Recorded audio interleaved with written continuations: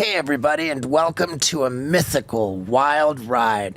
We've got Rhett and Link, the OGs, the behemoths of YouTube, and good God, are they wise, and are they funny. And speaking of funny, I'm on the road on my Super Dummy tour, and I've got this little sweetheart of a dog named Moon Pie. And dude, she loves the bus, she loves being on the road, and man, I'm going to Tucson, Arizona, all up the California coast into Washington. Come see me on the Super Dummy Tour. Tickets at stevo.com. And what can I say about Rhett and Link? I think that I gleaned from them wisdom that I desperately needed. And we had a really good time. So strap on your seatbelts and let's get into it. Ladies and gentlemen, people of the universe, I bring to you Rhett and Link. What's up? And dude, I love this. If you guys haven't already been formally introduced, this is Scott Randolph. How you doing, guys? What up, Scott? Good. And off camera, we have Isaac, who will be bringing up on the screen things as we talk about them. Oh, okay. Yeah, It's kind of magical. I like having a visual aid. That's nice. Yeah, I'm a big fan of Sprinter vans.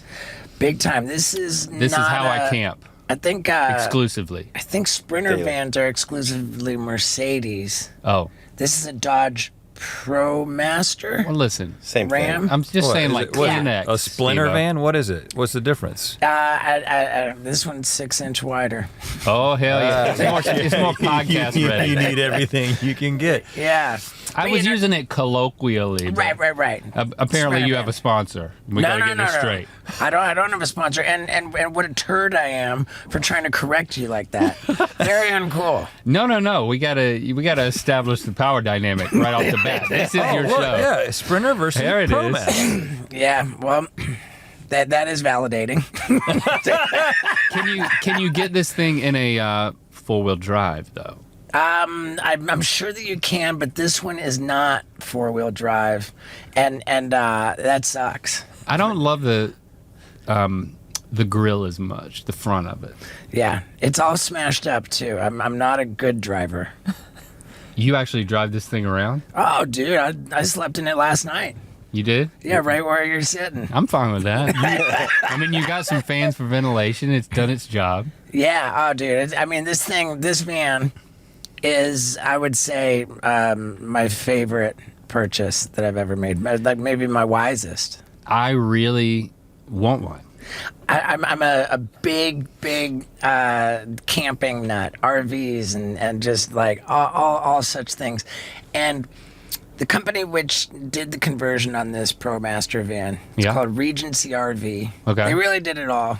And it's the only Class B RV of its kind that where this lounge area turns into a bed. It makes that, is where I slept last night. But above us is another bed which drops down. Oh, yeah. Oh, I have not seen that. Yeah. Very, very hard to find Class B conversion vans which have sleeping for 2 people. It's like Right. a bunk bed back here. Big time. Now, a guy as tall as you I might have a would not problem. fare well up there. I could do diagonal right here, though, because the cushion comes right here, right? Like this all fills Right, in. right, yeah, that It becomes like a double bed. that sofa becomes flat, and then all the cushions fill in here. What's your policy on, is it a no shit at all under any circumstances? We do not poop in the van. There's a bathroom right there. Yep. Never. There was one time that I had to poop so bad, and I outfitted the bowl with a bag. Yeah. Pooped in the bag, and then took the bag out. Okay, so Oh, you yeah. doggy bagged it. Well, that's like the, have you done the, so we got colonoscopies together last year because he finally turned old enough to get one. Well, we really did it so we could say the term brolinoscopy. Yeah, well, no, but I mean it. I wanted to do the right thing. You turn 45 and you get the thing, but I had to wait for him to turn 45. So I got the thing where you poop in the bag. You put it on the... For sure. And then you get this. You mail it. You go to like the UPS store with your shit in a box. I did that like 3 weeks ago. They've got they've got commercials for that on TV all the time. Yep. How did that? They never got back to me yet. Oh, But it was like a weird thing where I had a shit. They put down a piece of like paper in the toilet water, and then I had to get like a little plug and like a pick and put it into a vial. I'm like, God. what am I doing at 7 o'clock in the morning? Yeah, you have to do it right when you wake up. Yeah. You send them the whole thing, but then you send them a little sample. Here's the thing. We have another thing that we're doing for Good Mythical Morning where you send off your poop to be analyzed, and they give you all these like biomarkers, and we're like seeing if it works or whatever. There's a cheap one, there's an expensive one. So we were told, they were telling us we're the doing morning both that of we them. needed to do it, and he tells me that he didn't really, he shit in the toilet and then thought you had to go Fish get it it out. out Fish of it the out. toilet. Maybe then you it's could got, maybe just swab it with the thing and send swab. but then you've got everyone else that Yeah. uses that toilet. It's contaminated. Yeah. Well, the You're gonna get instructors your say wife's readings. not to do that. Yeah. Right. It says you Okay. can't. Yeah. I mean, can't plop there's a lot to explore here, and I want to start by like in very serious tone. Okay. Yep. Like men our age, we're roughly the same age. You guys are 46. Yep. I just turned 50, and men our age are dying completely avoidable deaths Yeah. because they take the position that nothing's going up my butt. Oh, yeah. Yeah. And I've had it, I had already had it done once. So you weren't waiting on me for age, you were waiting on me for my schedule. So we could do I've had it yeah. done twice already. I love it. Yeah, I've had it done I love twice it. too. You like- Because they put you under. And The I anesthesia. like going under. Yeah. Right. It's like You don't feel anything. Are they going to violate your poop chute? Yes. Yes. But they have the decency to drug you first, like Bill Cosby. Right. yeah. Exactly. Yeah, so you don't even with know what consent, happened. though. That is the difference. Yeah, right. Yeah. I So willingly I believe I signed something. signing up for that Spanish fly signed or whatever it is. Yeah. Yeah, but I know doctors are trying to get the age from 45 down to 40 because I think they can do a lot more prevention. Because more Exactly. men are getting younger and younger, dying from colon cancer. Oh, it's like crazy right now. The thing that you really have to withstand is just the drinking the stuff and then having like just having the worst That was pretty unpleasant. diarrhea. Yeah. I mean, it has to clean you out, and then the doctor will rate how much you were cleaned out. It was like our doctor was like, "Oh, you had a really good clean out." This is him telling me my results. Yeah. Like, well, I don't care about how good I cleaned out. I do. Well, I'm an achiever. you did a really good clean out. Yeah. My Yeah, but last, do I have cancer? my last colonoscopy, I've had two as well. When I showed up in the morning, I did the clean out drink. And they said, okay, so when's the last time you ate? And I was like, oh, like last night Isaac and I went out to get sushi last night. And they were like, wait, what? They're like, you were supposed to not eat after like 6 p.m. yesterday. Like I was like, oh yeah, I ate like 10 p.m. I had sushi. And they're like, all right, screw it, we'll just do it anyway. Okay. So then the first thing you told was you didn't have a good clean out. You had there was some raw fish in Well, there. I mean, I was present for his. This is such a and so we told him as well. We were like, we're doing this for a video, so we need you to go light on the anesthesia so we can still interact. Oh wow. So we want to wake up and have like a conversation during it. And he was like, and the doctor was like, okay, I haven't gotten this request before, but so I went first. When he brought me out, I was feeling great. I wasn't thinking. I could tell. There was no pain or anything, and I had like a bit in my mind that I had like taken into. I was like, this is how I'm gonna be funny when I wake up. And I was like, the bit was something about a butthole. I can't remember what it was. What was the bit? The thing I wanted to say is you that kept talking about. I know what it was. I had this idea that like no one cares if you broadcast a video of the inside of their butthole to the internet, but just come right outside of the butthole to see the actual butthole from the outside, and that's porn. Nobody wants anybody to see that. We can't do that on our channel. But I could not put that thought together I with never the heard anesthesia. that. All I heard was you're really into butts. So I just kept saying I'm really into buttholes. Okay. Yeah, you couldn't get the thoughts. I couldn't get it. Wait, You wait, couldn't the get joke. bed together. Now when you said It was great. they brought me to. So we were on what is the drug? It was actually sadly the drug that Michael Jackson used. propofol. Yeah, propofol. Used to sleep every night. Yeah. And so Dr. Fung, I think was his name, was an anesthesiologist, and he like gave me a little taste, and then he put me under. But then he just basically was like riding the thing, and he just brought me out, and I just kind of woke up, and I remember pieces of it. And of course now I can like see the video. But when they brought you up, you were uncomfortable. And the first thing you said was like, no, more drugs. Like you. No, I think I was really comfortable. I was like, more. You did not want to come out. Yeah, I was in a good place. But he did bring me out. I went to Colombia for stem cell treatment, which is not legal in America. Yep. Okay. I'm interested in this. And it's not that it's not For legal. like a shoulder? It's just not like I've got approved degenerative disc disease in my neck, and a lot of people would think, oh well, it's not legal in America because they're like using like baby fetuses or something, but they're not. Like what they're using is umbilical cord. Umbilical cord. Yeah. Umbilical cord, which would be routinely discarded, and it's umbilical cord of perfectly healthy babies, and so there's nothing controversial about that. Some would argue that it's not legal in America because there's so much money in people being sick and needing surgery that they don't want it to be legal. Whatever, neither here nor there. But as part of the injecting stem cells procedure, they had me lightly anesthetized with propofol, not all the way under. And boy, can you be vulnerable in that state? It's a bit of a truth serum. Truth serum. You're indeed. very open to anything. They cut a lot of stuff out. Yeah. We had to cut a lot out. But you do have memories. I mean, it's like snapshots, right? Right. Mm-hmm. Did it work? Yeah. How did it work? Because I've got like lower back stuff and a little bit of neck stuff, and like I heard about like the UFC guys going down there after fights and getting the full like deal. For sure. Chuck Liddell raves about it.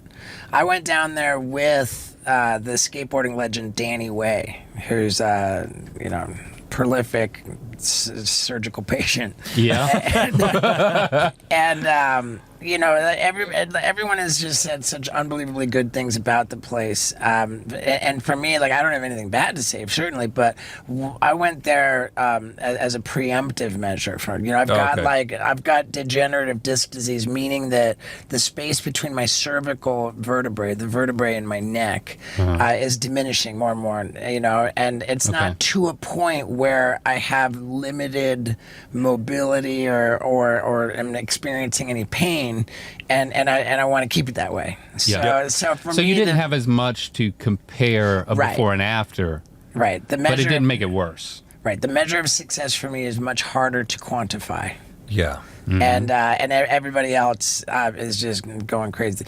The place is called BioAccelerator.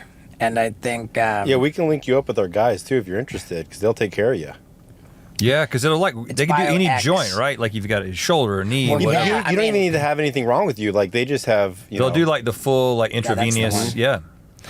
Just bathe you in that. They have like hyperbaric chambers. They have all sorts of stuff, like state of the art technology you can do. They'll locally,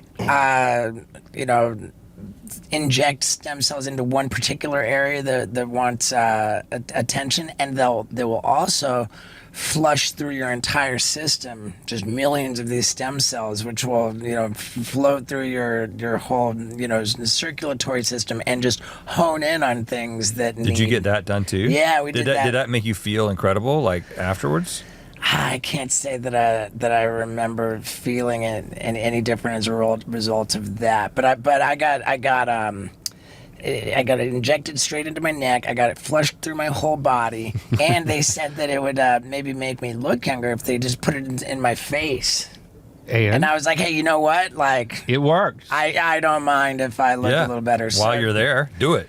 You felt so many things that when you describe anything you felt, especially something like this, it's like I'm trying to figure out how to take what you're telling me, because you're such a special case of describing how something made you feel. Yeah, that's true. Your sensitivity level to yeah. It's possible. But let me ask you guys I would never do something. This is what I'm trying to say. based on your recommendation that it doesn't hurt. Right. Or that it's not a big deal. It's like that. It doesn't Right. really Yeah, carry that's a weight. good- that's a I'm good just point. being honest.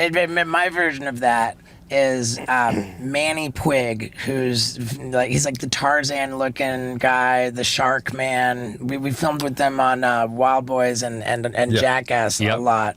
You know, like he would if Manny tells you that doing something the you know we're thinking about doing with an apex predator is okay. Ask someone else. That doesn't mean it's okay. That doesn't mean it's okay. But if he says it's not okay, then it is definitely fucking not okay. It makes me think about the that chimp show that's out. Have you seen that? Chimp Crazy. Chimp Crazy. Oh, you got to see this. man. We got to recommend that. It's Okay. It's fully out. It's just a 4-part documentary. The same guys who made Tiger King. It's about people who own chimps, Wow. and one lady in particular, and kind of following her story. And Oh, this is fantastic. If you Thank you. if you like Tiger King, this is more concise and in a The lot of whole ways world better. like Tiger King. I'm largely Yeah. averse to fiction. yeah, Okay. I get that. I just feel like there's so much to know about the world and what has happened in it Okay. that we'll never know. You don't want to escape. You want Why- to dive in. Yeah, why would we want to waste our time I feel that. like really deeply studying things that didn't even happen? That's called enjoying a movie, Steve. no, but Deeply studying a movie is just watching a movie. And also- escaping reality. yeah, but it's stranger than fiction. Like you could not have cast this woman. Yeah, you'll love it. You know, but they go into detail. This is not a spoiler because Right. everybody knows this story, but they go into the story of the famous case of the chimp just Ooh, biting the guy's face taking off. the face off. The Yeah. woman's face. Ooh, woman's face. Yep. Yeah, you kind of get that how it ties into Because to I had this world. forgotten that there's a clip of that woman being interviewed by Oprah. After she got her After the and she face had this like transplant. veil Oh, over her yeah, face. before the transplant. Yeah. she got a face transplant. She got a new face. Wild. And Oprah's like, well, I think everybody would really like for you to lift the veil. And I'm like, I don't know about that. Oh wow! What? Is that after the face transplant? This is before. Well, yeah. Okay, yeah, because Oh, no, I don't know. that's was- not a strong transplant. Yeah. Okay. No. Yeah. So Oprah did before, and then Yes, this is did after here on the before. Today Show. For anybody who's just listening, be glad that you're just listening. Right. Yeah. Mhm. You just don't want to. I mean, yeah. I There's just some like. images that you can never unsee. But, you know, she's a survivor. Charlotte. Yeah. Wow. I mean, that was just a clip. It was like they told her story Sure. as kind of like an aside. As a cautionary tale. As Yeah, a cautionary as what can tale go wrong. of like to really set the stakes. But Did they bring into it Siegfried and Roy? no. No, because that was Tiger, right? Understood, but the same principle applies. They had plenty Yeah, of yeah, chimp yeah, yeah, stuff. yeah. They didn't have to go to tigers. The chimp stuff is crazy. Yeah, man. what about the guy that brought his chimp a birthday cake to the zoo after and every other chimp got jealous and they ripped his arm off, ripped his dick off, ripped his face off. They completely killed the guy. Oh my God! Yeah, The chimp or the owner? The owner. That sound. Oh, they ripped Because he I brought guess- in a cake. No, because I guess he owns a chimp, and then he had to let it go, so he went back to go visit Oh, his chimp. God. He brought him like a birthday cake, and all the other chimps got extremely jealous, and they killed him. And they just ripped his arm off. Why, just if they were ripped- jealous of the chimp, why'd they go after the? I don't. the I human. didn't They ask the monkey. He didn't bring enough Yeah, cake. why Oh didn't he yeah, bring us a cake? because he didn't bring anybody else a cake. Yeah. It's Oh, like man. Fast Times at Richmond. Oh, and he High. lived. He Did lived. he live? I mean, there's probably thousands of stories like this, though. Of Yeah, people and you- owning these zoo animals in their house. Oh man, Yes, I'm, that's kind of the exploration of this. I mean, they stay with chimps, but it's yeah. I mean, people just get so enamored Well, with the chimps, and then they grow up and It's people get really who- it's unpredictable. people who want to have- human strength. Like basically have a baby forever, right? Yeah. And there's like, I don't know. It's a really interesting psychological study of like what is it that makes you want to essentially own something that is so human-like, just for its entire life. I And, they understand, kinda have having a connection. I understand how cute they are when they're babies and stuff, but then when they're just like in this cage they live almost as long as we do. And so then once they get to be like 5 or so, you can't really interact with them anymore because they're too strong. Yeah. You know? Same with the And face hungry. orangutans, I think. Yeah. I mean, it'd be cool to own like a monkey that was on Hangover too. You know, like the little monkey that's just Spider monkey? yeah, they just kind of chill with you. But yeah, you don't want to That's what own you a think. chimpanzee. Chimpanzee is different. I mean, story, it could take probably nibble on some of your face. Yeah. I don't know. Okay, back to old man stuff. Yeah. Yeah. Back to it. Are you guys into the testosterone yet? And have you had your levels checked? You probably have. I had my levels checked. It's just as part of a general blood test, and they were in the normal range. But I was like, they're not. They were on like the lower side of the normal range. Right. I came back at about 300. Yeah. They yeah. said they wanted me to be maybe more like 700 or 800. Really, they wanted you to be that high. Yeah. Why does that sound high? Well, I mean, Is it still in Colombia? Are they or- just trying to sell No, you? no, Back in America now. Now I'm back in America. So Okay. did you do it? Yeah, I did it, and I'm told that that I'll feel the boner, and I can run through a wall, and I'm Are you feeling it? no. It's 4 to 6 weeks. That wow, look at this Okay. normal range. So I was normal. Feel the boner. You're Yeah, gonna feel the boner in 4 to 6 weeks, and you're gonna run Four- through a four- wall. Yeah, 4 to 6 weeks is when you start feeling the effects, and I'm just over 2 weeks in, 2.5 weeks. Is there in. any downside? Not that I've heard of. It's an injection. Yeah. Okay. In the dick or No. Yeah, right up the right. No, it in the goes, urethra. it goes into muscle. So you do it into your butt cheek, or I do it into my thigh. Oh, you do it yourself. Yeah, I do it myself. How many times do you have to do it?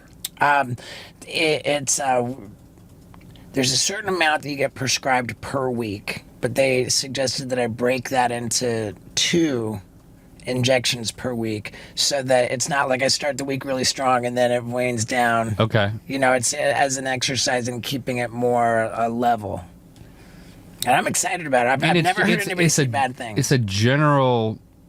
I was going to say euthanizing. That's not what I mean. Yeah. You know what I'm trying to Youth say? enhancing. Youth. Yeah. Yeah. I think Youth, so, yeah. Euthization, not euthanization. Right. I have zero interest in looking more muscular. That's not what it is. I don't want to build muscle. I don't want to get jacked.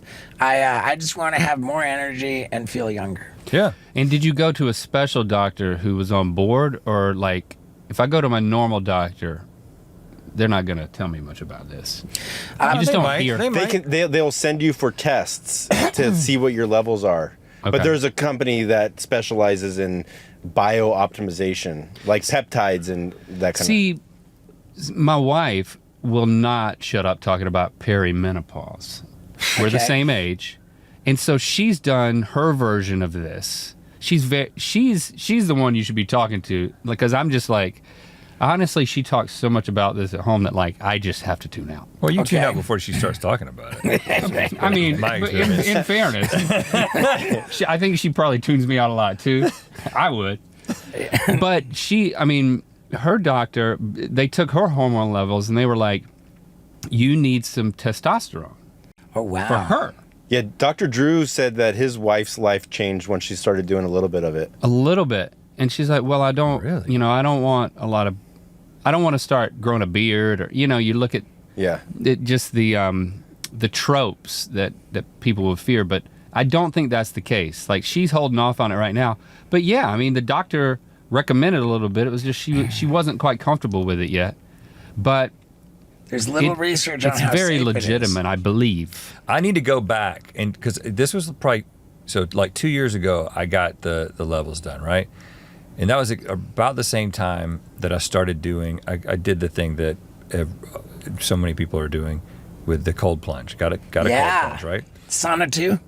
I just got just the plunge. For what is it called? It's just the one that was on Shark Tank. Yeah. I think it's just called a cold bathtub. I think it's just called plunge. Yes, Yeah. just plunge. I think it gets down to 39. I think. Oh, is the wow, that's pretty cold. Is the lowest one. I've got it on 41. Right now. You got it on 41? 41. And you do it every day? Every morning, And for how long? 4 minutes. 4 minutes. Yeah, Oof. 4 minutes at 41. And what I have found, so there was a guy who was talking about if you do that first thing and then you work out after, instead of doing it after you work out, he saw his testosterone go up by hundreds. Mm-hmm. So I've been doing this for almost 2 years now. I need to go back and see if that had an impact. Wow. Because it said fasting raises your testosterone levels too. Like intermittent fasting. Yeah. Once you're like 16 hours in, everything boosts. Right. But Yeah. I've tried that. I've tried all this stuff. I tried intermittent fasting, and then I started waking up at 3 a.m. and couldn't go back to sleep. And I could never get through it. My buddy Dana White really loves the intermittent fasting. Yeah. And it's so tough. It's just, it's sort of, he'll only eat between 2 p.m. and 7 p.m.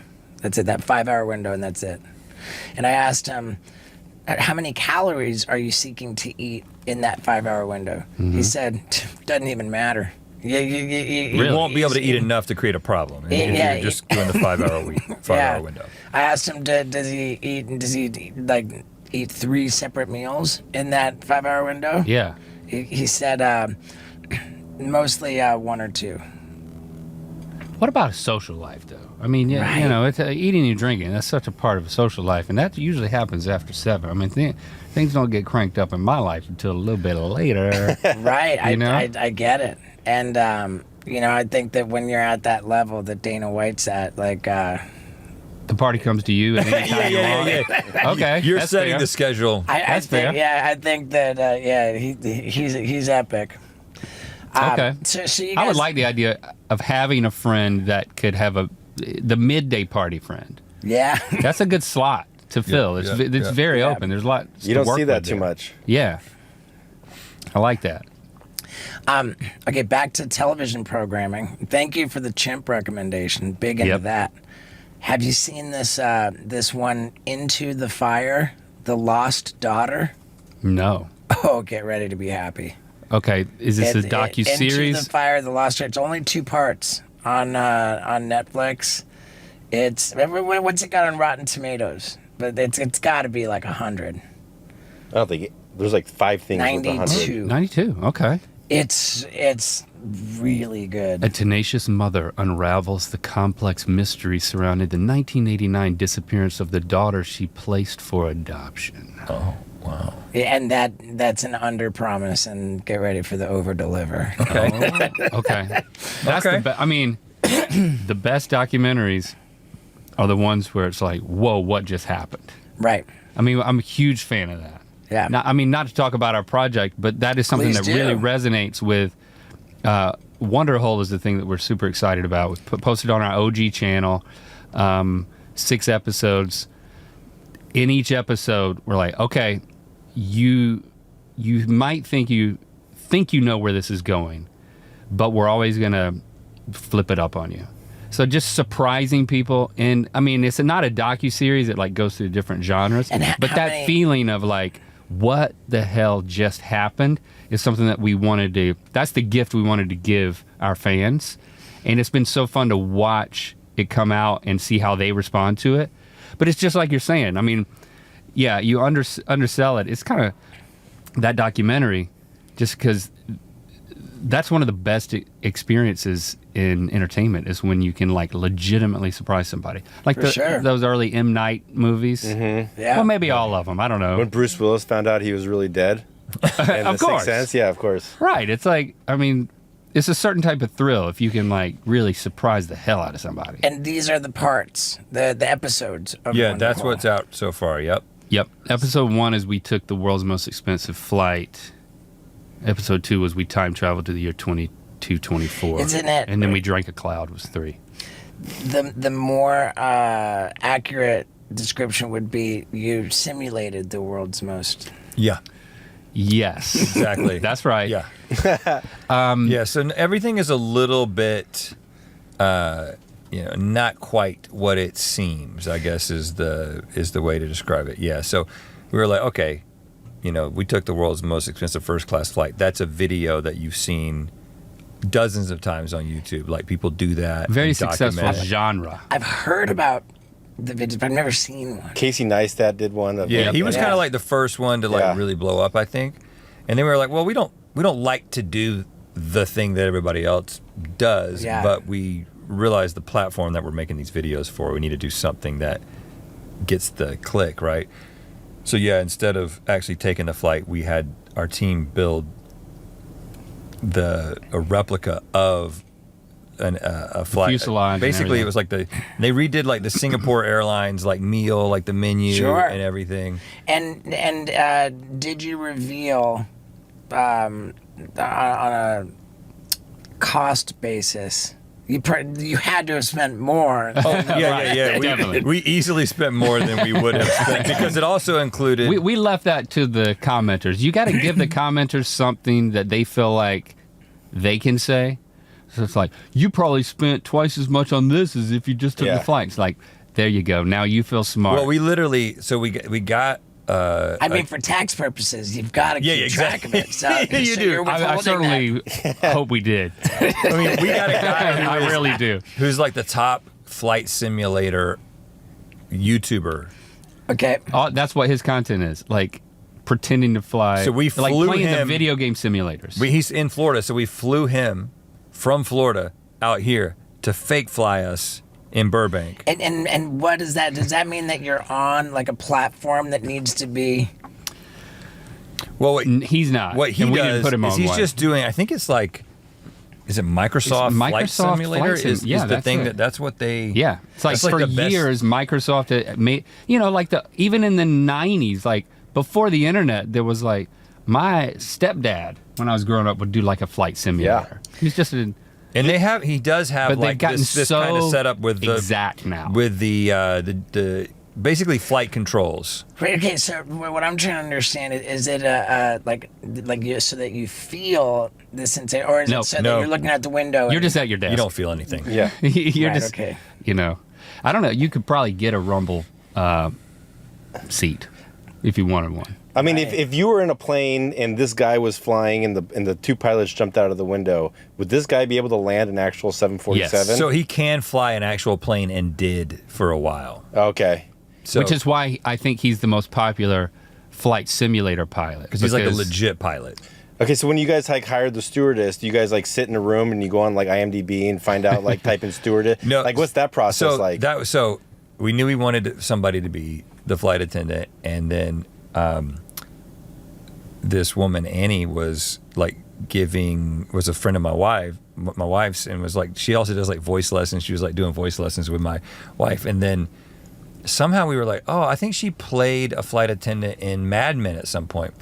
And then it was, oh, she'd be perfect. And we didn't know that she'd also played a flight attendant in Argo and Dexter. Like it's like this is the thing that typecasted. she gets cast as.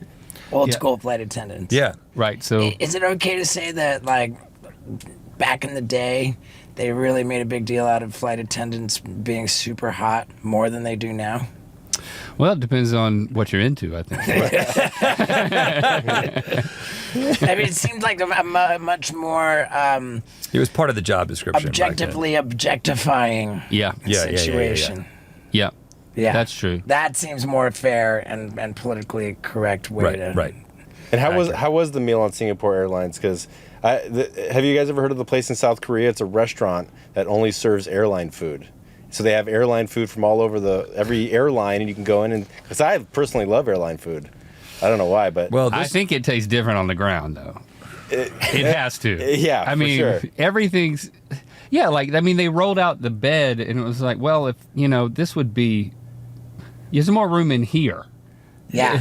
Well, it's about the same amount of room. It's great for a plane, but that food. I would when do you're that doing once. that first class, that $30,000 first, that food is incredible. Oh, And yeah, lobster thermidor and it's not like what you're getting in like Delta beef cheek is what I first got. class, Do you guys have an airline that you favor? Delta. Delta. I favor Delta as well. What about the you? point thing, really, they know how to work it. Yeah, I mean, They know how to work you. Get you in there. historically, we've been American Airlines, and American Airlines has this upper echelon, which used to be very secretive. Called concierge key. Oh. If you're boarding an American Airlines flight before they start Group 1, before it's like pre-boarding. Mm-hmm. They say we'd like to welcome all of our concierge key. I've not even heard it.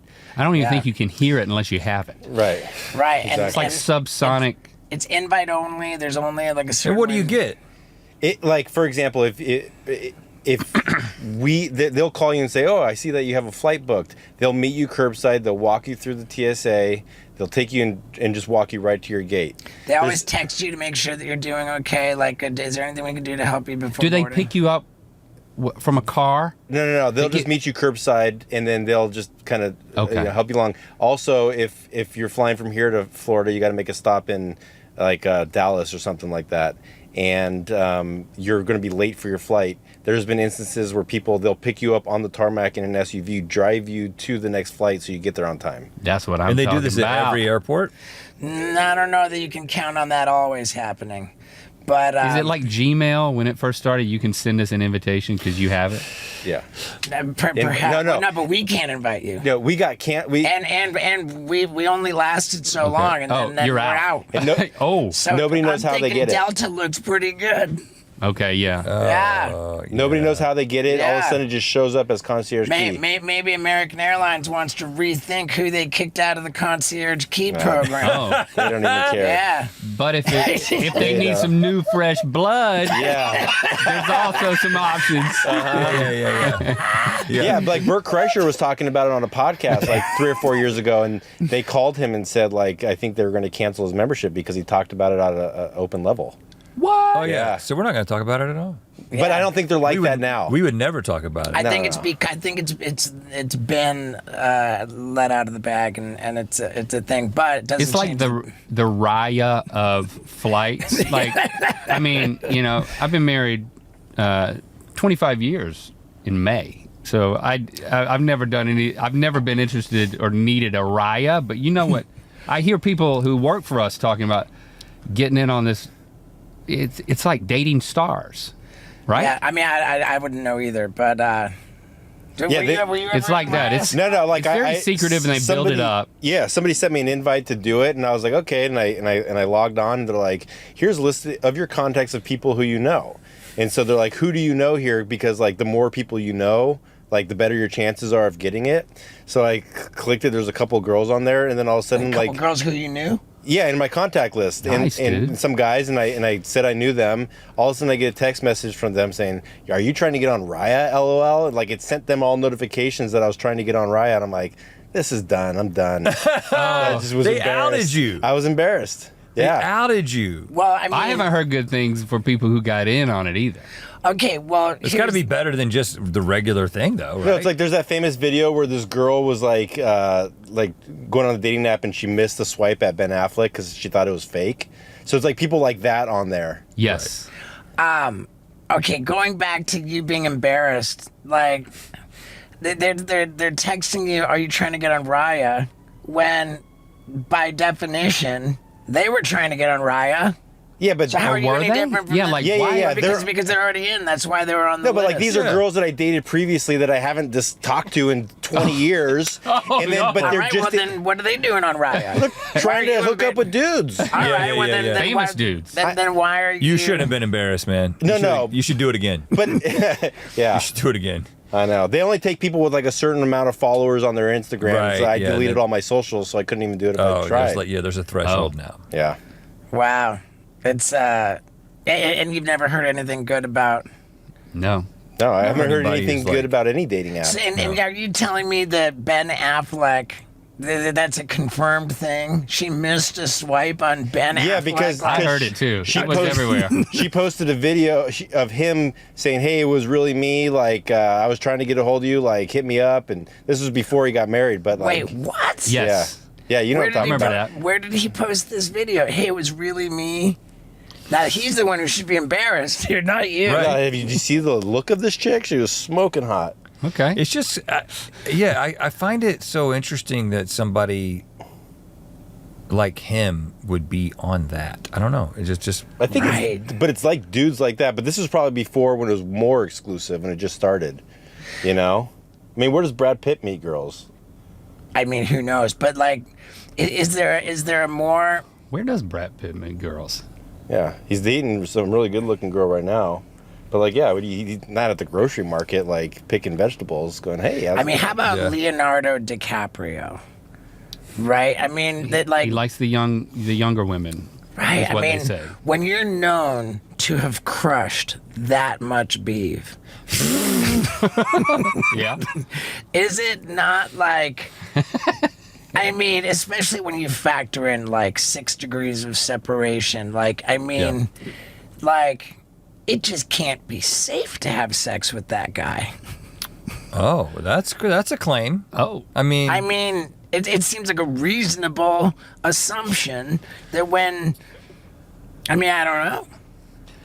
I'm sure there's plenty of girls that are going to be interested in still sleeping with him. But I mean, at that I level, think they'll take their chances. Yeah, they're going to be just fine. Yeah.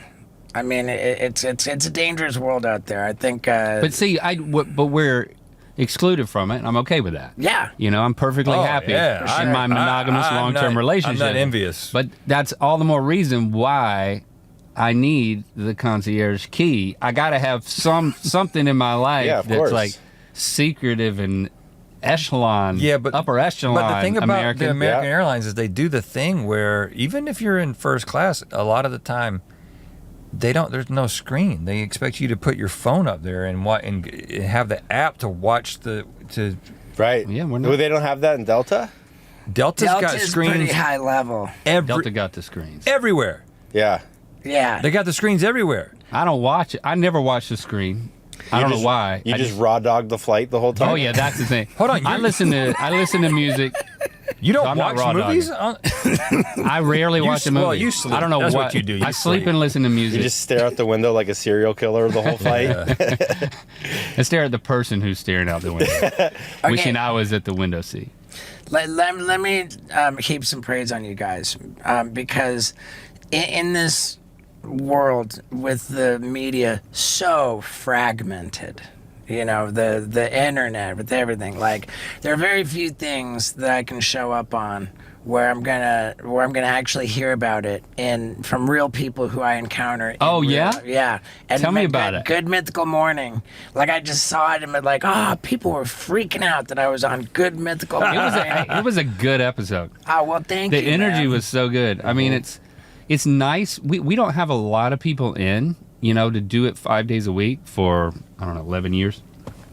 But when we have people in, it's always a question. You know, are they gonna have enough context? Are they Right. gonna want to play along? Are we gonna hit it off? And Yeah. I mean, it is definitely a top episode. Oh, well, we had thank it, you, man. We had so much fun, and yeah, when the crew afterward is like, you know, they can tell too. Everybody's got like their list of their favorites.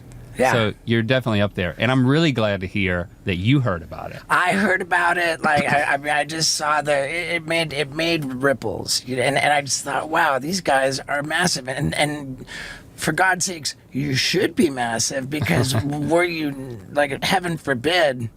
If you weren't massive, like the overhead, Right. right? Yeah, I mean, It wasn't always this big. It's a pretty big operation. the overhead is terrifying. I mean, what happens if viewership wanes on any level? Like, is that like a source of stress? Like, oh my God, we've got to keep it. We got to keep Yeah, crushing. you know, it's funny because when you walk in at this point and you see like how big the operation is, it does feel like, oh wow, this is and the overhead is It's high. outrageous. But every single Yeah. piece, So we have has 100 been people added by working here. every Yeah. single piece has been added very deliberately when there was an idea or a project that supported it, right? And there's a lot of crossover with all the content.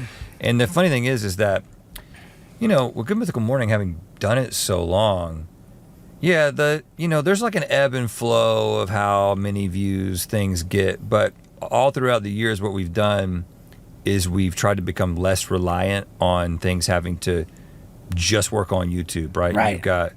You've got merch, you've got our Mythical Society, which is our fan club, right?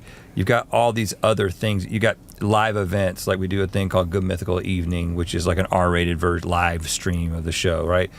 And so you do all the touring, you do all these other things that kind of supplement it and make it a little bit less reliant on just how many people are clicking. Yeah. Because you've got people who are committed to the brand in a way, like, okay, I want to partake in the stuff that you guys are making. Yeah, and it's nice to have a long-running property like Good Mythical Morning when you have, I don't know, pushing 3,000 episodes. That's our next milestone. Yeah. We celebrated 2,500, and so it's okay. We developed this direct relationship with our fans, and there's a security there. It's by no means complete security, but with the ebbs and flows, and even if the show kind of, if it plateaus or levels off, like we've seen big spikes in the past, but that was years ago, honestly. Now it's more of like, okay, we like seeing this as an institution, and knowing that it could go on indefinitely, go on forever. But the only thing that really threatens it is YouTube. If YouTube did something absolutely drastic, like we can always tell when the algorithm changes because we have so much data, like 5 episodes a week, thousands of episodes, and we know like the margin within which an episode will perform, and we can just tell when they've changed something, and half the time they don't know. Right. What the impact that it'll have on individual creator, right? But taking the power away from the algorithm to that direct relationship, making the decision from the beginning of Good Mythical Morning to say it's gonna be uploaded at 6 a.m. Eastern time, Monday through Friday. You can count on it. So it's not about, was this gonna show up in my feed or not? Yeah. Really helped us out in the long run. Yeah. But YouTube, YouTube's not going anywhere. It's like the most popular. I'm glad we put so many of our eggs in that basket. Right. It's not going away. It somehow ended up becoming the number one streaming platform, like after all this time, which is crazy. Not only the number one, but on television sets. Yeah. In living rooms. Oh yeah. YouTube is far and away bigger than any other streamer. Yeah, so it's just like for the longest time, we thought that the game we were playing was use YouTube, a platform that we had complete control over the distribution. We are our own gatekeepers. We're like, oh, we're going to use that as a stepping stone into getting to make real content, right? Yeah. Where you can like make real content for real networks and real streamers or whatever. In the past couple of years, we just sort of stopped and looked around and realized, we've got a production company now. Right. Like we've got the capabilities of making the things that we want to make without having to go through the hoops of asking permission.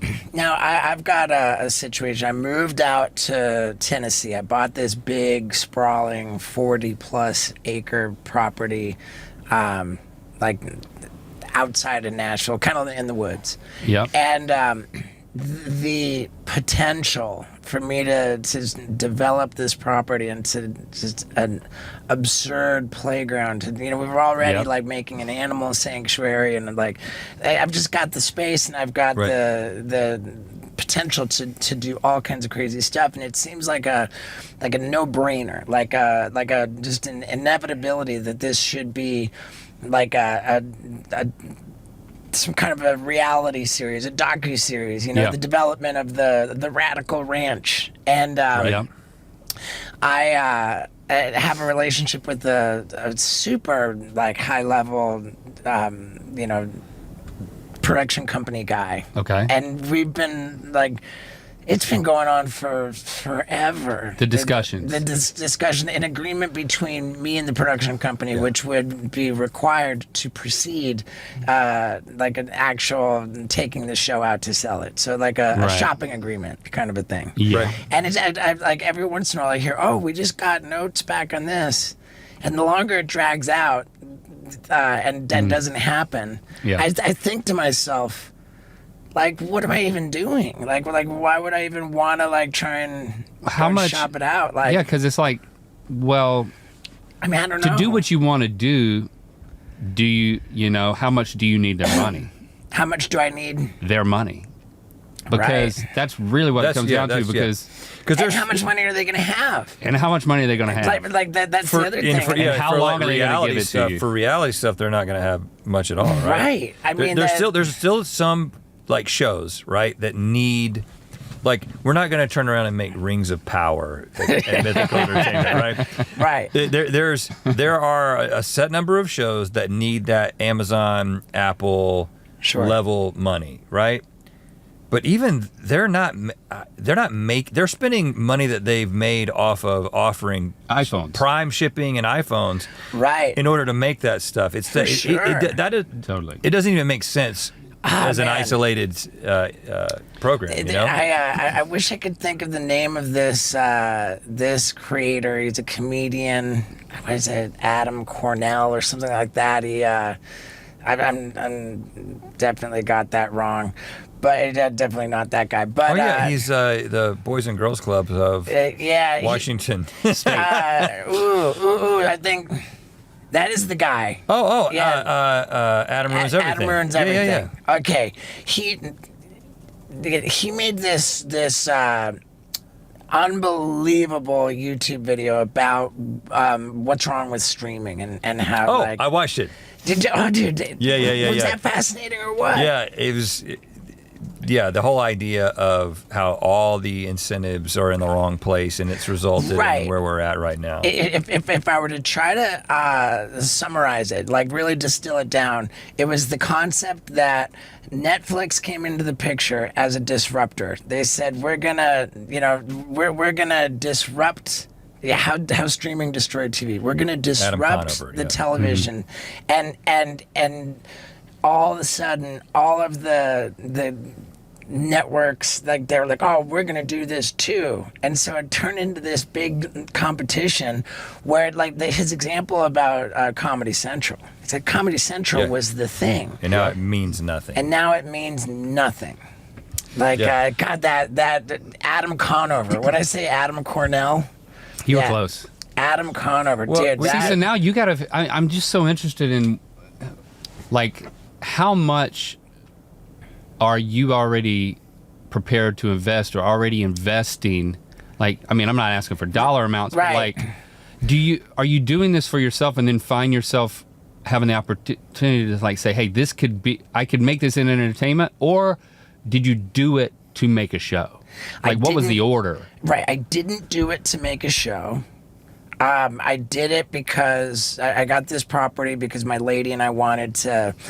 You know, we don't want to have kids. Like, I got a vasectomy. Like, we're positive we don't want to have kids. What we want to have is just lots of animals. You know, like having an animal sanctuary, and thinking into the future. Like, everything's, got to come to an end at some point. When it all, like, kind of dies down, and I look at what my life is like at that point, like, to have a property and this place to be. It's where I want to live out my years. Well, first of all, you really need to watch Chimp Crazy, because I want you to take some lessons away from that. If this is what you're doing. Yeah, don't. We're gonna have only farm animals, which are ideal for interactions with humans. That's what you say now. Right. Okay. Till you meet that chimp that you form a special bond with. Then I mean, perhaps, and let it be.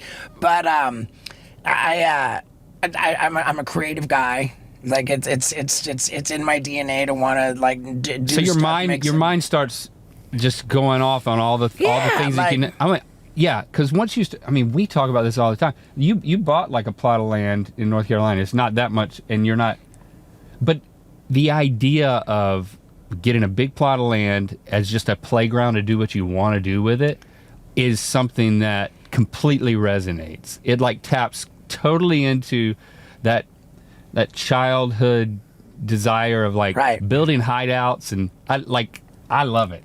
I mean, and the thing is that, there are people doing versions of this.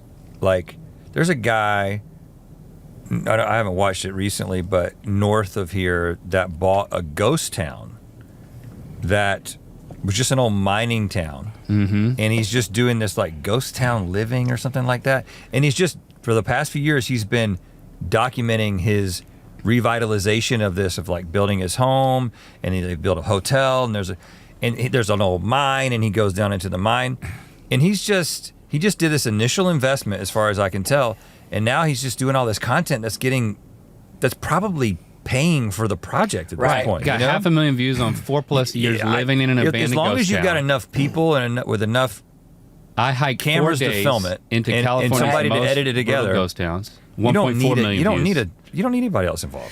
And you can pivot. You can be in total control. I think this is just a good the proof case of study. concept, It's yeah. a good case study. Well, and there's also 'Cause you have somebody to have- doing like an animal sanctuary. Who was that we were talking to? It was a girl that we were. And I've Talking to. already been making content there, you know, like yeah. I've already got like, and what's nice is that there's no obligations to meet. It's what comes naturally. Like once you've got reality television producers like at the helm, then it's like, Yes. like, oh, well, like we're going to make it seem like this happened. And like, Then what's the story, I right? can't, yeah. I mean, I think it's good to get those notes before you signed anything to know, but like, yeah, because if you look at this guy's channel, Rhett's only told me about it. I've never watched it, you know. I don't know where he finds the time to watch this type of stuff, but a lot of people do. 500,000, millions of people. And I can guarantee you that this would never be anywhere else. It would not be on another network. It's just Right. because it's Too risky. and it's too. But that's why these pacing networks are and the dying out. niche. Yeah. It's right. just like it doesn't play by the rules of pacing or stakes or anything that we think is what it takes to make something viable in the entertainment landscape. Right. But there's so much more freedom to do exactly what you want to do and to pivot constantly. I mean, that's what we benefited from. Is that like we would never be where we were if we didn't continue to pivot when something didn't work as well as we believed it should. Right. You know? Is there any kind of a precedent or a case study for longevity on YouTube other than you guys? Like, There's people who've been doing it for as long as us, but we're all kind of in the same boat in that there's a few people who started back, 06, 07, right when it all started, who are still making content. Right. But you could probably count them on one hand in terms of like people are still watching. yeah. And so we're all kind of Longest running. just, It's a reinvention. we're making it up as we go along, for sure. Right? It's like we're making it up as we go along. And that is the question that we've been asking lately is like, what does like media permanence look like on YouTube? Because so far it's just been, okay, you've got individual creators who make content and they kind of go through their own sort of life cycle of content, and then their fans go through the same life cycle, and then they retire and ride off into the sunset, right? In the best case scenario. We have no plans to stop making content anytime soon, but we definitely, where our minds are at right now is like this thing that we've built, which, we changed the name of the company from Rhett and Link Inc. to Mythical Entertainment years ago when we were like, I think, first of all, when we gotten into this, we were about to get into this building like 9 years ago. We were like, when you come into this place, I just don't want our names to be the first thing you see. It just feels really like self-important. Like let's do a brand that's bigger than the two of us.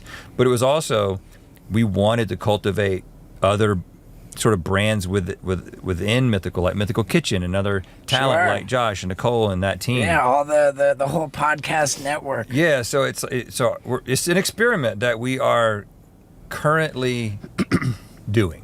It's like, can you have like a permanent brand that outlives the people who founded it, but it's a digital first thing? You know? Yeah. Yeah. In the creator world, which functions differently than the traditional world.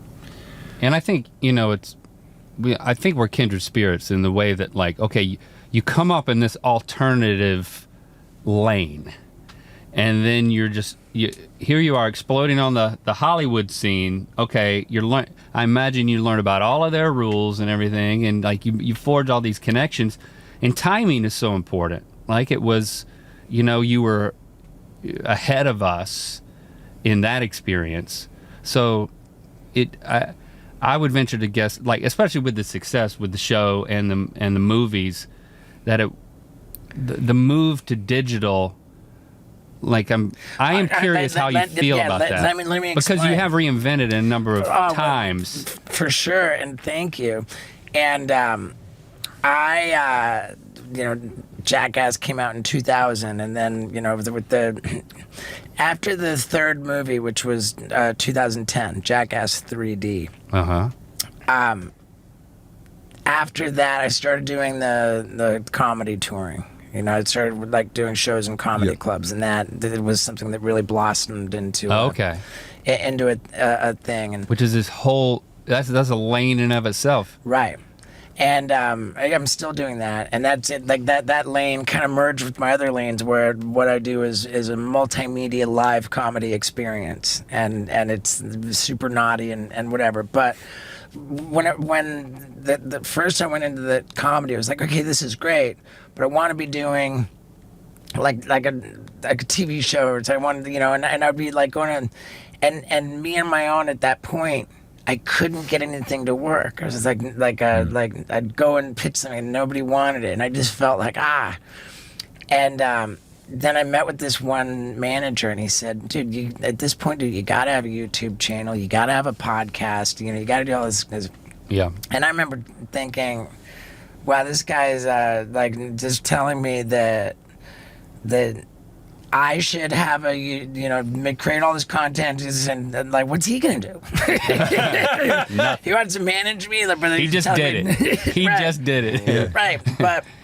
And he would keep telling you that he did it too. Right, and beyond that, though, at the time, this happened in 2013, and at that time, I thought, I've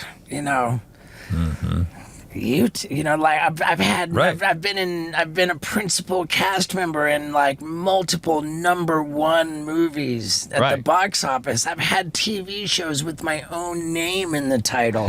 Now this guy's talking about YouTube. Yeah, it feels like a step backwards. Yeah, I get it. At that time, I didn't I don't think anybody looked at making YouTube videos as a viable way to have a career and earn a good living, and it felt to me like just such a demotion, so it's like and I was resistant to it, but ultimately, for all my efforts in trying to get stuff to happen and nobody being interested in it, and it was just an exercise in just trying to stay sane. I just got to do something. Yeah. And I went into it with no expectations that there was going to be any money coming from it. It was just I just got to do something, and that was when I learned how to edit properly on a computer for the first time. Was 2013. Oh, damn. And I didn't even understand the significance of me learning how to edit, create my own post my own stuff, how I took control of my own destiny. Right. And ever since then, it's just been build the audience, and it brought about a rebirth in my career that I could not be more grateful for. Yeah, that connection that you can establish when you are making all the calls on what you're giving that audience, it's hard, as you know. Well, dude, you guys make a video every day. I mean, how many times have you just not we don't. Well, the funny thing is that we cannot do there that was now. a time, right? There was a time in which if we got to work, which when we first moved out, so we were in North Carolina for a while, and we moved out here in 2011. Our studio was in my garage, and it was just two of us, and we had one employee who would show up to edit and shoot. Wait, didn't you guys came out here for a show on for the IFC, the Commercial Kings? Yep. Yeah, the Commercial Kings. Yep. Local commercials. So that was the impetus for you guys coming out here. Right. Yep. And that's when we thought, oh, we've done it. We finally did it, right? We crossed over. We've got a TV show. But then I bet you we'll be friends with Steve-O now. in the back of our minds, there was this okay, well, we're gonna, my mortgage. So I was paying, my mortgage in North Carolina was $600 a month. And then my rent when we moved out here was $4,000 a month to live in that furnished apartment. Wow. Oh, no, yeah, in the in furniture Los department. Feliz, yeah. Yep. And I was like, 4,000 bucks. And what year was that? 2011. Okay. And so I was like, okay, this isn't sustainable. Right. I mean, unless we had a we wife and 2 keep- kids. You can't just start piling people Right, in right. a... Unless we keep getting work. And then Right. when we were just like in this limbo waiting to Plus, find how out if much we is got IFC paying? not a lot, Yeah, not much. right? Yeah, $600 a month for mortgage. Yeah. Then they didn't order anymore. You Yeah. know, And they, so that's we did when the we first doubled season, down on didn't the order YouTube it. thing. That's when which it ended up being a blessing. Like That's when we things created not Good working Mythical out. Morning. Yeah. Yeah. was once that did Right. get reordered, we started Good Mythical Morning. And Good Mythical Morning started as a website, retandlink.com. No, we had all of that, and we had been on YouTube for years. And, you know, Of course, yeah, all of that, 2011, but of course. Yeah, yeah. So like the Good Mythical 06 Morning Yeah, was- no yeah. shit. It was a second. We had a second channel called Red and Link 2, Right. Yeah, that's the way you did it. and we changed the name of that channel to Good Mythical Morning. We started releasing videos every day, and it was just us at the card table in his garage. But to answer your question, there were days when we would show up, Yeah. and we'd start to shoot, and we would just push each other's buttons, or we would feel like shit, and we'd be like, let's just go get lunch. There was no And we would- system because would just blow it off we and go were get the lunch. system. But we would never miss a day. Right. We would then have to shoot like 2 the next day, and hopefully we'd be in a better mood. Now that doesn't happen anymore. We're always in a good mood now.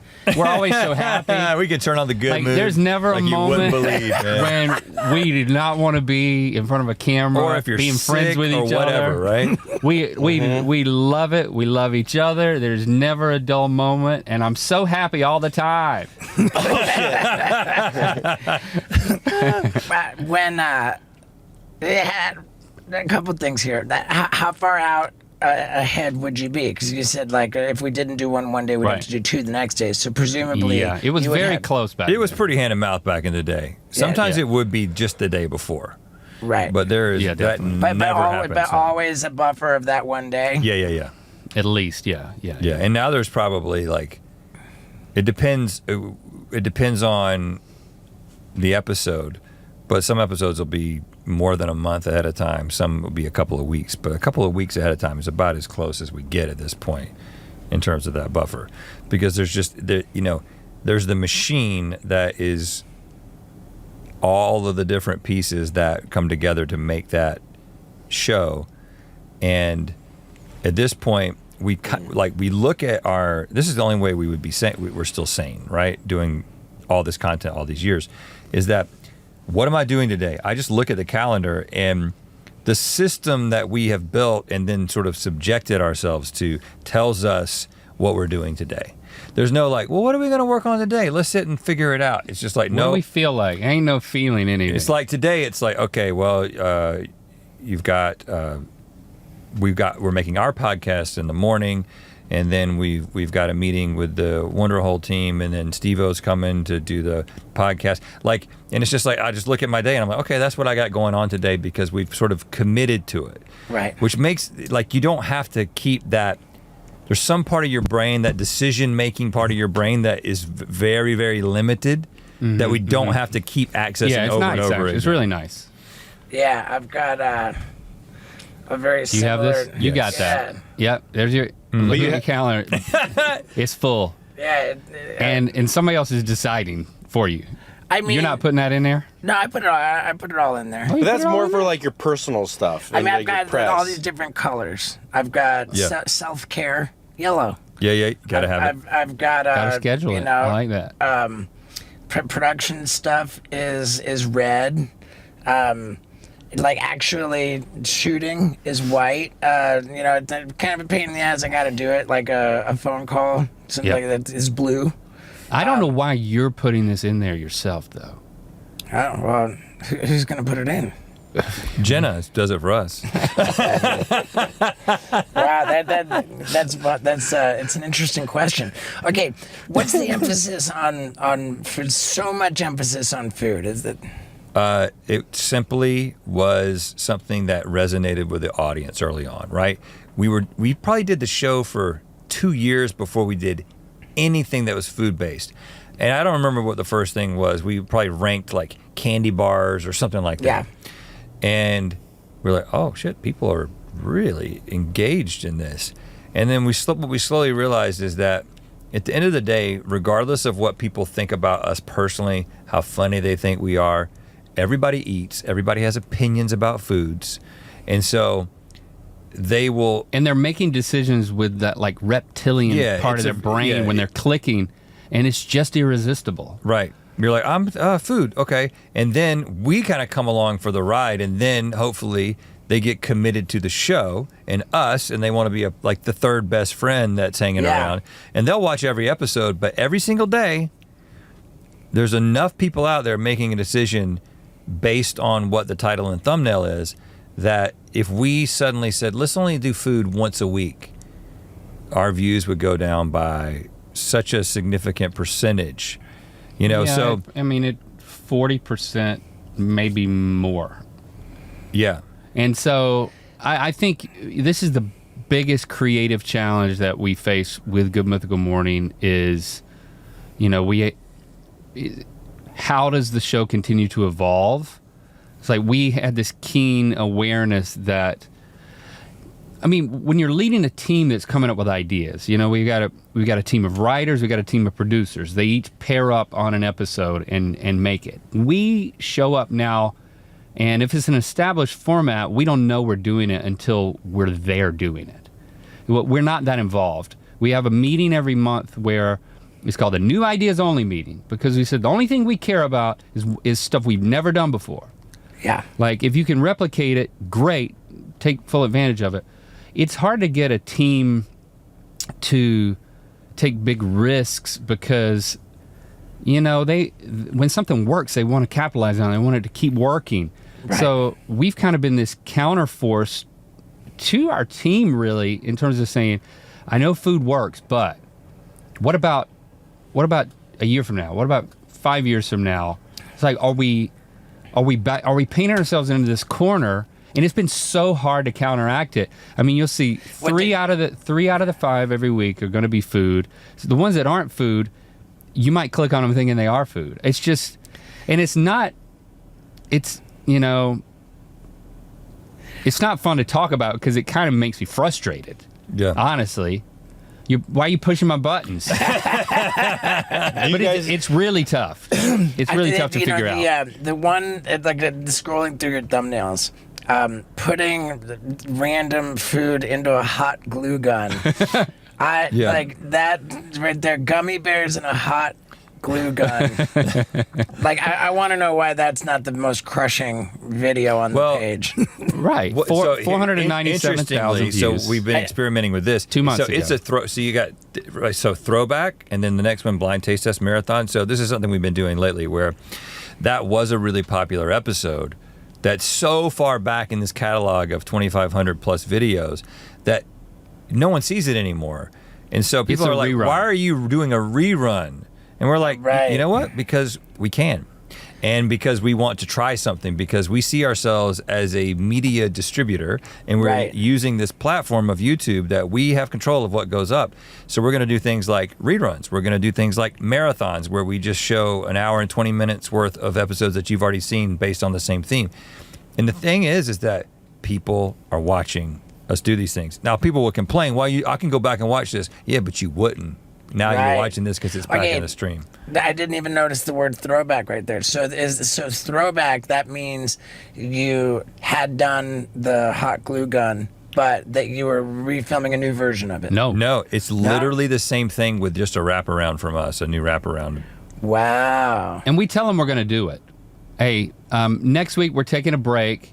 But instead of not having any videos all week, we're going to give you a video Monday, Wednesday, Friday. And then Wednesday will be my favorite episode, and then we'll put a wraparound around it.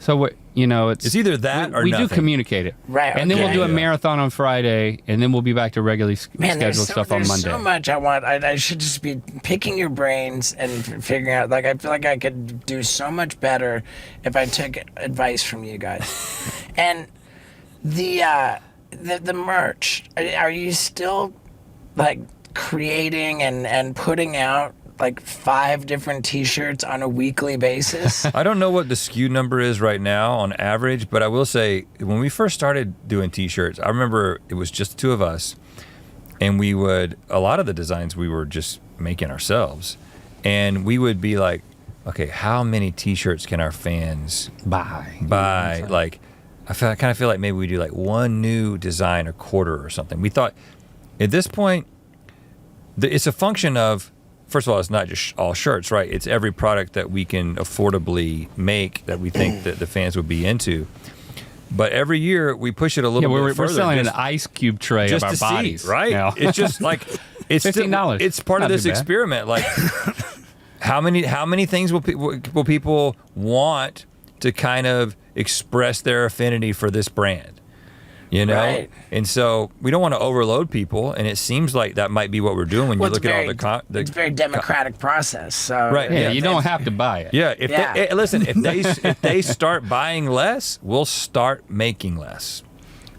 But it hasn't happened yet. Wow. You know, And, I mean, when you hire an executive who's in charge of it, and then they hire a team, it kind of just develops a life of its own. You know, okay, you 'cause we enjoy used working here. You got to We make used this to work. oversee every single design, right? And now we have. What we slowly realized over the years of doing this is that, we can probably hire somebody who, first of all, you know, we've set a really clear brand identity. It's like you kind of know where the lanes are. But then within that, you got somebody who is going to be better than us at making design decisions and coming up with the things that the fans want, right? And so I think that the fatal flaw of a lot of creators is just assuming that they're the ones who are the best at making every decision all the way from the top Right. to the bottom. And that's just a way to drive yourself crazy and burn out. The only reason that, you know, when we get through with this and one more meeting after it, we're going home. My wife's coming back in town. I'll have dinner with her and my son tonight. Like, and we don't need to know anymore. and then whatever happens. But the reason we can do that on a consistent basis is because somebody else is making the decisions about what the next merch is going to be. You know, it's like if we were still involved in that, we wouldn't be here right now. There's a lot for me to take from this. Isaac and I keep looking at you. Thank you for saying this, because like we have 6 different businesses. Yeah. Every little decision Steve has his hands on, making each decision and tweak, and has to sign off on all that shit. His life would be so much easier if he would just Or you could be doing even more. He's editing his own videos. Here's the thing. You're an ideas guy. Yeah, like you got things you want to go after. The thing that really started to move us to hire and to really get out of the weeds in things is focusing even more on the stuff we've yet to do. Yeah. You know, it's We talk about looking down or looking up, right? Looking down or looking forward. And it's just like when you've got your eyes down on all the different things that are happening in the company, things can get stagnant. And now, first of all, you're the kind of guy who can probably look down and look up at the same time, and you've got a capacity. But I see these guys. But everybody has a limitation, right? Right. Like we've got a lot of drive as well. But when we stopped looking down and started looking up, then it's like, oh, now this is the next frontier. This is the next thing Right. to try. Okay. you got to be. I mean, it was tough. Like you take the merch thing as an example. It was tough for me to be handed a shirt that I didn't know existed until I was, wear this because we're selling it today. It's like, you know, I didn't help design it. I don't have the connection to it. It's like, but you do that a couple of times, you get okay with it. Especially when you're doing something else. When you It's start not- getting surprised, you're not sitting too, on your though. hands. When you start getting surprised, and you're like, like, this I isn't love that. This isn't something that I would make, but I love it, and Yeah, I love it. the fans love it. You know. Well, there it is, man. Darren, I'm inspired. You're giving me hope, and I appreciate you guys, man. You're gonna be chasing chimps around in Tennessee, man. I know, dude. You've got a. I don't have time for that. Yeah.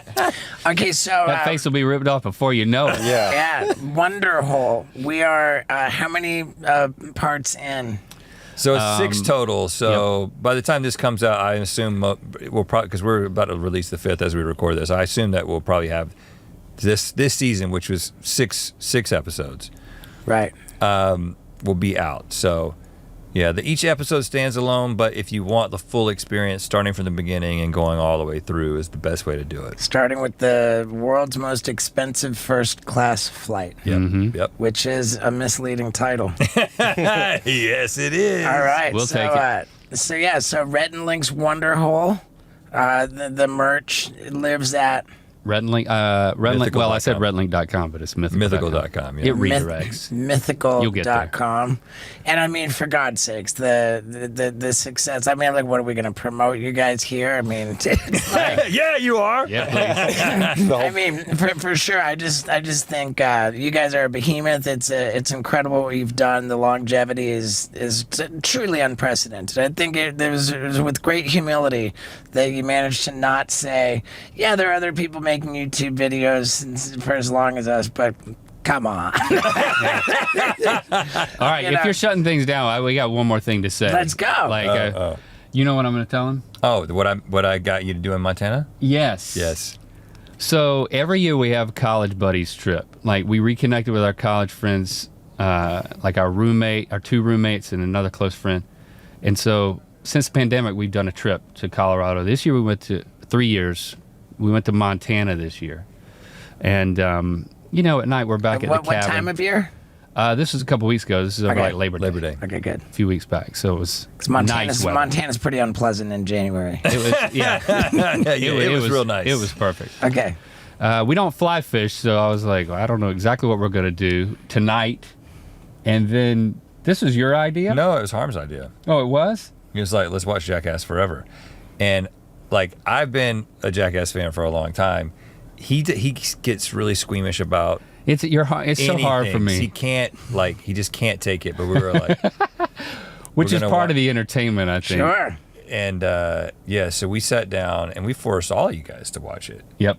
And me and Harm had the best time. We're just Yes, you laughing the did. whole time. But I kept Laughing at me. But I kept looking over at you, and you were like laughing, but then there was just like you were so uncomfortable. And There you were was like, so much you were dick squishing. like holding, I mean- you're like holding different parts of your body Yeah. throughout.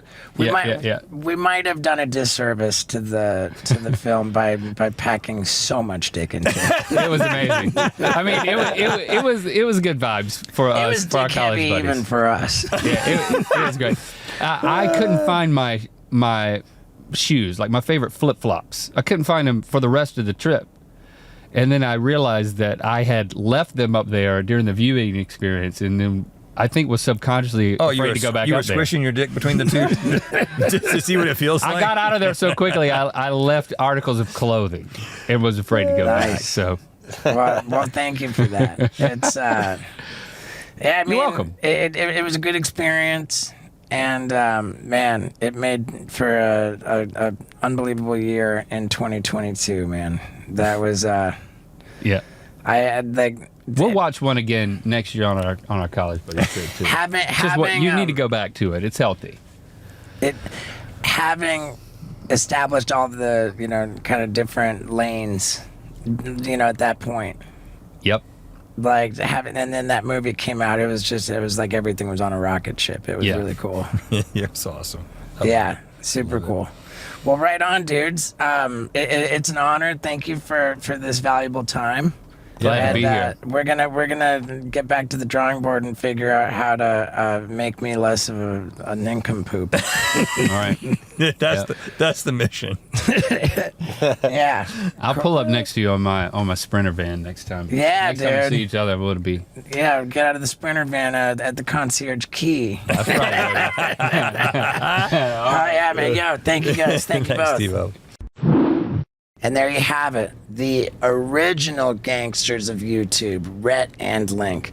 I enjoy them, and I want you to know, man, I love you for sticking around to the end of the Wild Ride podcast, and I hope that I get to see all of you guys on my Super Dummy tour with little Moon Pie right here. She is pooped out because she went hiking like 6 miles in the Sandia Mountains of New Mexico today.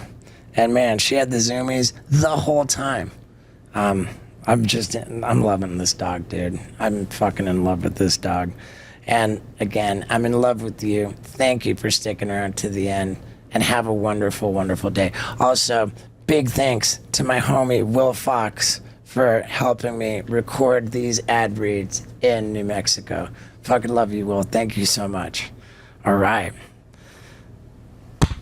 Hey, everybody, and welcome to a curious wild ride with Steve-O.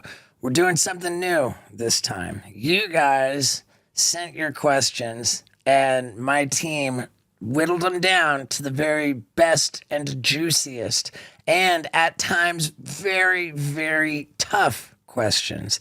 And I sat there in the hot seat, and I handled it as best I could. And man, there's some bombshells in this episode. I'll just put it that way. So let's get into it. May the Lord have mercy on my soul. Ladies and gentlemen, people of the universe, I bring to you the first ever Ask Me Anything episode of the Wild Ride podcast. What I've done is posted to my Instagram a request for everybody who's got questions that they want to ask on this episode to DM the questions. My team over the last 24 hours has been poring over the DMs coming in and compiling and curating the questions. I am not privy to what the questions are. I will be hearing them for the first time, but I was very clear, we're not interested in avoiding tough questions. So, I don't know what they are. I understand some of it's tough, some of it's funny, some of it's light, some of it's just interesting. I'm really excited about this. It's an exciting new approach. We're trying it once. We'll see how it goes. Let me introduce, again, my ranch hand, Daniel. Hello. Daniel has the questions. He will be reading them to me out loud, and I will be answering them on the fly. One last piece of information before we start. We are parked in the new Ass Kicker RV at the Radical Ranch in Tennessee. Oh, yeah. The last episode of the podcast was the first one that I ever set up by myself. Like, I'd set up everything. It was just me, and I did the podcast with my niece. Now, this new RV, the Ass Kicker, it affords me the freedom to be able to go anywhere, even by myself, and set up a podcast by myself. So I don't know. There's just more opportunities. There's more options, and gosh dang darn it, Daniel, I love you. I love it too, Steve. All right. So with that, hit me. What's up, dude? What's been your favorite and least favorite moment of 2024? and you have anything planned for 2025? Okay. Thank you, Joe. My favorite moment, 2024 was a tough year for me. I'm not even going to pretend that it wasn't.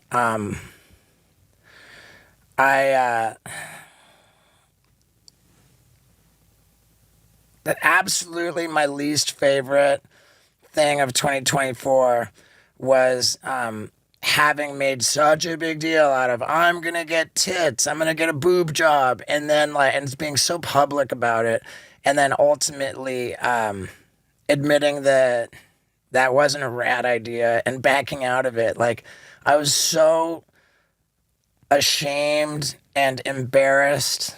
Like, I'm not the guy who says he's going to do something and then backs out and doesn't do it. You know, like, I pride myself on having, like, integrity, like, for doing what I say I'm going to do. And I didn't. Now, granted, I do believe that I have another kind of integrity, which is I can admit when I'm wrong. But that was just, for me, really, really tough. Yeah, backing out of the boob job and feeling like I was so ashamed and so embarrassed of, why did I make such a big deal out of it, telling everyone it's going to happen? And, so that sucked. That was the worst thing about 2024. The best thing about 2024, damn, the Radical Ranch, dude. And I got really healthy. Like I got really healthy in 2024. Like cut flour and sugar out of my diet. Like really started exercising. Like I've stuck with it. Like I like really care about my analytics on my Whoop band, so I can just like stay fit and everything about being my lifestyle got really healthy in 2024, and it all happened at the Radical Ranch, and like the future for this, but that's what I'm stoked about for 2025. My plans like are, I mean, I'm going to continue to tour. Like the tour is going to get better and better. The show is going to get better and better because that's just what happens. And like, man, am I about to do rad stuff to make it way better. But a little bit of touring this year, a lot of developing the Radical Ranch. That's what I'm so excited about. I can't wait for that either. Well, yeah, dude, we're doing it together, bro. It's my ranch hand right here. All right, question number 3 comes from Haynes Stoles, or Stalzy. And he asks, Bam or Knoxville in a street fight?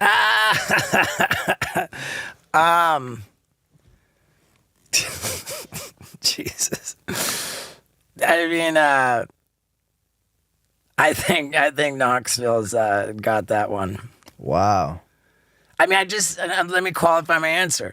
Knoxville's been diligently going to the gym like crazy. Knoxville and I both are like giving Father Time as much hell as we possibly can. Like Knoxville is at the gym just trying to turn back the hands of time like never before. Like he is a gym rat. Like Knoxville, like every time, because I have sleep apnea, and for a while I was really like into wearing my CPAP machine at night, and like the CPAP supply store just happened to be connected to Johnny Knoxville's gym, you know? Wow. So every time I went to go get CPAP machine supplies, like I hear from Knoxville, like, oh yeah, heard you went by my gym today, like, or whatever. He's like, you know, I never bumped into him at the time when he was there, but it's like, or like, oh dude, I saw Knoxville. I don't know. It's just like, he's in the gym a lot. Knoxville's in tip-top physical shape.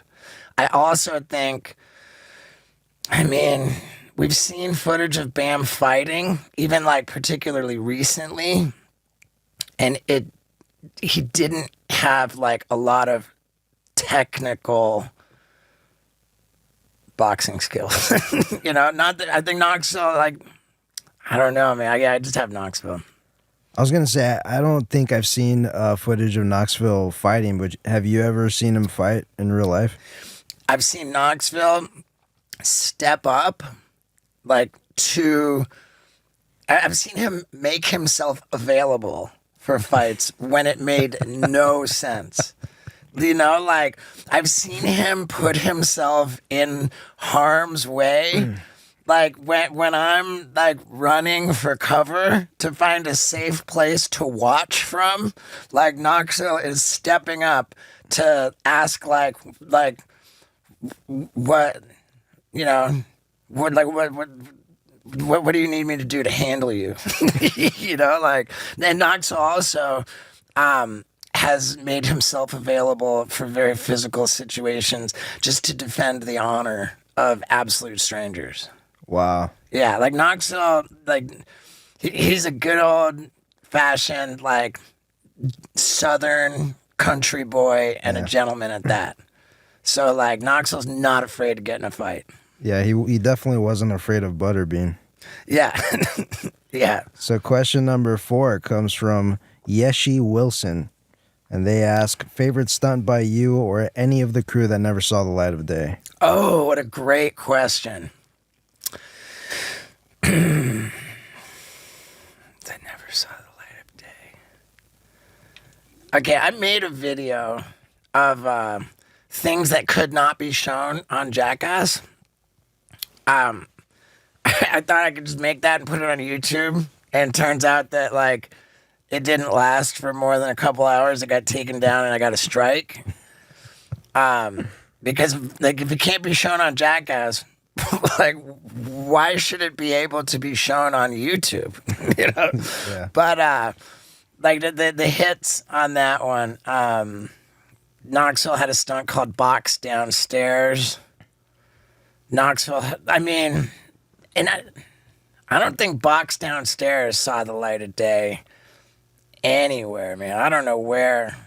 Like, I think I just have that footage because I got it from, like, the production office. There's, like, other things that saw the light of day in skate videos. Like, Knoxville is saying, I'm going to get hit by a car real soon. And sure enough, he just gets hit by a car. Like, that was an escape video. But really, really never saw the light of day. Man, I think we pretty much found a home. I would say, like, the shooting a BB into my nipple. But, like, I found a home for that. And I got away with putting that on YouTube. I don't know if it's still on there. Wow. Yeah, YouTube got a little softer over the last 10 years. But 10 years ago, that was okay on YouTube. Yeah. What else didn't see the light of day?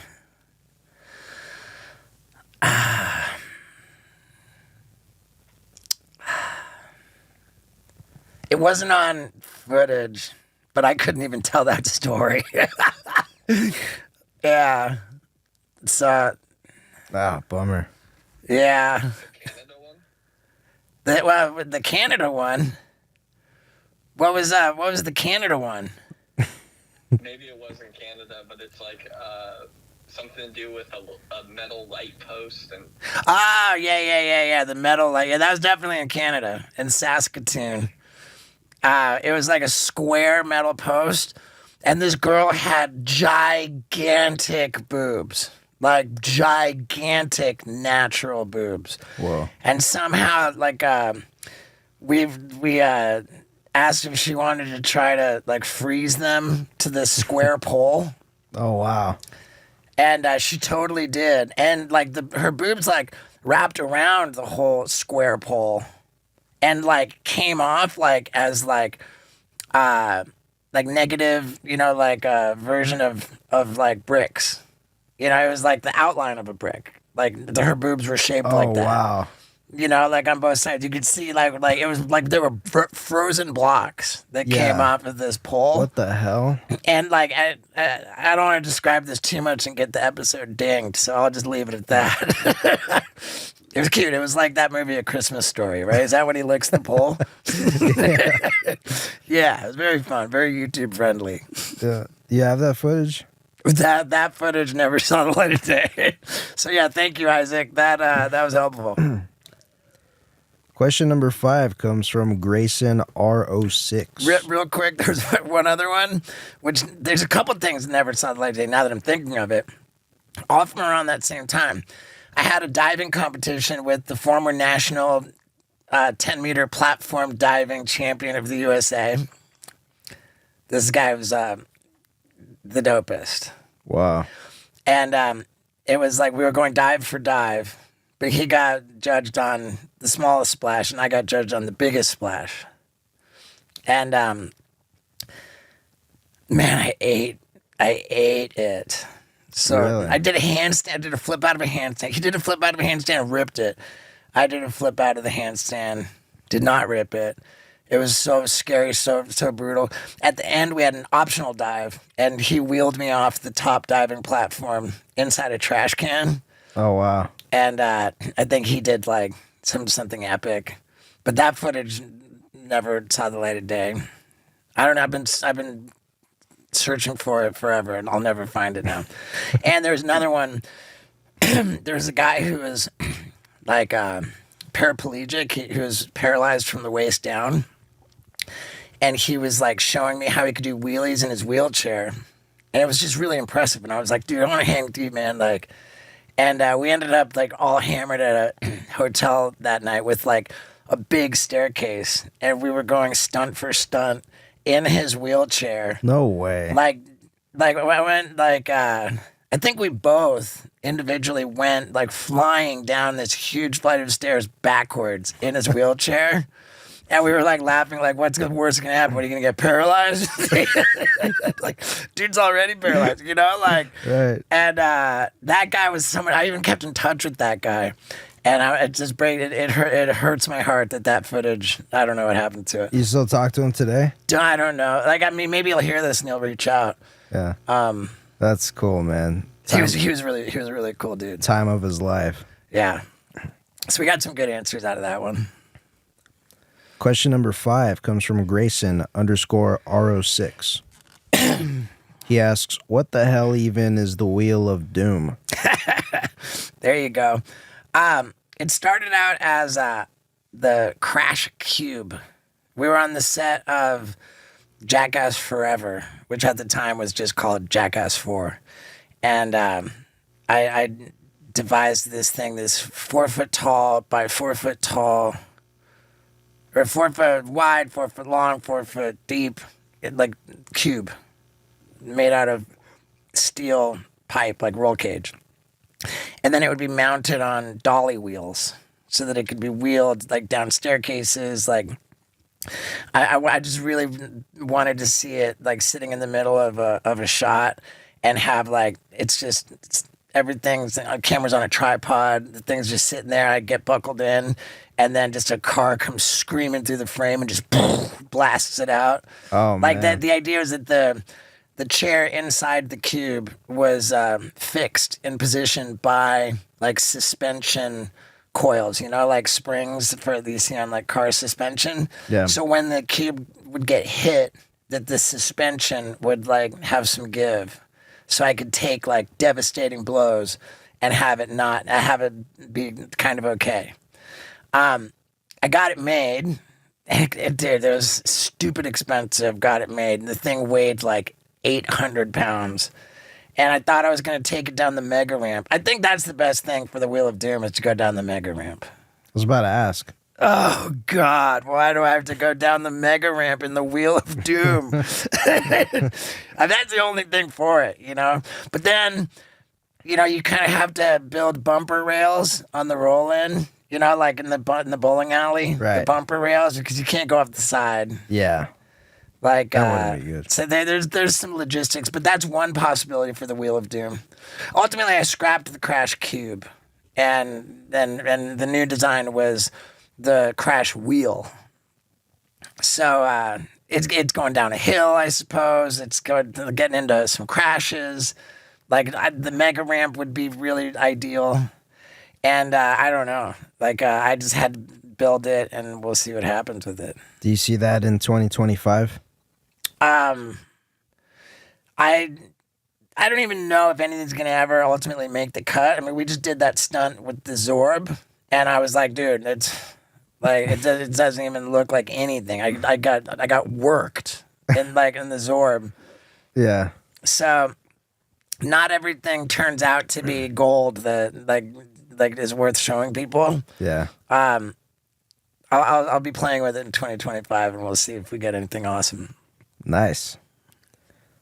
Question number 6 comes from 2A_Ray. Of all the places you have been to, which do you hate the most, and why is it Connecticut? I don't hate Connecticut. I remember there being a pretty gnarly neighborhood that some comedy club or theater we were at was in. Isn't Skinny Vinny from Connecticut? Or is he New Jersey? I think he is from Connecticut. I think he's from Connecticut too. I'm So yeah, don't talk bad about the home of Skinny Vinny. He's a legend. And is there a place that I hate? I had a pretty bad experience in San Francisco. Like, and I held it against San Francisco because after I had this bad experience, I was like, I mentioned it to everybody I met for the rest of that whole trip. Right. And every single person in San Francisco I said it to, I was like, dude, I got the window smashed out of my car and everything's stolen from my car. Everyone I said that to, yeah, me too. It's just like, that's what happens in San Francisco. Wow. Like if you park a car, the window gets smashed and like whatever's in it gets stolen. And I found that to be upsetting. Like, it's bad enough it happened to me, but like, I just really started holding it against San Francisco when every single person said, yeah, that happened to me too. Yeah. And like, I had what I call my super pack, which was like, had so many like camera lenses, like super killer camera, like brand new iPad, brand new MacBook, like And it had like, dude, that was the biggest score that any smash and grabber, like car thief in San Francisco ever got their hands on. The value of that one backpack that they stole out of that car after they smashed the window was absurd. And went straight to the police station to report it, and the cops basically laughed at me. Like, what? You know, like, ha, you know, like they'd like, so that made me hate San Francisco too. Wow. And still in San Francisco, I went to the Apple store and bought a new iPad. And like when I set up that iPad, I made the password for my hotspot. It said fuck San Fran. Yeah.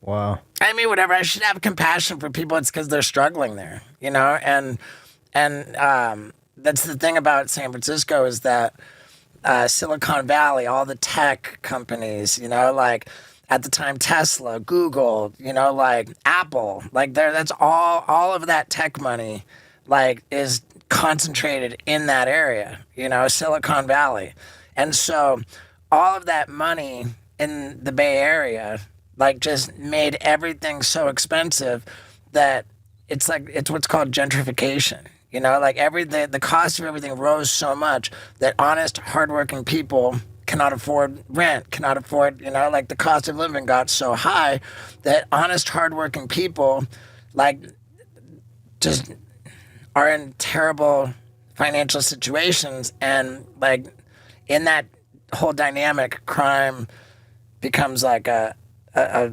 serious thing. And now like Oakland is in that area. Like all the retail stores just stopped. They don't even have retail in Oakland. Jesus. Like it's just, everything closed down in Oakland because no business can make money because there's so much theft. You know, like the crime is so bad. And I think that ultimately San Francisco is really going to be like the canary in the coal mine. You know, like what San Francisco is now, or they're at that time, like expect the whole rest of the country to kind of follow and be that later. It's terrible. It's gnarly. Question number 7. It's by Senti. And they ask, are you ever going to laser away the dick on your face? I'm pretty sure that I will.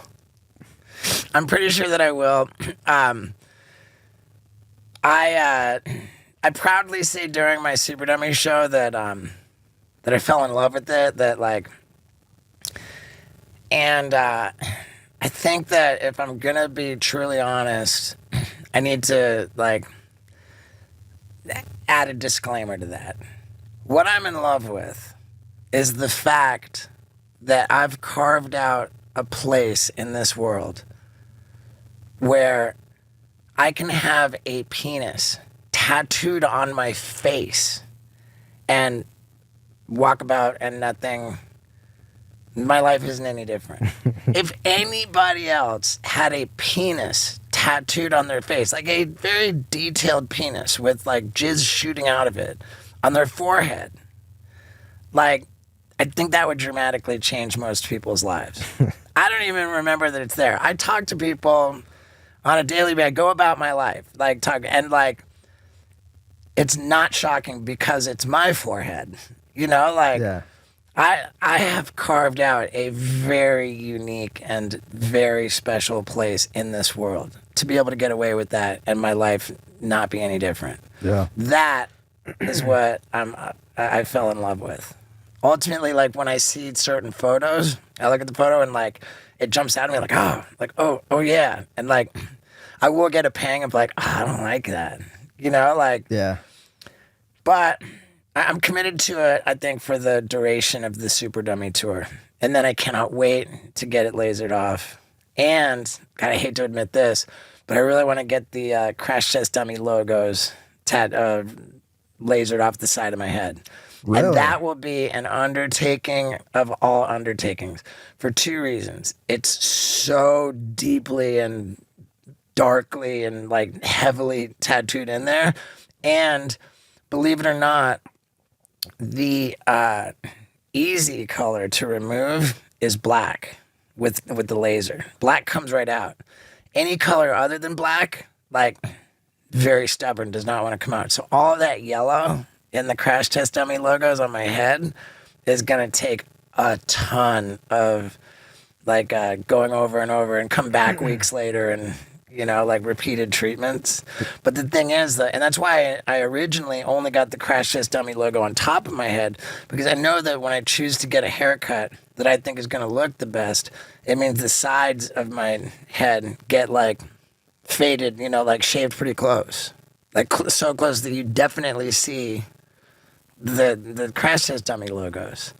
And that's not the end of the world, but like if I want a haircut and like on the sides of my head there's so much gray, and so like I like to go and tell the barber like really buzz it close to just so that the gray is not so obvious. Yeah. And really buzz it close, like it's all you see is the crash test dummy logos. Again, not the end of the world, but once the super dummy tour is over, like I want to laser that off too. Question number 8 comes from Natisa Marshall.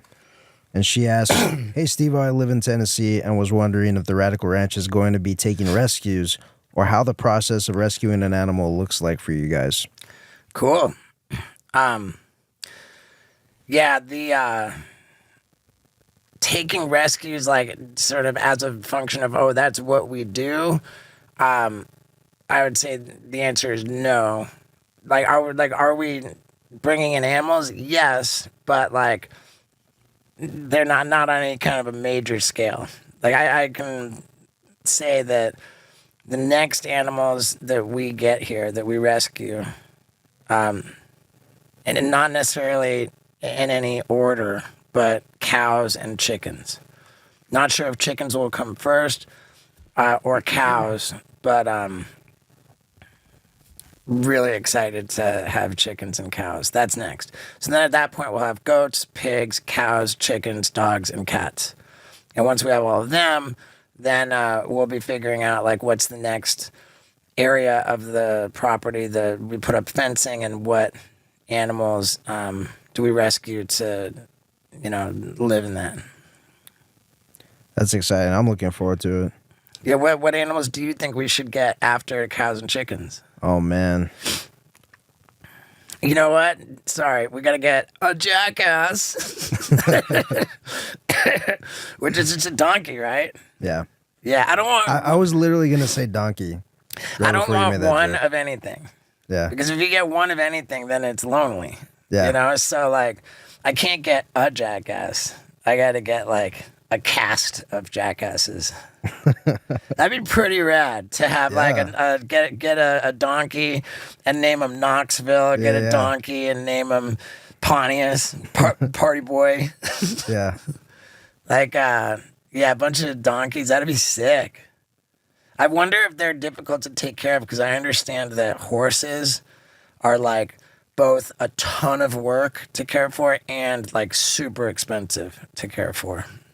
Yeah. And donkeys, from what I gather, are pretty closely related to horses. But whatever, we gotta have them. The jackass cast. That's sick. Fucking awesome. Question number 9. It's by Alex. I'm going to mess up this last name. Go for it, dude. Mohirik. Good. Read your Professional Idiot book and was wondering, while you were going through recovery, was there any type of music or songs in particular that helped you get through it when you were at your lowest point? Okay. I feel compelled to react to that question with sort of a nuanced, like, kind of a correction. Like going through recovery is not like in the past tense. Like I'm just in recovery, and get through it. Like we don't ever get through it to where like it's in our rear view, which is like a nuanced thing. And I get what he's saying. But when I was in early recovery and experiencing difficult like moments, difficult days, difficult periods, I can't say that there's any specific music that helped me get through those trying times, but distinctly there was one guy. His name is LW. I don't even know what it stands for. Just LW. I was like right around 1 year sober, and like your first year is gnarly. The first couple years, you know, like when you're at 1 year, like it's crazy what a slow process it is. And I was turning 1 year sober on Dancing with the Stars, which is just like a weird thing. Like, Wow. back then it was like kind of like maybe a higher profile ordeal, you know, like TV was still a big deal. There were literally 20 million plus people tuning in. And I was like dancing in like weird sequence costumes, like ballroom dancing on TV in front of 20 million people. And like, you know, I'm a sensitive dude. Like, you'd think that Steve-O's crazy, doesn't care what people think. Like, no, dude. You know, like, I'm a sensitive dude. And like the overwhelming pressure, and like it doesn't even make sense to me in hindsight that I was under so much pressure. But I reached out to LW, who at the time was like 18 years sober. And I told him, dude, LW, I'm not okay. Like, I cannot bear the discomfort that I'm in. I cannot stand like the stress. Like, I'm not okay. And I meant it. Like, I was, Yeah. and LW said, he said, it's okay, man. Like, you're not always going to be okay. Yeah, or maybe he said, you're not always going to feel okay. You know, like, you're not supposed to always feel okay. Like, that, it's fine, you know?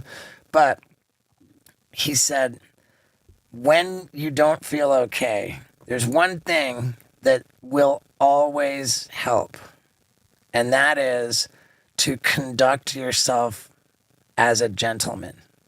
Because whatever it is that you don't feel okay about, like, if you conduct yourself as a gentleman, then you've got that to feel okay about. You know, like, you can feel good, like, oh, to know yourself experientially, to conduct yourself as a gentleman is something to feel proud of, grateful for, to feel good about. Yeah. And to do that, to know that you did that, even in the face of adversity, that's something that you can feel good about, that will make you feel better, that will alleviate your feeling of not being okay.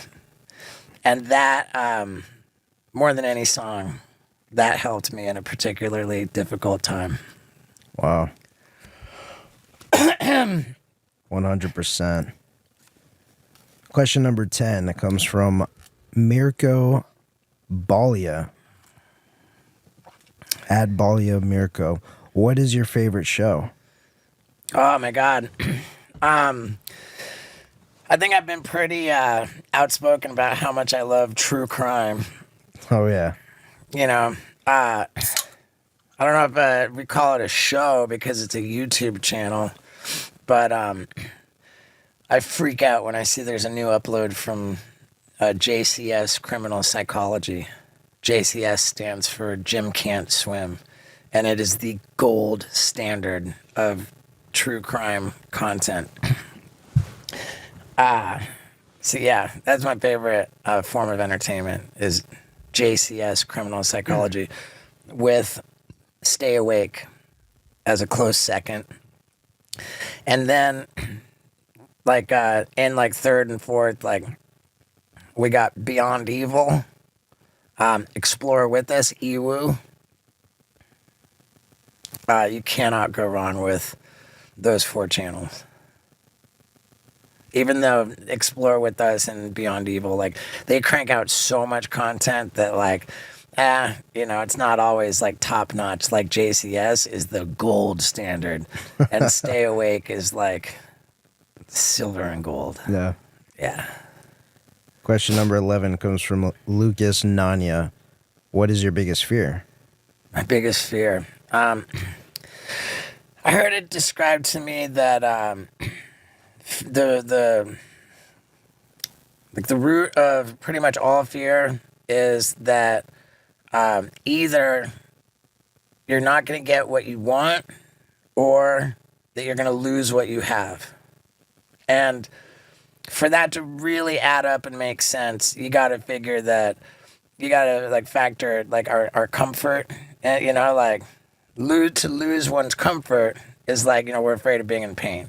It's like we're afraid of pain and suffering. That makes sense. And that would be the loss of our comfort,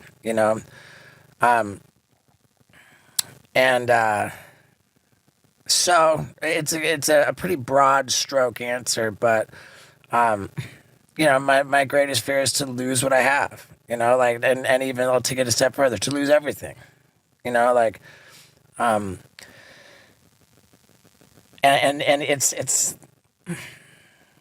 it's pretty astonishing, like, as like I've gone through growth spurts in like my career as a businessman, like the numbers for everything, the numbers of money, like the amounts of money coming in as well as the amounts of money going out just got bigger and bigger. Like there was a point where there was like a couple of years ago, like 2022, there was like absurd amounts of money coming in. And in that whole, crazy successful year, like I added more and more, like, employees. I'd like, oh, we're gonna have this, we're gonna have that. Like, and then I got a warehouse and warehouse staff, and then like, oh, this is going great. I get a second warehouse, and then like, at the end of the day, what happened was, like, gigantic amounts of money are going out, which is easily justified by gigantic amounts of money coming in. But 2023 and for damn sure 2024 were not like 2022. And so then I find myself like, oh, wow, like gigantic amounts of money are still going out, but like not gigantic amounts of money are coming in.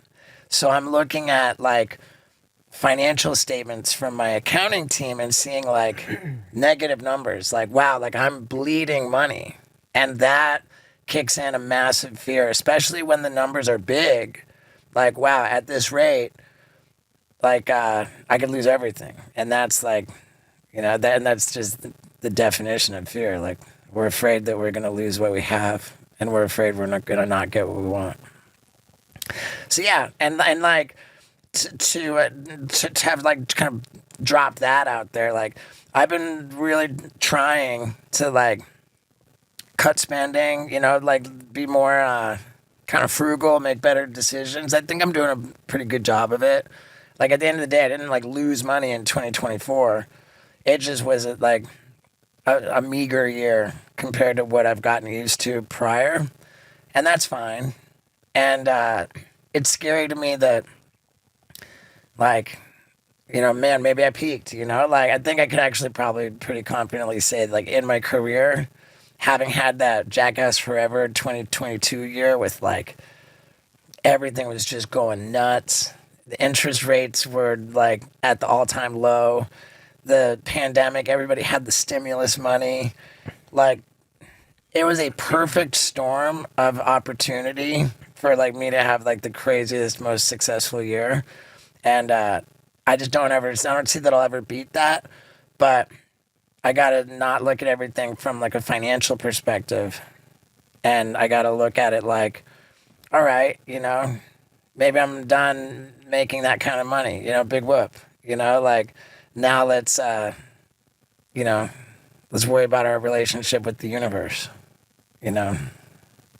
I'm big on that at this point. So that's what I'm most excited about 2025 is that I'm really getting down with, my relationship with God. Beautiful. Yeah, dude. And God's the answer to fear. Like, the opposite of fear is love. Like, there's only two things that can motivate any decision or any action. It's either love or fear. It's crazy because like that holds up. There's nothing you can do that's not one of the two. And like seeking a relationship with the universe, or if you want to call it God, like that is like by definition, I would say, like seeking to make every choice be motivated by love and not fear.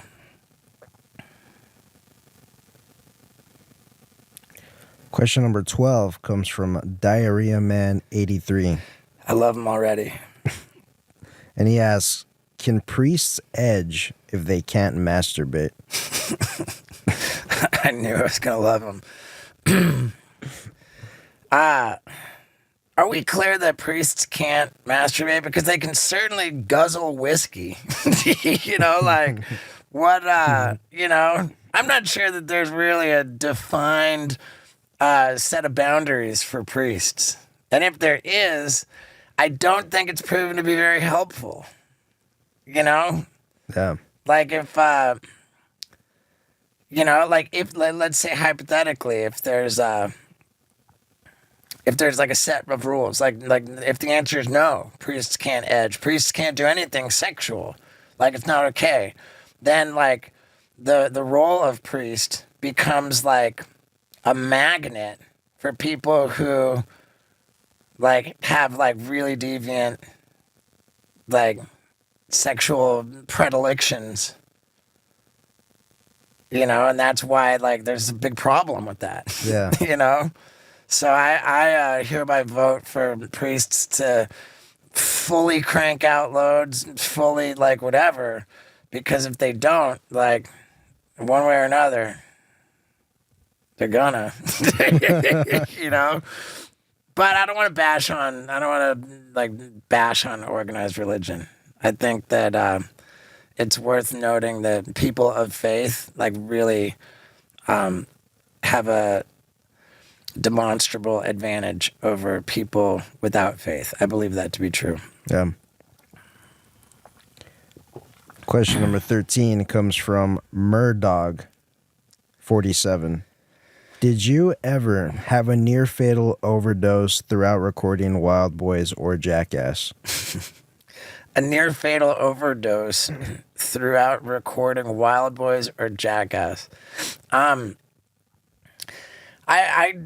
don't know if overdosing, yeah, I'm sure it actually is a thing with nitrous. If I remember this correctly, and there's a good possibility that I don't, I feel like I was supposed to be the one who was going to get the penis brand in the second movie. The one where like there was like a dick farm or whatever you called it. Yeah. I think that I was supposed to be the one to get branded. It's kind of like my wheelhouse a little bit more. Maybe I was just supposed to be there, but I was not there. Because if it was the night before, or if it was like call time, I was supposed to be in the lobby, like whatever, they couldn't find me. So like Gooch, who's one of the Jackass producers, like they were like, find him, like whatever, like they got a key to my hotel room. So Gooch got a key to my hotel room, opened up my hotel room, and came in. Just like as I was like, my lips were completely blue, and I was like flopping around on the floor, like convulsing, like Oh my God. from like it's called fishing out, like when you lose consciousness while inhaling Yeah. nitrous oxide. It's called fishing out because you're kind of flopping on the ground like a fish is in a boat. Yeah. You know, like yeah. so I was fishing with blue lips when he walked into my hotel room. I don't even know if he tried to like do anything. I think he might have just turned around and like went and reported. Like I went into his room, he's in there, you know, but like his lips are blue and he's flopping around on the floor unconscious. And I was uninvited to the set that day. Holy shit. I think that is quite possibly how Bam ended up with the brand, because that's kind of like been the understanding. Like if you're visibly intoxicated, like you are not really welcome to be on camera for Jackass or Wild Boys. It was always perfectly fine to be like super hungover. And certainly at the end of like many a bit, it's like, okay, good, we got that. And the last line was, now let's go to the bar. But like doing it on camera, for the most part, was like not okay. Yeah. And having blue lips and flopping around on the floor was like a disqualifier for sure. Yeah. So I would kind of count that as a little bit of a near overdose. That seems to be like a common theme. Like somebody that was supposed to do a stunt couldn't, and then it got passed on to somebody else. Oh well, yeah. I mean, and like turned epic. when Tremaine wants something to happen, like he's gonna like, and it's funny because like nobody can be made to do anything. You know, like it's like, oh, but you don't want to be on. I remember like. Being taken to the highlight place, one of my first Jackass experiences for the TV show. There was like, they had the highlight players in Miami, and they put oranges in the highlight thing. They sling the oranges like way over 100 miles an hour. Like that highlight thing, like gets whatever they're slinging going way faster than your regular arm can. You know, like that centrifugal force, whatever. So it's like hella more than a 100-mile-an-hour fastball. And like they're slamming these oranges against the wall, and I'm supposed to stand in front of and get hit by these oranges with Knoxville. And I was like, wait, you're trying to make me do that? You know, like wait a second, you're trying to put me in front of that? And Jeff Tremaine was like, no, you don't have to do it. Like, it's up to you. Like, do you want to be on TV or not? And I was like, well, when you put it that way, like, of course I want to be on TV. Of course I'll get in front of the oranges, you know? So, I mean, that's what Jackass always was, is that we're all just like rabid attention whores. We desperately want to be on screen. And so, like, we're ultimately willing to put ourselves through horrible things in order to get the attention that we crave. But we all have our lines, and there's things that, you know, like, it's like there's things that we want to not do enough to actually forego the screen time. Yeah. And everybody's got different lines in different places. And when there's an idea like Lamborghini tooth pull, yo, dude, Tremaine will come to you and he'll like, yo, dude, like, you know, and everyone will pass up an idea and it goes down. The ideas that Tremaine wants to happen will go trickle down the ladder until it gets to the bottom of the ladder, which is Danger Aaron. That's why Danger Aaron gets the completely healthy tooth ripped out by a Lamborghini. Such a legend. Yeah, that's why Danger Aaron did like the new cup test. I think Knoxville would have done the super cup test in Jackass Forever, but like he had either a hernia or like a herniated disc or something. There's some medical reason that Knoxville like literally couldn't do it. Yeah. And the first cup test was Francis Ngannou, the UFC heavyweight champion, like punching in the nuts. And I'm such a UFC fan. I was like, dude, let me do it, dude. I want to get punched in the nuts by Francis Ngannou. Yeah. And they were like, no, dude, you really don't. Like, and in hindsight, they were right. Wow. You know, like, I don't want to step up to. Yeah, Danger Aaron was the star of that movie, dude. Next question, number 14, comes by Henry Webb at HWSAVV. Asks, how much cocaine do you reckon you have done over all the years? An 8-ball is 1/8 of an ounce. I would never, for the most part, ever purchase less than an 8-ball. You know, like that was just like, a lot of times I would get 2 8-balls. I would typically like stay awake for 2 to 3 days doing typically like at least an 8-ball. And then I would like sleep. So it was like 2 days on, 2 days, maybe 3 days on, 1 day off. That 1 day I'm just hibernating. And then I wake up and do it all over again. Like that was years. So. You did that for years? I did that for years. Wow. Yeah. and it got even like kind of gnarlier than that. So just averaging it out every week, you can be sure that I did like a quarter ounce of cocaine, like on an average week. So, and I don't want to like get crazy and inflate it. So let's say, fuck it, let's say a quarter ounce a month. You know, two like 1 8-ball every 2 weeks. That's light.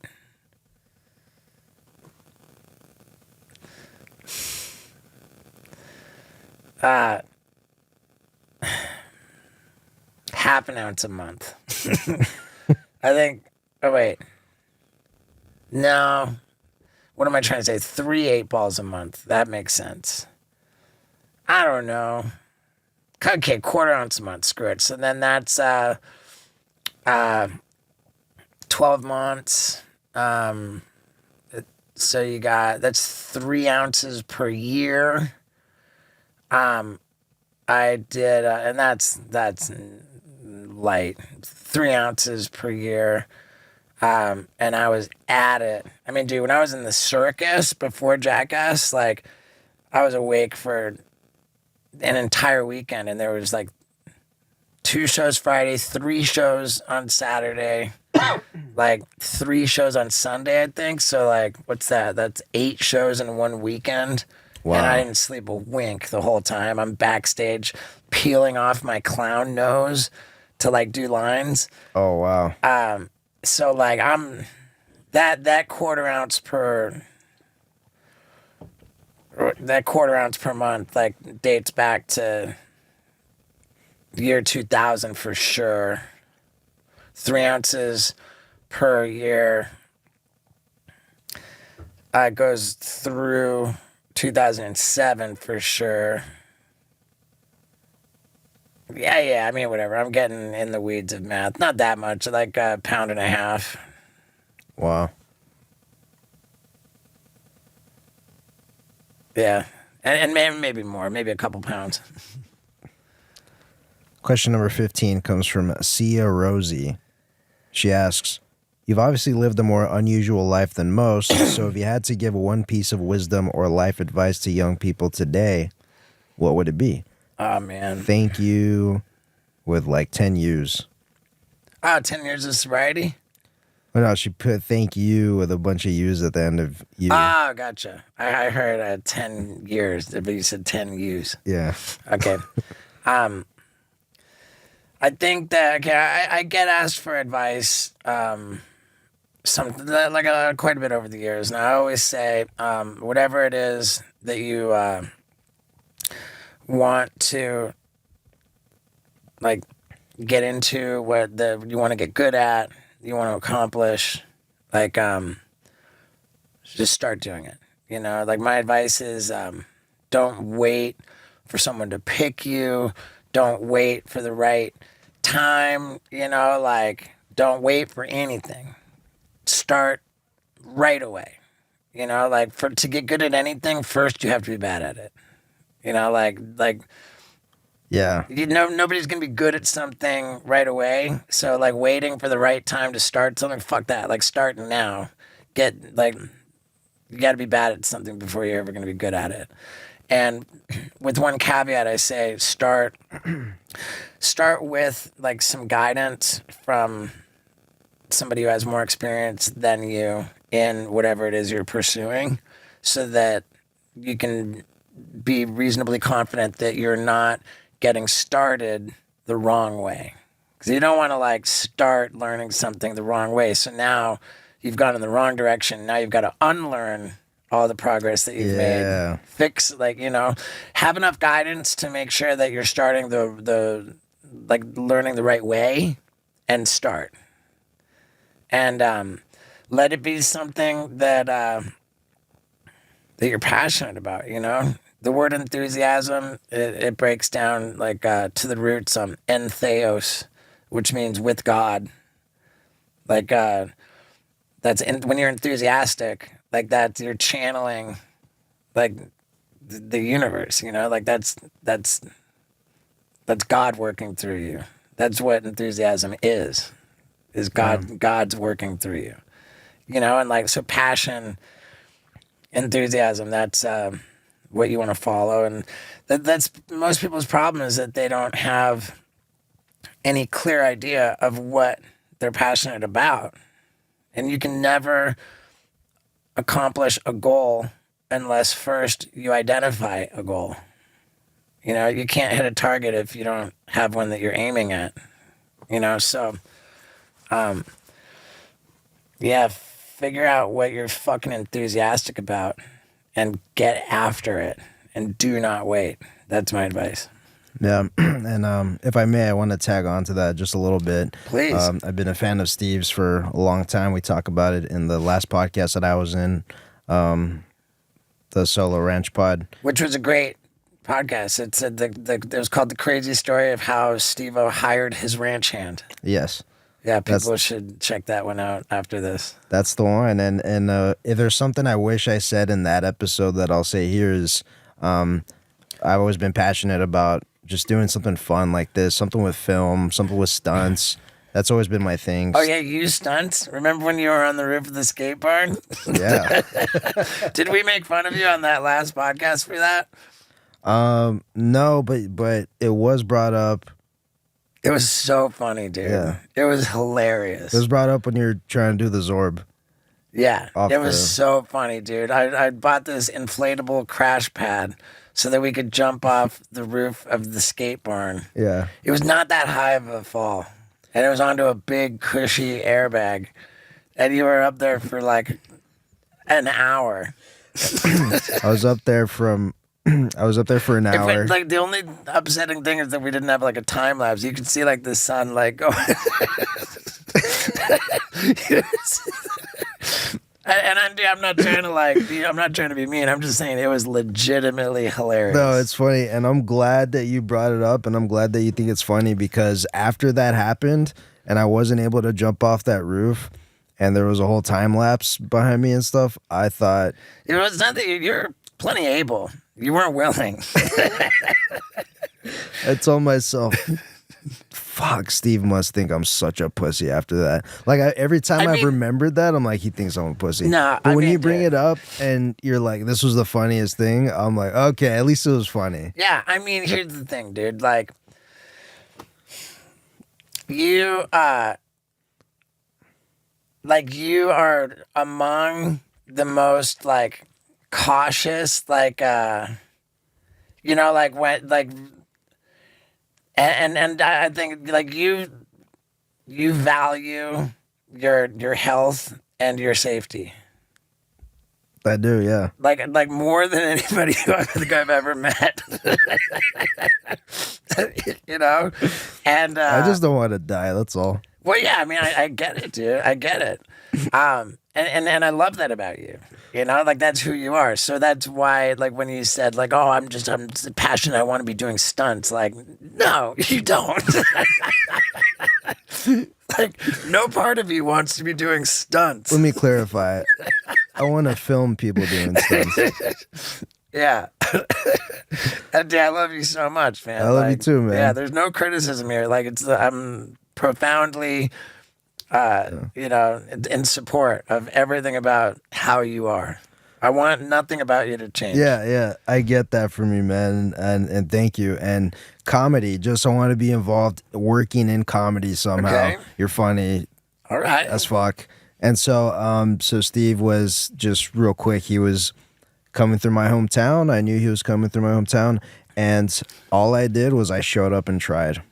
Yeah, dude. Just show up and try. That's what I. So because it's, you know, just showing up and trying is really hard for some people. For sure. And I mean, it was hard for me. It's hard for me to show up. How about this?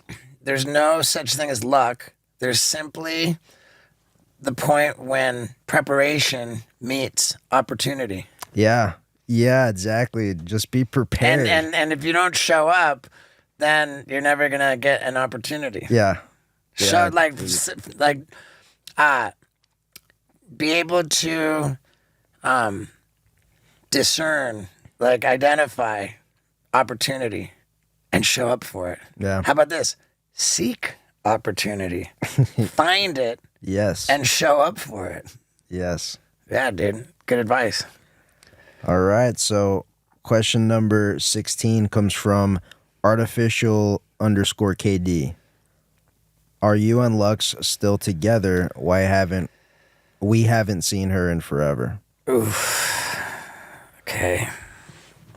Before I recorded the podcast tonight, we had our second ever board meeting for the Radical Ranch, which is the animal sanctuary that Lux and I, have been dreaming of, that, and it is official. We got our letter from the IRS, like we're approved, we're registered, we're licensed to solicit donations, to collect money, to spend on animals. Like this board meeting, it got me so stoked. Lux too. And we're absolutely working on that together. However, we are no longer together as a couple. And that we haven't announced it to, we talked about it. We talked about doing a collab post from both of our Instagrams with like a statement about how I drafted one. She said that she liked mine better than hers. It said, wow. yeah, I wrote, since we made the move to Tennessee, like it's been really clear that we're like passionate about like pursuing like different things. I know for sure that when we made the move to Tennessee, like I just fell in love with it. I just clicked right into place. I'm like, dude, I love it here. And it's easy for me because everything, like, my world kind of revolves around me. So if I move to Tennessee, like, like it just has to work, like it doesn't matter where I am. Yeah. Like my world still revolves around me if I'm in Tennessee, and like we've got workarounds to like make everything, run. It's not that easy for Lux, like especially with her work opportunities are like super in LA, her friends like super in LA. Like, so she didn't click into Tennessee like I did. I think that was a factor. But like 4 or 5 months ago, in the midst of like, let me just call it what it is, me being a lot, like putting up with me all the time, where it's just like, and everything, my world revolves around me, and I'm like more than a little bit like self-absorbed, and just like I'm just revolving around myself. Like putting up with that is a fucking lot, and I was clearly wearing Lux down for like, more since moving to Tennessee than before, but I've always worn her down like that. 4 or 5 months ago, she said something to the effect of that being in a relationship with me, of course, it's been like amazing. It's been fun. Like come on, like we've done all this like crazy awesome stuff, but it's come at a cost. And like, she spoke so well when she said that. She was like,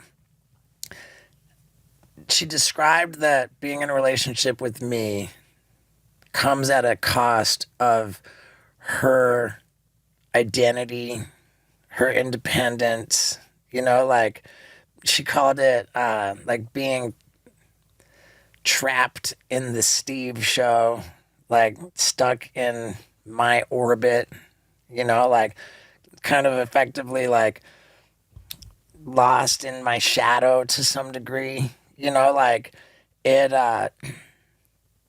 and man, I told her too that like, wow, Like I feel that, you know, like I feel that a lot.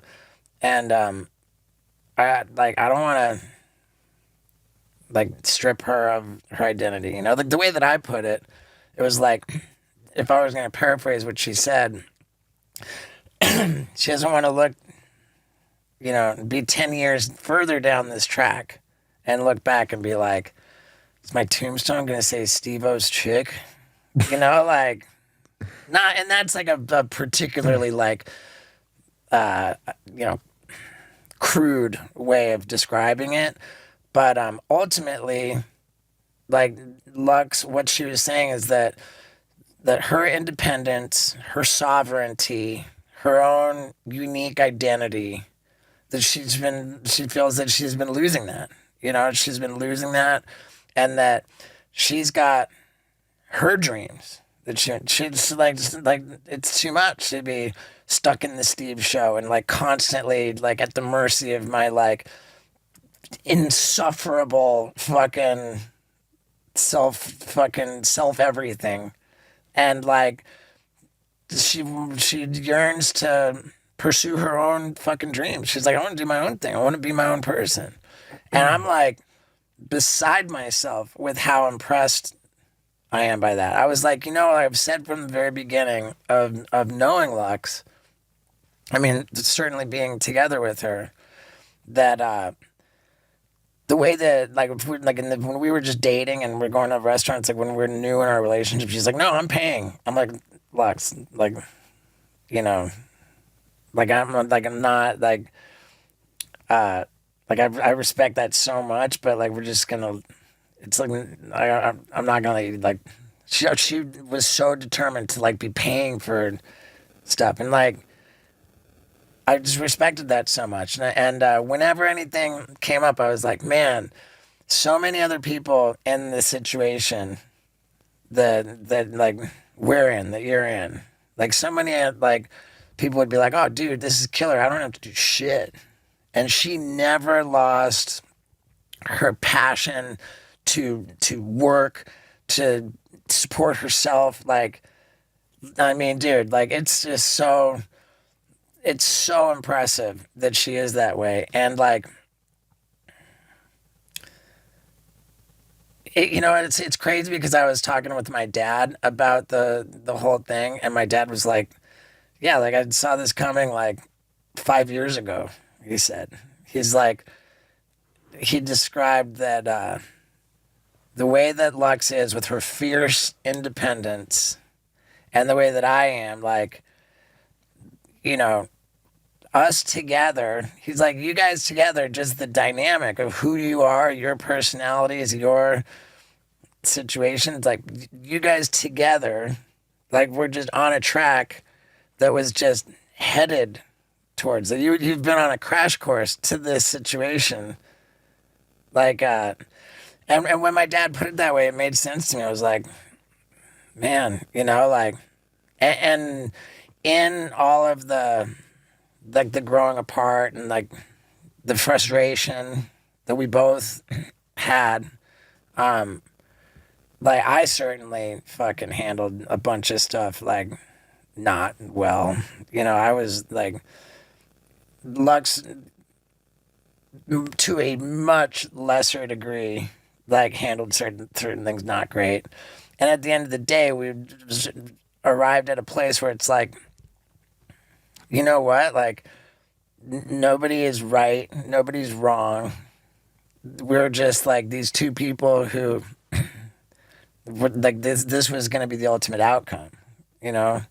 And like all of the turbulence, all of the like frustration, like all of the struggles that we went through at the end wasn't even anybody doing the wrong thing. It was just symptoms of like the dynamic that was at play. That's just what was going to happen. And I believe that to be true. So, and as it all like came to a head, it was like for, like I said, 4 or 5 months ago that started. And Lux said that she wanted to spend some time apart. And I was like, wow, man, like that's crazy because I'd always maintained like I never want to like not be with you, you know? And once that was the thing, and then we were apart.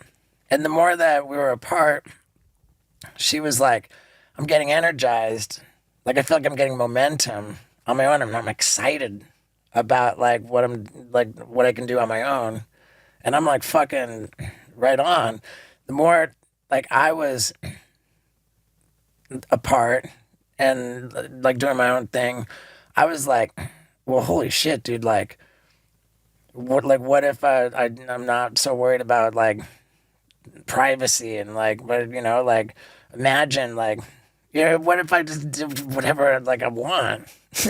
Like, I just started like, I think we both separately got excited about like opportunity that we could just do what we want and pursue like what we want. Right. And it just came to a point where we had a conversation that it was like, hey, like, nobody did anything wrong.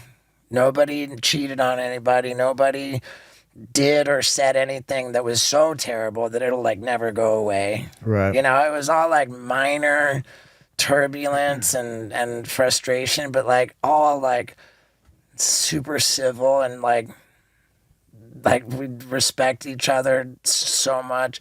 We ended up just deciding, okay, we're not going to be together anymore. And it's crazy that we're even saying this, but we're just actually not going to be together anymore. And I found myself thinking, holy shit, like nobody would ever believe that like like everybody says they break up amicably and like they still love each other, and like I wouldn't have even believed it. And like I'm like, am I actually in the midst of like the most like loving, like mutually respectful, amicable parting of ways? Like, Yeah. like I didn't even know that it was possible, and I'm not gonna say that it's easy, like it's not fucking easy, and I feel like an absolute catastrophic fucking failure. Just right up there with the boob job thing. To be like, I said I'm gonna do this, and then I didn't do it, But and that's a long ass fucking answer. But I just got off the phone with Lux before this. She said that she wanted to bring. I saw your Instagram story. I saw that you're gonna be taking questions. She's like, I know there's gonna be some question about if like what's going on with Lux, and she's like, if there is, go ahead and answer it. Like, and I was like, okay, like I'll Wow. I figured there would be that question too. Yeah. I told her that I would isolate the section where I talk about it and send it to her because I don't want to put anything out that.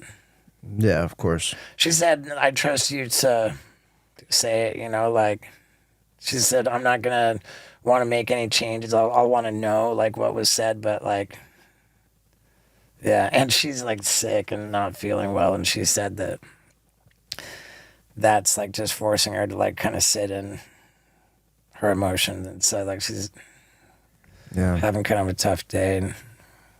But I just love her, man. I love her. And we had a bunch of conversations that were just so healthy and, like, mature. And I remember at the end of one of them, I said, I love you. And I know that those words take on a very different meaning at this point, but they're no less true. Yeah.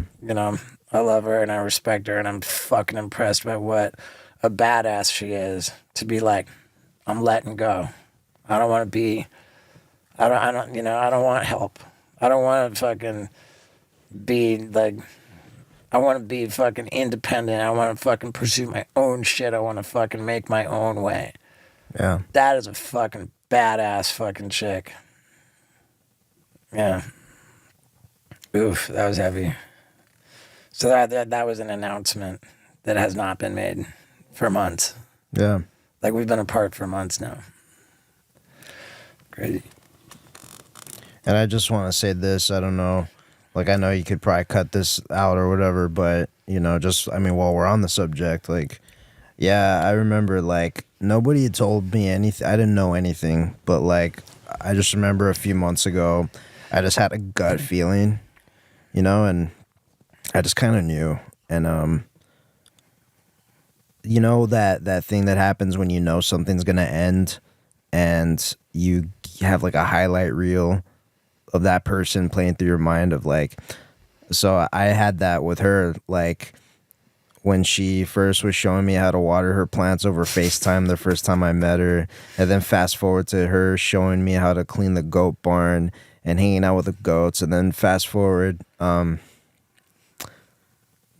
to in Tennessee where she's, you know, buying me, making sure that I'm like I have everything I need to be prepared to work on the ranch, and I just felt so grateful and sad at the exact same time because I knew like this is probably it, and that was with nobody telling me a fucking thing. I just felt it, and definitely the I think that was like the inevitable. We didn't realize it, but I think that was the inevitable outcome of our relationship, just because of who we are and like the mix of our personalities and like what we're about.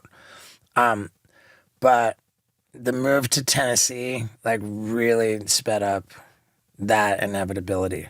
Kind of like an alcoholic can drink and drink and drink like for a long, long time, and ultimately it gets like bad to the point that they get sober. But when the alcoholic like starts doing cocaine, that'll like really speed up the trip to rock bottom. You get to rock bottom a lot faster with a lot of drugs involved than just drinking on its own. yeah, And like Tennessee was like, the move to Tennessee was like the drugs speeding up the trip to rock bottom. yeah, Yeah. And I think that, you know, I think that's probably for the better because like I told her on the phone earlier, I was like, I really believe that it happened so gradually, like the frog in the boiling water, that you kind of don't realize. Like the change is so gradual. Like the frog in the boiling water thing is that the water heats up so slowly that ultimately the frog doesn't realize it's boiling to death because it just didn't notice the change was so gradual. And like with us, I think that like the joy in the relationship was like evidently like diminished. It was so gradual over time. Like, and if we had stayed on that track, I just think that we were going to be miserable. And because nobody ever did anything really wrong, there's no catastrophic event to like really destroy the relationship in any like that. It was just gradual, man. You know, like it's so much easier if there's like a black and white reason why like something so bad happened that it's just definitely over. And we didn't have that. So it was just this gradual like diminishing of and again the Tennessee piece sped it up. yeah. But yeah. I'm really fucking proud of her though, man. Yeah. Like everything, the whole reasoning behind everything, like her integrity and her fucking, like, she's not looking for any kind of a free ride, and that's fucking impressive as hell. Yeah. All right, next question. All right. Question number 17 by Swaggin05. Ring, ring, ring. Hello, Steve. What makes you happiest in life?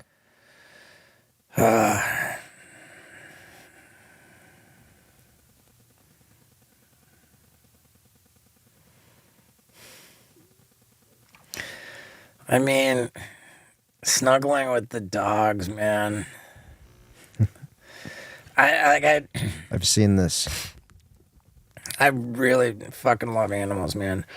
I really fucking love animals. Moon Pie's been over here just like ignoring me the whole time. It's a shitty materialistic thing, but I can't help it. Fucking RVs make me really fucking. I love fucking RVs, dude. I'm a fucking RV dude. Like I literally like have been sleeping in the fucking RV. I got this big, dope. The Radical Ranch, like the house is rad. There's a 7 foot by 7 foot bed. It's called a Wyoming-sized king. It's like a fucking huge bed, and I'm like sleeping in an RV in the parking lot because I fucking love RVs. It's true. Yeah. This fucking thing is such an ass kicker. Oh my God, I cannot wait for this fucking RV is insane. But other than that, I don't know, like, I meant what I said, that I'm really just, I just want to focus on just being a good guy, man. You know, like, I really want to just turn it all back to the universe and just making choices that are motivated by love and not fear. Yeah, I love that about you, man. It's not like it's a moving target, man. You know, like you look at Reddit and all the fucking hate and the criticism. Oh, Steve-O, he just became like, and I did, like, I got like completely fucking crazy in the pursuit for trying to like make as much money as possible. And in 2022, I fucking definitely killed it. You know, I definitely killed it, and that like had a negative impact on me. Like, where I was like, oh, it's all about the money, and like, you know, and probably to 2023 and 2024, like, saw a sharp decline because I was like, my motivation was like fucked up, and it was like, I gotta make the money, and I gotta make, and it just like became evident to me. Like, oh, look at this guy, he just wants to make the money, and like it turned off a lot of people. You know? Yeah. And I think that it should have, you know, like, fuck it. It should have. And now, like, in response to that, I should recognize that. And I should, like, stop giving such a fuck about money, you know, and worry about my relationship with God. If anybody isn't like that, that's fine. I mean, I know the word God bums people out, but I have a relationship with the universe I care about. Yeah. And I want to make that my priority and not my financial success. So that's what's going to make me happy. Wow. So question number 18 comes by a 3-piece Darren. And he asks, your least favorite tattoo and your favorite tattoo. Oh my God. I think we all know what my least favorite tattoo is. We don't need to get into that goddamn abhorrent thing. I mean, if you Google Steve-O tattoo, like, prepare to be horrified. Jesus. My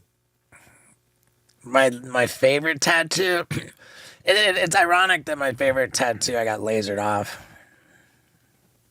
Like, I had on my knuckles the word shit and fuck. Oh, yeah.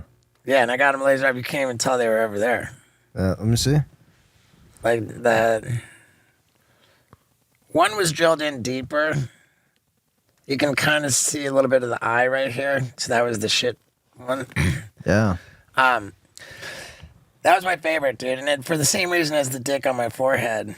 Like, if you walk around, you've got, there was bold and loud shit and fuck on my hands. You know, like. Yeah. And I just skated through life for 10 years. Like, never held me back. Most people would have a lot of trouble, like, making a living, like, finding a job with shit and fucking tattooed on their hands. You know, like, it never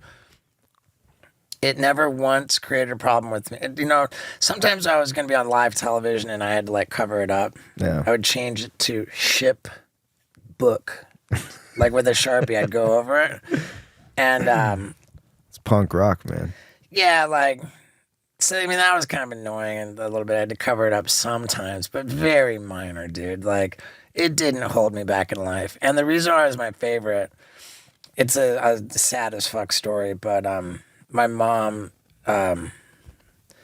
she suffered an aneurysm on October 10th of 1998, which left her, she survived it, but, like, it left her heinously disabled, both physically and mentally.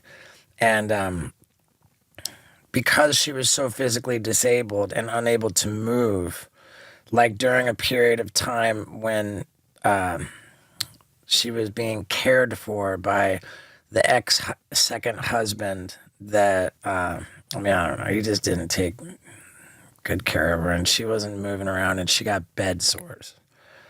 And bed sores are the most horrific fucking thing, and they're so unfair because they happen to people who are by definition helpless. They can't move, and like what it is like, because you don't move for like such a long time, like pressure on one area just until like it just dies, and then like a big hole just, like my mom, it was like the size of like a fruit, was just like a hole like in her butt cheek with all like the nerves. And she was just like crying in pain. And it was just, dude, like nothing will fuck you up more than hearing your mom like cry in agony, like every day, like that. Yeah. That's the most trauma that I've ever been through in my life. And she survived that way for 5 years. And then ultimately, like, we were at the end. She was in the hospital with a do not resuscitate order on the bottom of her bed. Like, if anything, don't do anything, just let her die. That's what do not resuscitate means. And it was like, what do you do? So I came in, I had just, the tattoos on my knuckles were like still bloody. And I walked into my mom's hospital room, and I knew it's do not resuscitate. Like, this is the end. And like, what do you say? Like, my mom and I were close too, man. Like, my sister was close with my dad, and I was close with my mom. Like, I took after my mom. I see. And like, I walked in, and I'm like, what do you even say? And so I didn't know what to fucking say. Hey, mom. So like, this is it, huh? Like, like, I walk into her room, and I walk up to her, and I go, hey, Ma, check out my new tattoo. Right? Like, and I hold up my knuckles to her, and she like looks, and she like squints, and she goes, shit, fuck. And this like pained like giggle. She'd fucking go, and then she said again, shit, fuck. And then she goes, my son is a shit fuck. And it's like, it was literally the last time my mom ever laughed. God, dude. The last time she ever laughed, like the last semblance of happiness, like the last like thing resembling joy that my mom experienced was laughing that I'm such a shit fuck that I have a tattoo. My son is a shit fuck. And she thought, and of course she thought that was funny. Like that was her, like I take after her, and so like she loved making fun of me, and she did it until the bitter end, and so the fact that those shit fuck tattoos, like, were they represented the last time my mom ever laughed, like the last time she ever had anything close to joy. Like, that made those tattoos. Like, that's my favorite. That's my. And then ultimately, like, after I had them for 10 years, my mom died on November 7th of 2003. I got those tattoos in October of 2003. And I had them for more than a decade. And when I got out of sex addict rehab, and I was in this men's therapy group, all sex addicts, and like we would meet every week, and like, like healthy therapy and stuff. And they were all like pretty successful guys, like in the group, like pretty wealthy. I was like probably the least wealthy person in the group. And one of them, one night, it was at the end of 2013 or the beginning of 2014. The guy was like, the guy in my group, my therapy group, he says, man, I'm looking at your hands, and I gotta say, it just makes me sad. He says, it just makes me sad. He says, I'm struck by the feeling that whatever it was that made you do that to yourself, this is a sad thing. He saw it as like a catastrophically self-destructive, like self-harming, like horrible thing that I did to myself. And I was like, oh, this, like, and I told him the story about my mom laughing for the last time. And I went on to say like I've had these for 10 years. It never ever, like, I'm really proud that it's never held me back. You know, like, and the same guy went on to say, wow, you know, this beautiful story about your mom. So it just goes to show that, like, you know, you just can't judge things. Like, you don't necessarily, like, what you think when you see something, it could be something totally different. He's like, Yeah. that was a beautiful story. But it was after that therapy session that night that I decided, I was like, wow, you know, like, I don't want to bum people out, you know. I don't want people to look at my hands and like be bummed. And I just felt like I felt that whoever I was trying to impress with my knuckle tattoos, they never really cared. Like when I got the shit, fucking, I'd planned it for a while. I was like, Ozzy Osbourne was my hero, Yeah. and because he was the gnarliest guy ever to walk the earth. Like the gnarliest guy, and he had Ozzy tattooed on his knuckles, and I was like, oh dude, I'm gonna take it a step further. I'm gonna be gnarlier than Ozzy. I'm gonna get the same kind of tattoos he's got, but it's gonna be shit and fuck. Like it was like an homage, like to honor Ozzy and to like make Ozzy proud, because I took it even further. I'm even gnarlier. Yeah. I got to show it to him. Yeah. I met him one time and I showed him. What do you say? What do you say? He said,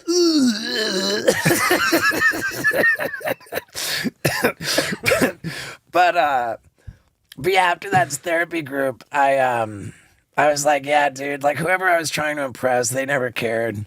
Like, it's cool, I did it, you know, like, and now I just felt that they had outlived their usefulness, and I was ready to part with them. Yeah. So I got them lasered off. Yeah. Bittersweet, because I fucking love those tattoos. Now I got the dick on my forehead, and same thing, like, it's really pushing it as far as outliving its usefulness. Yeah. Its usefulness is really wearing thin. No, that's great. All right, we got to be wrapping it up pretty soon, huh? How many more questions? There's one more question. One more. Yeah. That was a beautiful story. I can't believe I've never heard that before. Yeah, I don't know that. I don't really run around telling that story a whole lot. Yeah. All right. Question number 20 comes from Winter. I'm just going to spell it out. WINTRKAELTE. Sorry, I didn't want to mess up your name. Question 20. He asks, how does one cope with the finiteness of life? The finiteness. The finiteness. Okay. How does one cope with the finiteness of life? I feel that I can only interpret this question as opposed to answer it.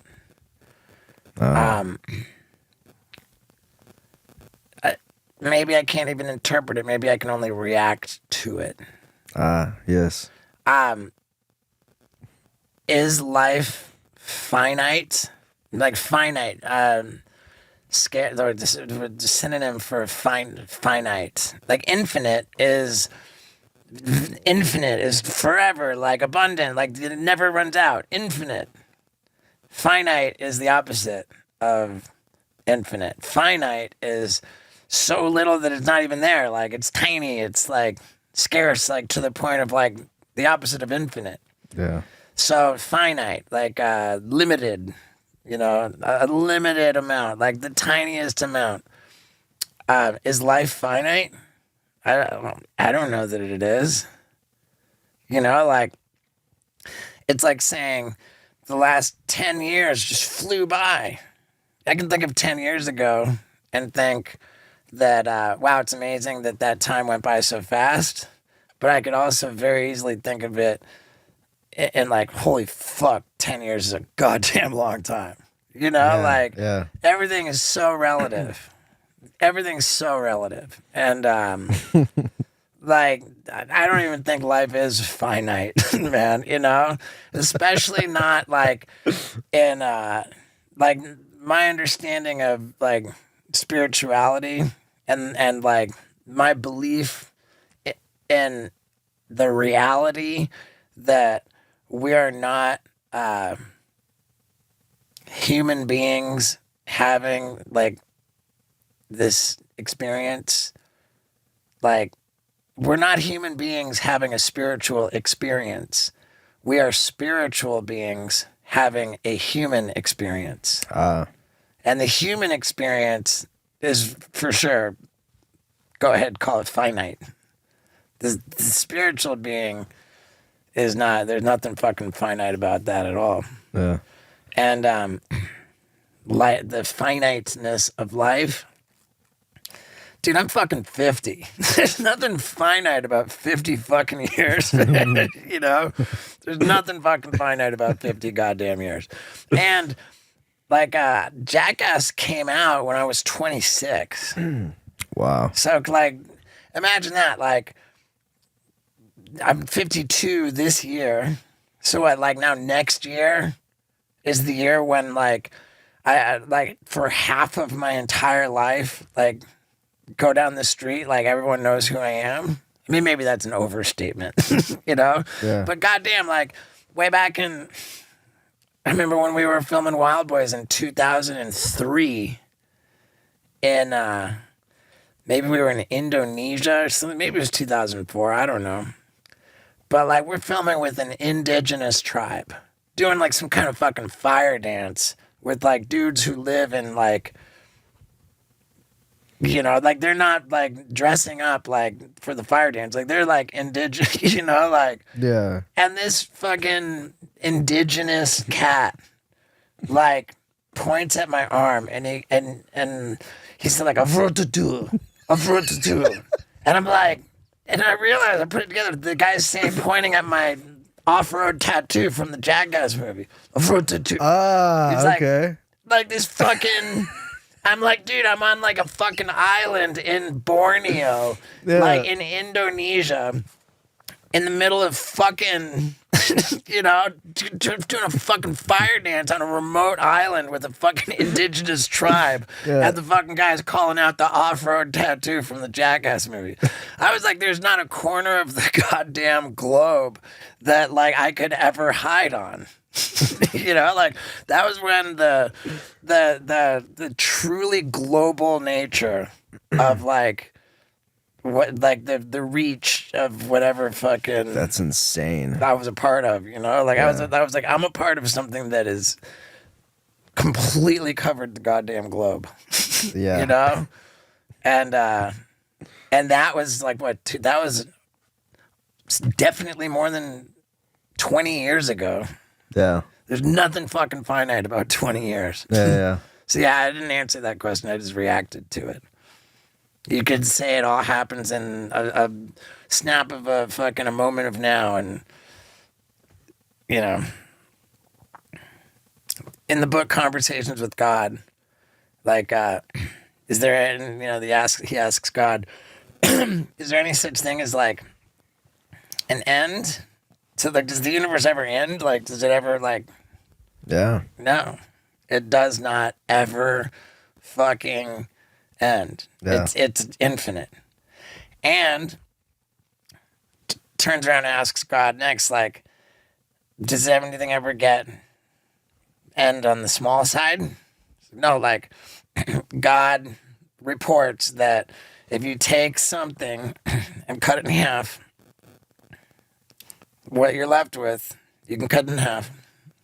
And then that, like, there's never a point when you can't keep cutting it in half. Yeah. You've never reached, like, so both ends, like, it never stops.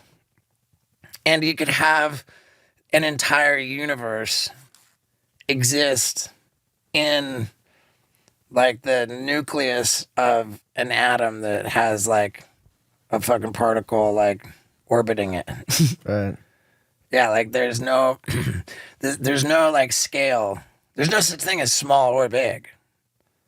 So there's no such thing as finite. You can keep cutting finite. You know, you can cut it in half, like a million more fucking times. You can still cut it in half.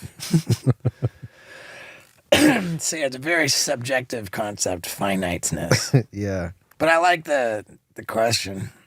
Yeah. All right, dude. This was a healthy exercise, I think, man. Yeah. Yeah.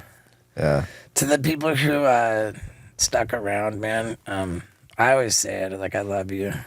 And I always mean it. I love you. It was important that we did this, man. Like, the podcast has felt like a chore a lot. And Yeah. this didn't feel like a fucking chore, not one bit. Yeah. It felt like How long has it been going? an hour 46. Sick. All right. Let's call it a day, man. I fucking love you, dude. Thank you for this. I love you, man. Thanks for having me with you on this journey. Yeah, dog. All right, folks. This is the outro of the episode, and I have Lux on speakerphone because she has some thoughts about how I characterized our relationship status. You sneaky, sneaky guy. Yeah. I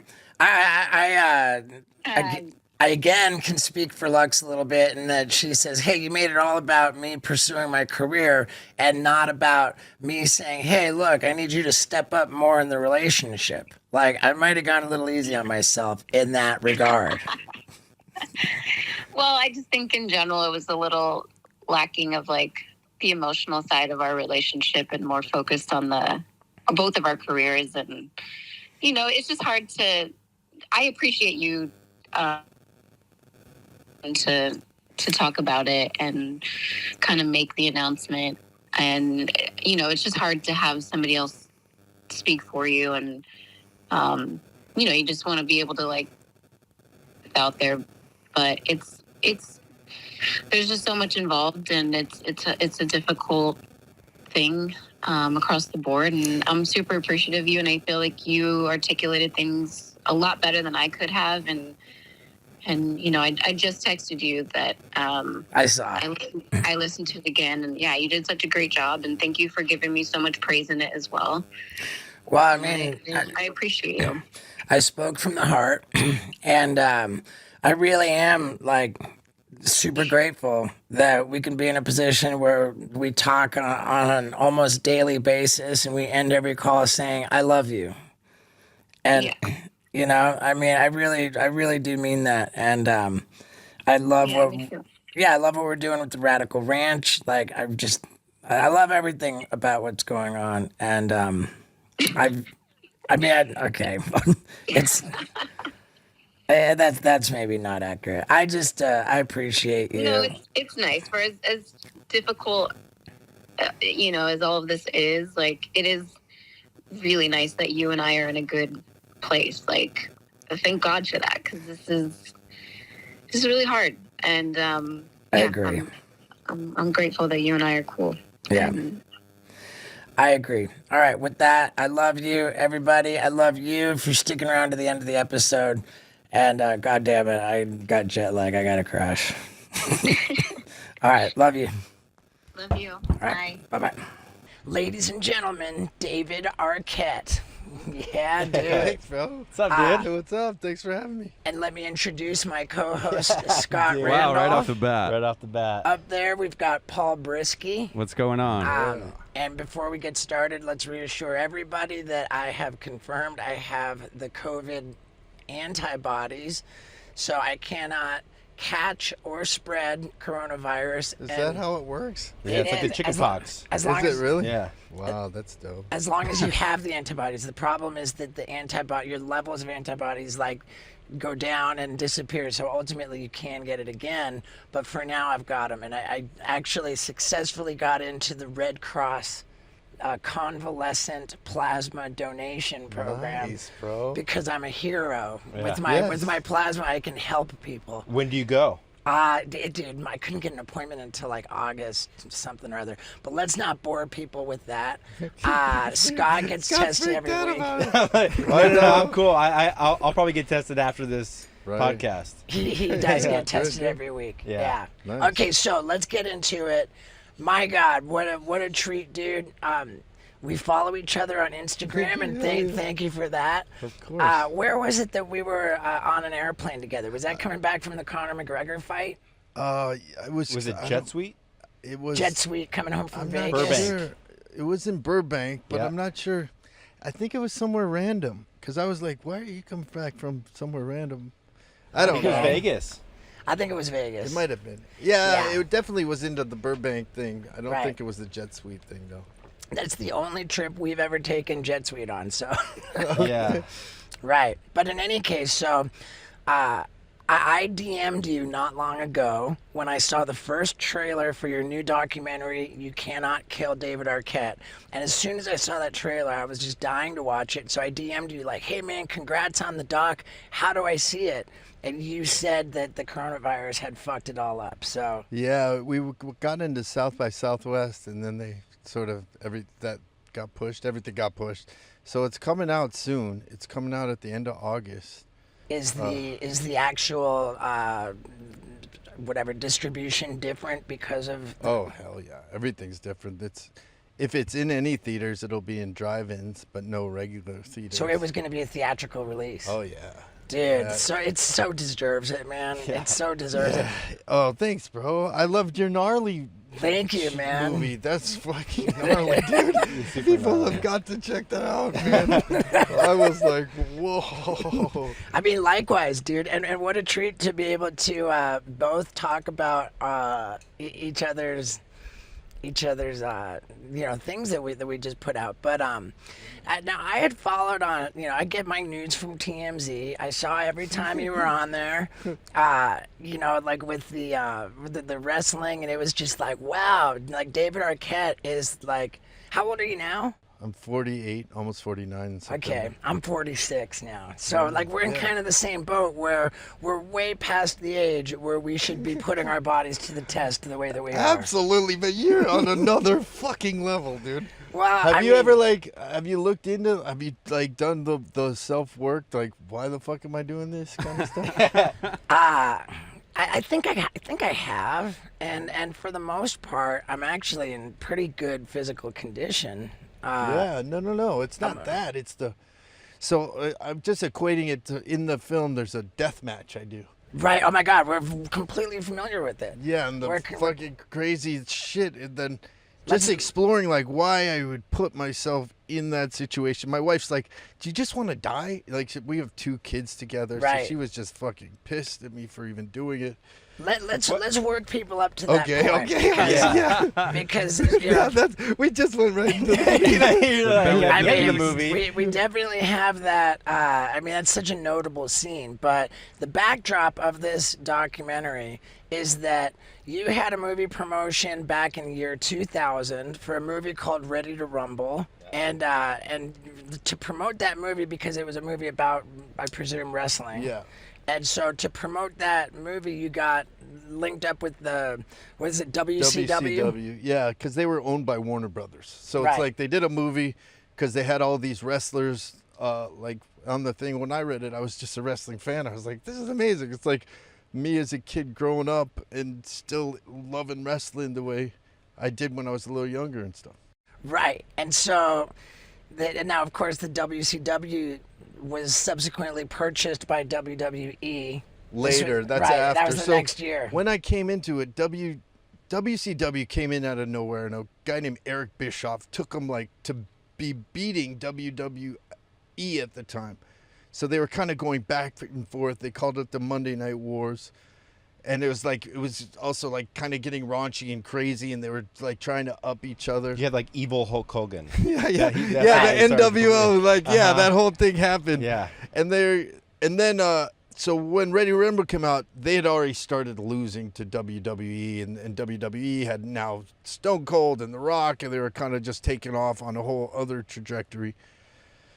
So it was sort of like a effort of just getting publicity for the movie, getting publicity for WCW, but they made me the champion. Right. And They wrestling fans got pissed. Yeah, they decided that to promote your movie, they would actually have you win the heavyweight championship title in the WCW.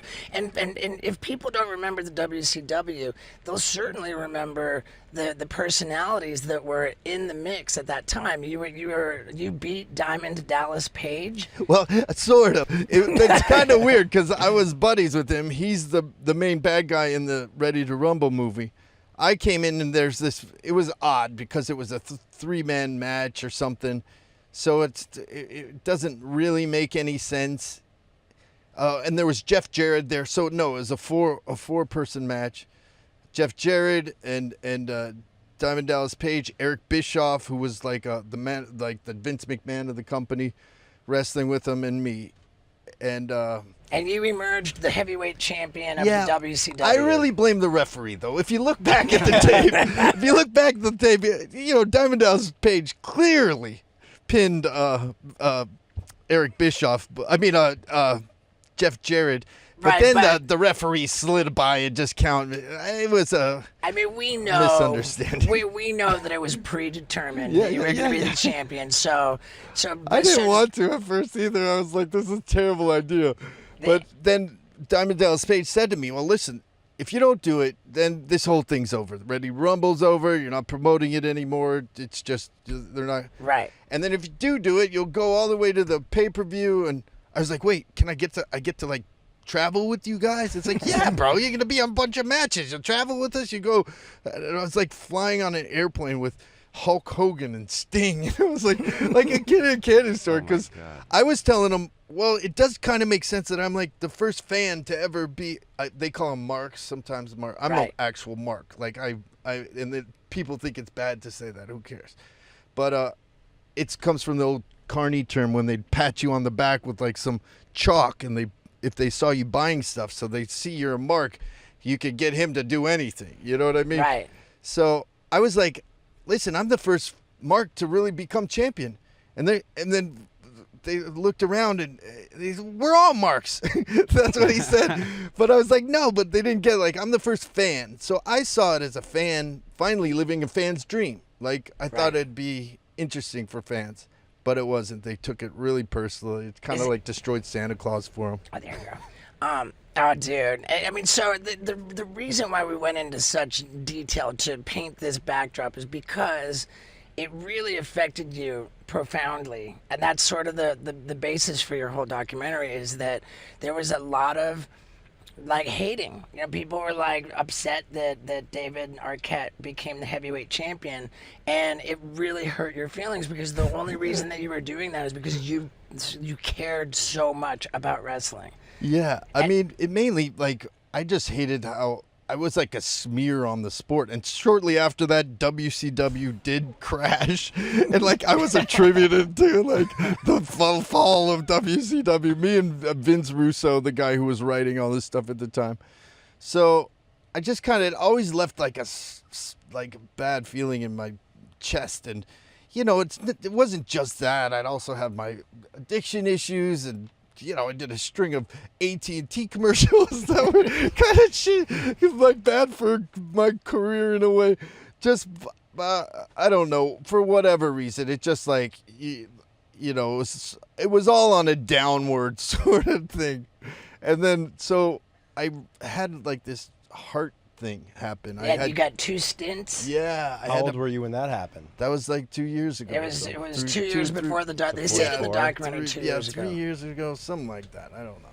And, but I had a and then bad you're reaction. on blood thinners too. Yeah. You get on all these crazy blood thinners for the year after. And when you're taking blood thinners, if you get any kind of a cut, it's just a bloodbath. Yeah, and internally, especially if you get cut internally, you could just die because it's too thin and it's crazy. So they were telling me it was too dangerous to do. But you know all about the danger. Dude, it read throughout the documentary that what you were doing with all this wrestling. You were just not. you were vulnerable, not just because of your age, but because of your heart, because of like plenty of things, and you were getting hit like tremendously hard. Oh, dude, it is so painful. Have you ever tried? Dude, I had the experience too, and like the thing is, people are very protective of wrestlers. Yeah. You know, they're protective of their art, and my experience being me going in the WWE ring, I got beaten into a blackout. I do not remember leaving the ring. Like, they don't really want like some Hollywood hotshot to come in there and you know. But to be honest, that's kind of like a lot of the matches, bro. It's not Right. It's not like it's choreographed, but it's fucking painful, bro. It's like I never knew how intense. It's more choreographed MMA to a certain degree. I mean, a lot of the old timers can do it a lot better, and they can make their shots look. A lot of the new guys coming up came up backyard wrestling. It's a totally different thing. People are just kicking people in the face. Like, Yeah. It's real shit. Like, For sure. And I remember when I did the WWE, we would like kind of walked through like the main points of the match. And we walked and I was like, wow, you know, it's pretty heavy. But then when we were actually live during the event, it was a whole other story. I was like, hold on, dude, that's not how we walked through it. You know, like, or remember and forgetting. But did they take advantage of you? You might have like. Well, who were you wrestling with? Well, he got mad at you. Yeah. Right? They did? This guy, Umaga. Yeah. He's since passed away, the Samoan bulldozer. Oh. And in his defense, I did not know that the match isn't over until you play dead and stop moving. And so he hit me, and I'm like rolling around. I'm like, oh man, that was crazy, you know. And he's just like, don't do that, you know. And I didn't know. So he hit me again, and I'm like, wait, stop! It's supposed to be over. And so because I was still moving around, he kept hitting me, and he kept hitting me. He hit me with his elbow. You gotta sell.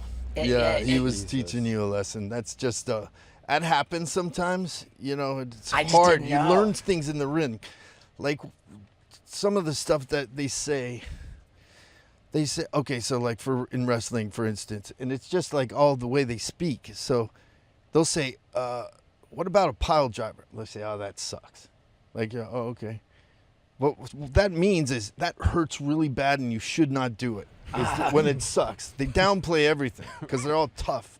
So they'll say it sucks, which means don't. That's super painful. So you just have to until you learn all these little things.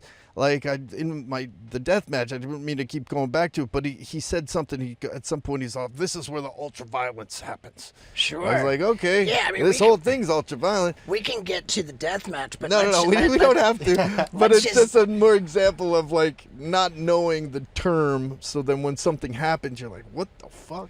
Right. Let's just establish that you came up with the idea. You were the heavyweight champion for a period of 2 weeks. Yeah. And then, what was it? It haunted me for 20 years. Yeah. 18 years later, you decide, all right, that's it. I'm gonna redeem myself in wrestling. Yeah, but when I went through the heart stent thing, I was like, thinking I might die. I'm like, well, my family loves me. My kids love me. My wife kind of loves me. I think she loves me. I hope she loves me. But all in all, you know, I've done some things I'm proud of, some things I am not. But all in all, great life. You know, it's a good time, whatever. But fuck, that wrestling thing. I wish wrestling. And I was like, why am I thinking about wrestling at like that it's so important? So it always been gnawing at me. It happened before the internet happened. So when the internet happened, started back up, I was just always the low bar, the joke. And I was just like, fuck that. Like, I never got to train properly. I didn't know what I was doing. They didn't let me do anything. They were just trying to protect me and not get me hurt. So my thing was I would get beat up. Someone would come and beat them up.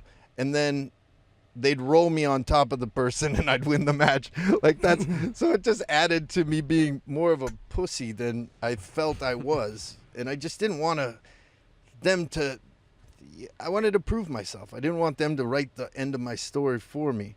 Right. And I wanted to honor wrestling and do a documentary like why did people get so mad at me and understand it from a more interesting place. And I learned a lot like through it.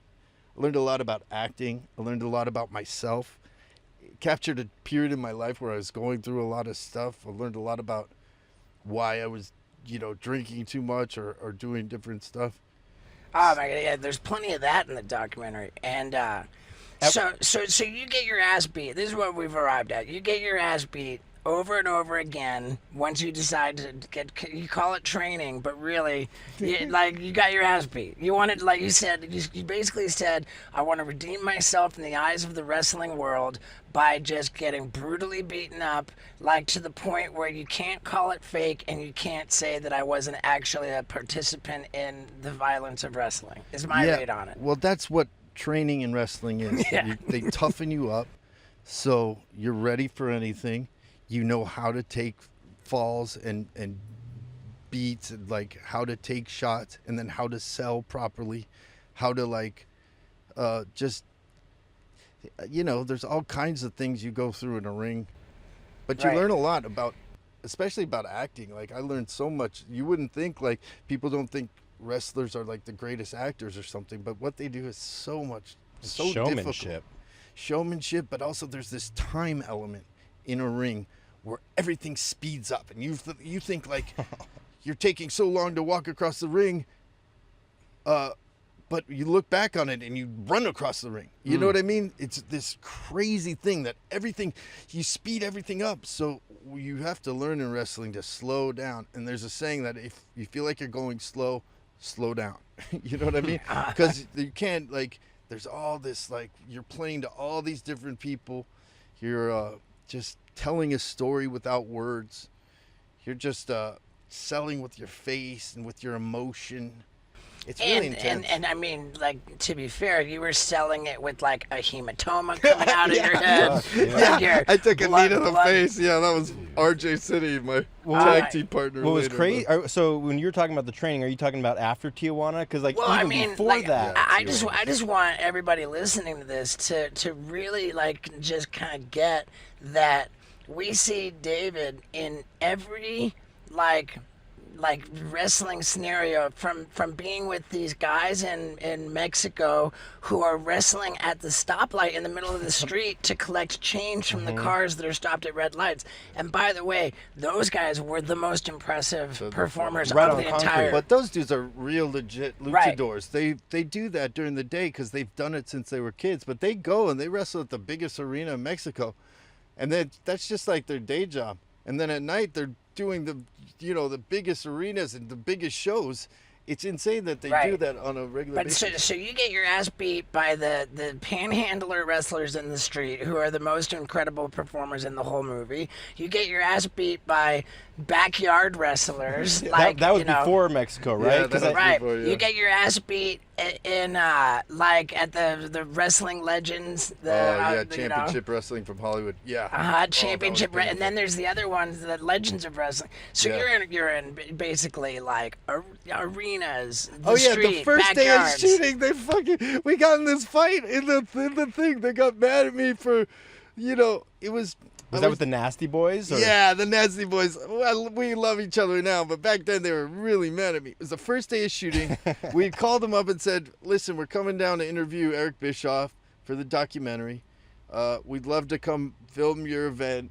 They're like, no, you can't film the event. Right. You wanted to get in the ring on that one, or? I wanted to, yeah. I wanted to just like do something, let's start something up. And I said, they said, you can't come film at our thing. No. And I was like, okay, well, we're still already booked all our flights. Let's go down to Detroit and interview Eric Bischoff. So we're planning to interview him the next day, during the day. But that evening, we're sitting and we're just doing B-roll. And we're sitting at the bar having a couple of drinks. And I'm sitting looking at Eric. And then behind me, all the wrestlers start to pile in. And it's the day before the show, the night before the show. And they're filming. And we're filming and we're talking. And then someone... Jerry Sags, one of the Nasty Boys, grabs the camera and throws it, like just breaks the camera. And I was like, what the hell's going on? Because I didn't know that they were going around with the camera. I thought it was just like me and Eric. And I didn't even know that all the wrestlers were the people that just piled into the bar. So this whole thing comes up. This big guy grabs me by the back of the neck. And I'm like, what happened? What happened? Like, they broke the camera. I was like, And I looked over at him, and he had this big long beard, and I grabbed his beard, and I said, "If you don't let go of my neck," and then his girlfriend punched me in the ear, and it was like the first day of shooting. It was amazing. Yeah. It was pretty intense, and they got mad, and it's understandable. There's a lot of like respect in wrestling. There's a lot of honor, and there's a lot of like stuff they've gone through. They put their lives like through so much Sure. pain that they don't want like outsiders coming Right, in. right. Plus, my take on it, and maybe I'm wrong, but my take is that there's a sensitivity around the idea that it's not actual fighting. You know, like Right. there's a staged element to it. There's a scripted element to it. It's predetermined who's going to win. So I think that's why you got such a hard time for being given the championship, not because like you did anything wrong or you were a bad person or anything negative to you, but the fact that you got given the heavyweight championship really exposed more. It exposed, oh wait a second, that makes wrestling look fake. And Yeah. granted, it is. Yeah. But that was over the line. It's not so fake. It's just right. choreographed. It's theater. Do you ever see that interview where the guy asked that, Oh, is yeah. wrestling fake? And Yeah, the John reporters got Sloss. fucked. Right. So He said, "Is that fake? That's an open hand slap." right? That open hand slaps are really bad. Like that's essentially a punch with an open hand. So open hand slap happens all the time. You have no idea how hard that hurts Right. until it happens. Right. I'm not. But you're right, right. on with all that, and especially the fact that I was an actor. Right, you an know, married actor. to like a girl I'm friends. Like, Right. it's just like at the time. I think that's why you took so much heat over it. That's why there was so much visceral hatred aimed at you, because there's a sensitivity in the wrestling community about anything which makes wrestling seem fake. Yeah. And so you took that very personally, and it really, really hurt you. And so now you come to I love wrestling. yeah, I mean, it's obvious you genuinely love it, and so you get into this whole thing, and you're in all of these different wrestling situations, getting legitimately hurt, which is just great entertainment. And we get to the death match. So in the death match, it's kind of a combination between the backyard wrestling, but it's in an arena. It's sort of this hybrid of like the backyard and the legit wrestling. And so what that means is that they've got these fluorescent light bulbs breaking everywhere. They've got more and more kind of like props in there. You're getting like thrown through like legit furniture, which is completely shattering, and you're getting all beat up. And I don't want to give away what it is, but at a point in this match, this death match, there's clearly something wrong. You know, you can tell. ultra violent. There's clearly something wrong, and the way that it's put together is so masterful, because I'll say, you see your hand go to your neck, and it's like what's that all about? It's very noticeable. Something's really wrong, and like and you just kind of see your wheels turning in your head, and you're like, okay, something's really wrong. I got to get out of the ring. But then as soon as you get out of the ring, you're like, nope, the match isn't over. And so you go back into the ring with what is evidently like a situation that's going on, and you go back into the ring, get beat up a little bit more, get pinned, the match is over, and then now you leave the ring and you beeline it for the hospital, where it is revealed that not only was something wrong, but it was absolutely life-threateningly wrong. And I think we should just let people go and watch You Cannot Kill David Arquette to find out what was so fucking wrong. Yeah. And I wouldn't give it away. But how long were you in the hospital after that match? Oh, I was in the hospital for like a week or so. They had to put some stuff back together. Well, the first time I went to the hospital, they just sewed it up. But then the next day, I went to actually a NXT, one of the WWE events, and I was feeling so like delirious in there that I had to go, and then I had like an infection. I had to go in for at least a week and a half, 2 weeks. Oh my God! It was like when they revealed what was wrong, it was like your heart sank. It was just like, oh, holy fuck! And then that is just the fact that you had that going on, and thought to yourself, I better get back in the ring and finish this match. That right there is your redemption in my eyes. Like the fact that you were passionate enough about wrestling to take a completely fucking life-threatening situation and disregard it to go back into that ring and finish that match. Like if that's not wrestling, then I don't know what is. And that was my favorite line in the movie when the one guy said that. Yeah, I mean, dude. It's complicated as far as all that goes, and I don't want to reveal too much either. So I don't know how We much don't I want to talk yeah, about it. But we don't have to get now. Like, I did think I was dying though. Yeah, It looked like you were dying. laceration right by. I tried to. no. What's not in the movie? I tried to pin the guy, just to like, if I'm dying, let me win. But I wasn't supposed to win, so he kicked out, and I did it again. I was like, and then I was like, fuck it, I gotta get out of here. And Luke Perry was there. And yeah, he drove you there. He was in the car that drove you to the hospital. Yeah, his son Jack Perry, who's an amazing wrestler. Oh, dude. Jungle Boy. Incredible. He's fucking amazing. Dude, that was your dopest move in the whole movie. You saved it for the last scene. Yeah. That double- actually is because of him. Like whenever you look really good in a wrestling match, if you're not too skilled, it's typically because the other person can make people look really good. I would agree, but that was a double. That was a two-man move. Yeah, that's like called a Canadian destroyer. It's pretty intense. Dude, it's an intense move. That was like holy, dude. You ended on a banger, dude. That last scene, that last scene was like holy shit, because I particularly love acrobatics, and that was just a badass move. So, what is it, Jack Perry? Jack Perry, Jungle Boy is his name. Dude, But shout that out guy's to a movie him. star. He's gonna be a huge star. And that's Luke Perry's son. Yeah, and he's at AEW, which is another emerging huge wrestling thing. It's crazy that a few of the people, like my trainer Peter Avalon, he trained me, and he's the librarian at AEW. He's a really incredible wrestler. He trained me in the backyard. I have a ring. Yeah. And we just trained all the time, a couple times a week at least, and and then now Jack and a bunch of guys come over and wrestle. It was really like what I always wanted anyway, just to sort of be a part of it, be one of the boys, For sure. Okay, so there's also a big component of the movie as it relates to mental health and like addiction issues. And there's this one scene that I mean, I don't know how much you want to say about it, if you don't even want to say what kind of a treatment it was, but where you're losing your mind and that's hard for me to watch. I'm one of the producers. My wife really produced this whole movie. At first she didn't believe.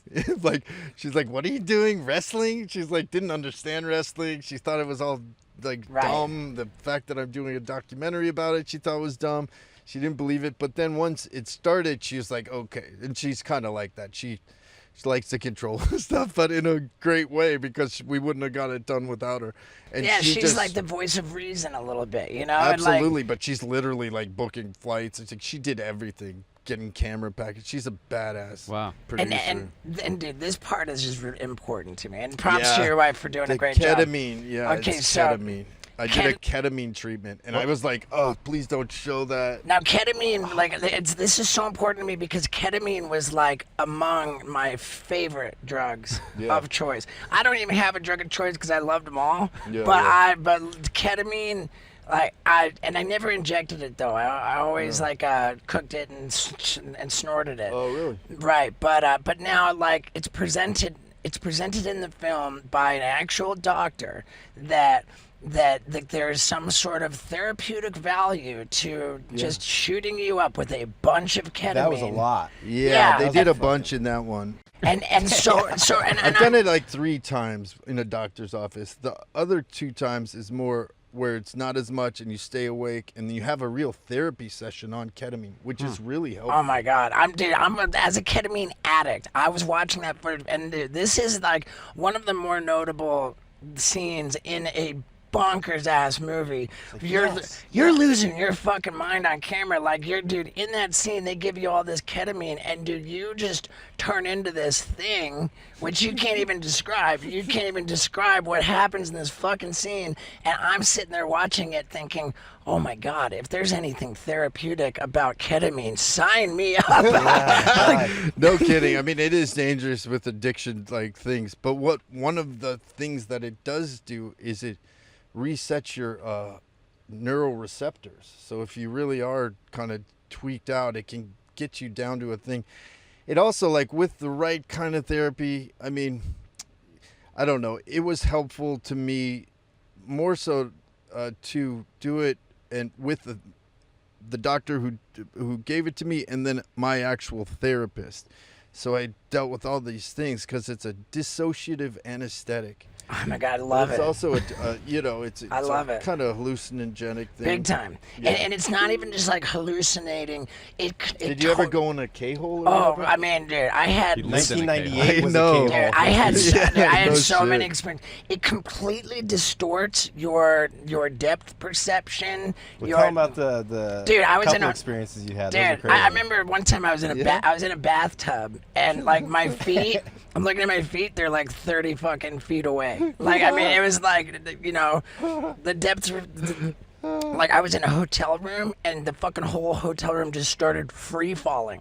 Like, I'm in it, and I'm like, what the fuck? I'm free falling, and I looked up, and I could actually see like a shaft that through which the elevator, the not an elevator, the hotel room was falling, and I was just like, oh my God, having this experience. I remember thinking like, Jim Morrison doesn't have shit on me. I love that. That's such a good thing. I was just like, That's dude, awesome. That's dude, your like, thought. that was my thought. I was like, that. this is the coolest. Oh, by the fucking- way, he doesn't. You way outdrug Jim Morrison, bro. Yeah. Dude, in your documentary, I was like, oh man, I saw some of the monster faces, and I was like, ooh. I'd gone to the dark side a few times, but I mean more than a few times, but I'd seen that dark side, and that's a real scary monster place to go. Yeah, man. dude. Especially cocaine and speed, shit like that. It's just like, ah. Did the Yeah. ketamine treatments help? They did, man. They did. You know, like specifically, I was thinking about my parents and their relationship, and that they had a like troubled relationship. We're always arguing about money, and I had this little heavy pain, and I'm like, wait, they're both dead. And I was like, turned to my doctors, and they're like, yeah. I was like, so all that pain is just in me. They're like, that's exactly where it is. I mean, it's, you know, there's generational pain that no matter if the people are gone, it still lives there. So then you have to figure out how to lift it, how to get rid of it. And that session alone did lift it quite a bit. After the session, did you feel like you wanted to do more? Were you like, fuck, I wish I would have done more Steve's like, ketamine? No, you, I mean, like, that's sussing the it out. problem. You have to like get to a place where like the addict thing, that's a whole thing that you have to like figure out, be it through a program, be it through like just, you know, the self working on yourself. But I was like, through that whole process, I started figuring out, and with the death match, like, why am I doing this? Why am I like hurting myself? Or, you know, and it went to a bunch of different stuff. Like, I found myself getting really mad with my wife one time when she did something that made me feel stupid. And I was like, okay, she didn't mean it that way. Like, after I could get my wits about me. She didn't mean it that way. And I was flashed to when I was a kid, like I couldn't read, and I had dyslexia, and this one teacher put me in front of the class, and I was like it just made me feel stupid. So then I had gone through life feeling like, you're just stupid. You're so stupid, like just telling you. So what that does is it creates a neural pathway within your brain that there's a I'm just stupid neural pathway. So when Shame that loop. Yeah, exactly. Yeah. So it's these rabbit holes we go down. Shame, whatever it is, like, oh, I'm a piece of shit, ooh, whatever that is, you fucking don't deserve to live, ooh, whatever that is, a neural pathway. So what you have to do is reset your neural pathways. And you can do it with anything. There's this book called Love Yourself Like Your Life Depends on It. And that is just a process of saying, I love myself. I love myself. And then what I use to combat the self-abuse part. So then you start this neural pathway that's, I love myself. And like when I start feeling some of that shit, as silly as it sounds, I'll repeat it in my head. I'll breathe and do it out loud. I'll do different exercises and meditations to set new neural pathways. So you set these new neural pathways, so when you see yourself going down that one, it's like, oh no, go to this one. And then once they're thick enough, they start going down those neural pathways. It's like, oh, I'm not a piece of shit. I love myself. I'm awesome. Yeah. This is great. I love myself. And does the ketamine allow you to be like honest about it? Is it like just an A to B quick route to like? So ketamine lasts, a couple hours or something, It's like a truth serum. Not if you keep doing it. Exactly. That's the whole thing with any kind of addiction and stuff. But I've noticed that even if I smoke pot or if I have a couple drinks, that lasts. Like the energy, me getting upset, just it affects me. Yeah, so you have to start seeing, like, how do you want to engage in the world? And, like, how do you want to be? Because I've tried AA and all that stuff, and I'm just not, I don't know. I know it works for a lot of people, and I love it. I really do. The whole process, that whole stuff is incredible. But I couldn't, like, be sober all the time. But, I'm finding now that I am sober all the time. It's more healthy for me, but I'm doing the neural pathway stuff and the positive kind of things, and I've figured out that when I do charity, it makes me feel really good. When I like exercise, it makes me feel really good. And then when you reset all your neural receptors, you're like, oh, it's almost like your life becomes, and then you find, like, how can you laugh more? And that's the drug I want to learn how to do. So then how do I do a life that's filled with more joy and happiness? You know what I mean? And then you become living this drug that we're always kind of searching for. But a lot of the drugs that you do have effects, or if you're an addict like I am, you just want to go deep into it. So yeah, I had to like not do ketamine anymore. Right. You know what I mean? I did it for a little period of time. I did some micro dosing of it, which is almost like it helped a little, but it's like maybe a little scratch and I'm in charge of this palette of fucking little things that I'm chipping one little piece off a day. Where an addict is just like, you can't. the horrifying underdose. anything but the underdose. we were doing a stunt one time, and it was like for Steve, it was like, take one Cialis, and Steve's like, give me 4. It's like, yeah, I always did that too. Yeah. Like, extra. Yeah. Right. Just yeah. How can you cope? And like the whole thing, like, can I maintain the? I did this one thing, like this one project. It was the only one that I'd ever been sort of high on, but I was like, can I stay up all night and on all this and still maintain tomorrow? And not so good. Now, you said that, like, the whole 12-step, you can't do that. And I think the position of anybody in our position, we're total full-on sober dudes. And the position of any, like, really sober person is, look, if you can pull it off, like, we don't care, like we don't, like, care if you do it or don't do it. We just, like, that's what it's all about, is like, hey, if you find that when you take a drink that you can't control how much you drink and you can't stop drinking, and then if you find that over and over and over and over, then we present to you that maybe you should do what we do. But brother, if you can, like, drink sometimes and then stop completely, moderate, then our hats are off to you. But that's also a slippery slope, because it's the addict's, like, job to kill you. That's what it wants to do. It wants to fucking kill you, no matter what. So it could be a long walk down a long plank, but you know what I mean. So I know that. So I don't want to ever do that. And I also want to do things. I know also that all of my worst decisions that I've ever made have been sort of either when I'm drunk or something. Right. So I just don't want to make those same mistakes anymore. Sure. That's But good, I man. have had the experience that I can have a glass of wine and just like that, and it's the underdose, which, you know what I mean? You definitely want more, but, you know, you also don't. Like, I don't know. I'm sick of, like, regretting shit.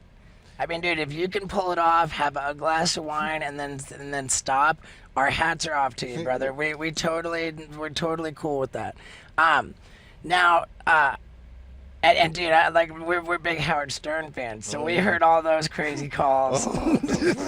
Man, speaking of like bad decisions, Yeah. I know, regretful, crazy times. I remember really feeling for you because I had known that you were sober for a period before that, and it was like, oh, okay, David's not sober anymore. Yeah. And dude, you were not in a good place on those calls, but like, Especially those last ones. I was really bitter and angry. What happens too is it doesn't become fun anymore. dude, you were furious at the world for not being loving enough. Exactly. Yeah, you were straight up furious.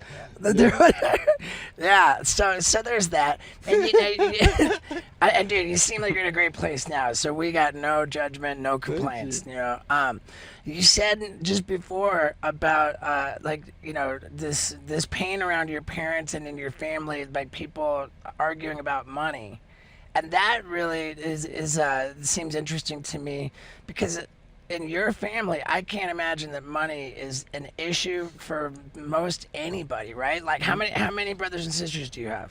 Alive, one brother and two sisters.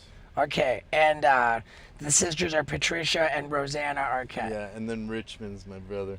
Yeah. You know, Richmond's the best. He's got the best like Arquette trivia ever, because he's an actor too, but a writer mainly, and then he's the guy who delivered the box to Brad Pitt in Seven. That's What's in the box? So I don't know, man. That's my brother. That's my great. favorite. Wow. Yeah, he's in all of David Fincher's movies, or a lot of them.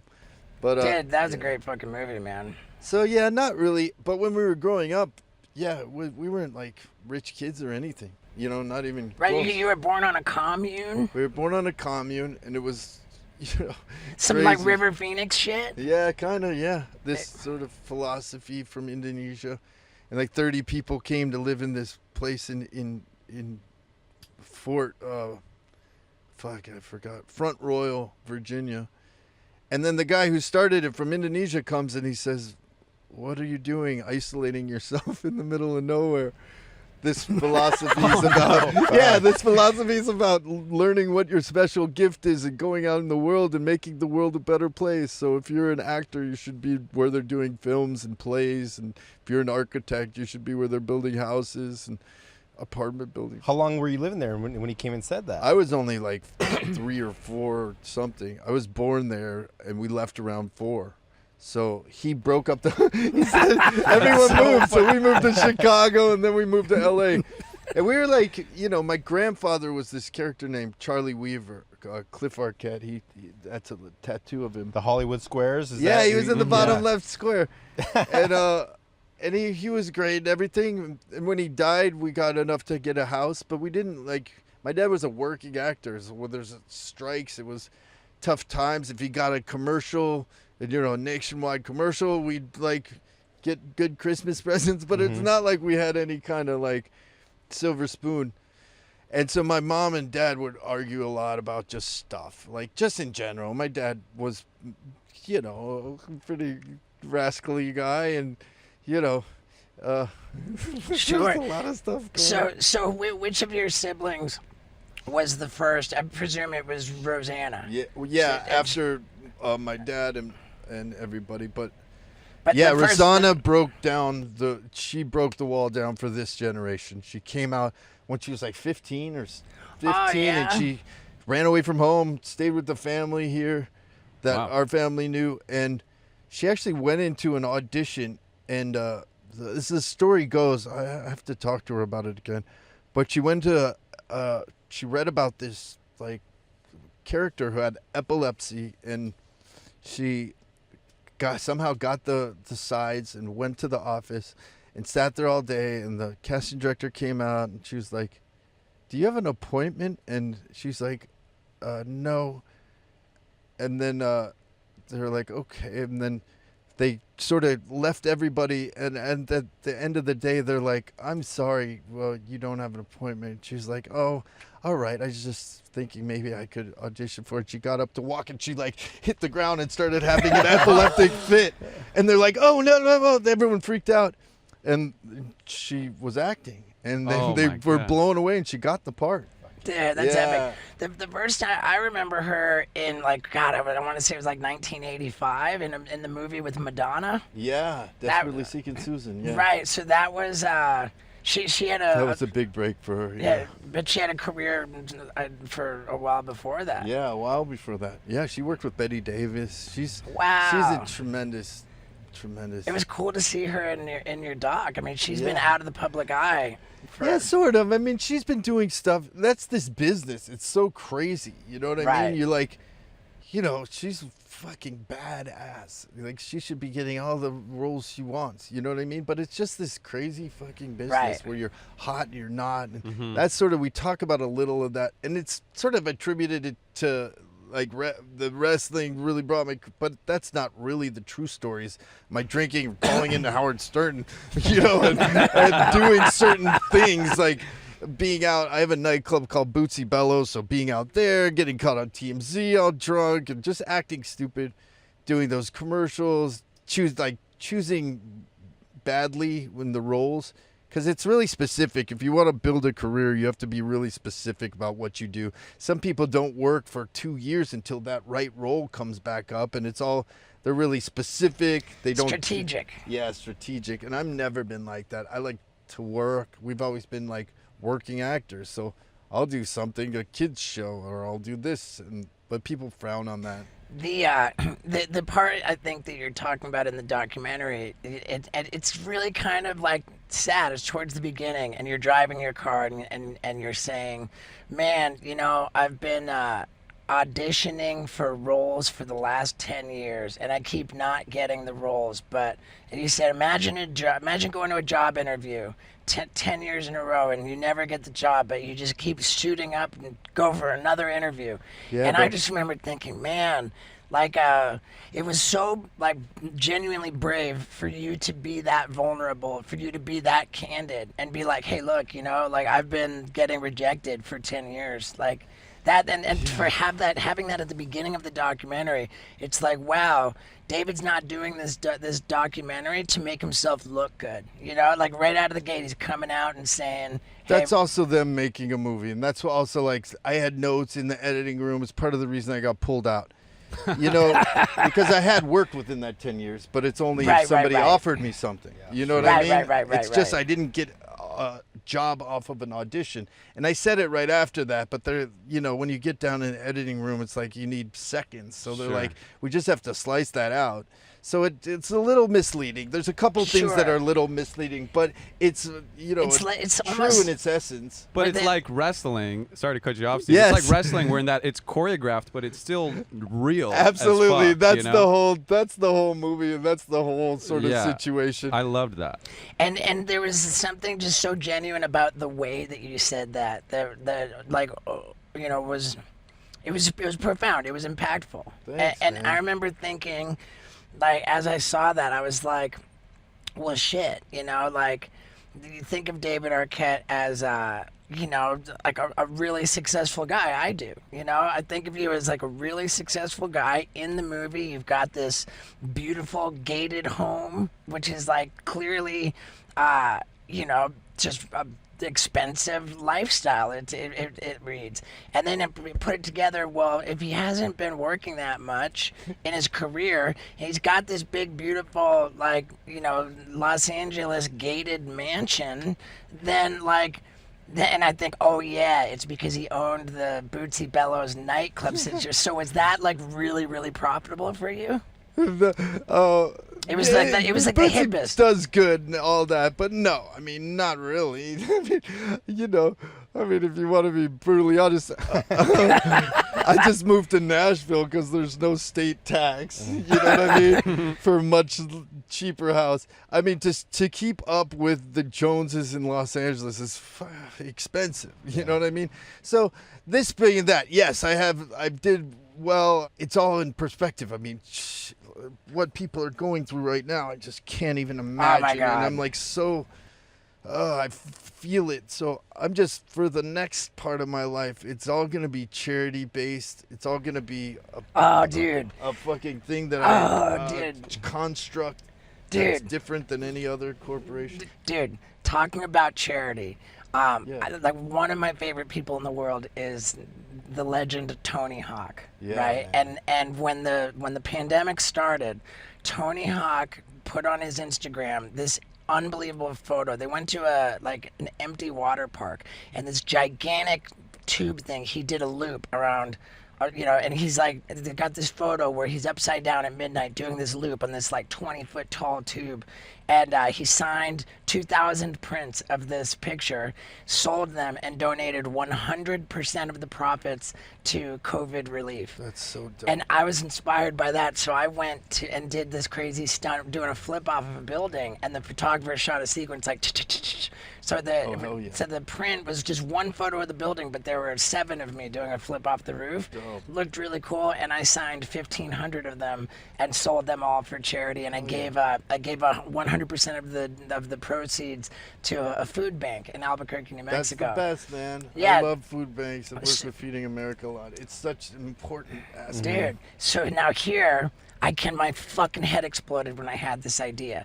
It came from Tony Hawk. Take a dope-ass fucking picture, sign, 1,000 or however, just sign a shit ton of them, and then sell them and donate 100% of the proceeds to charity.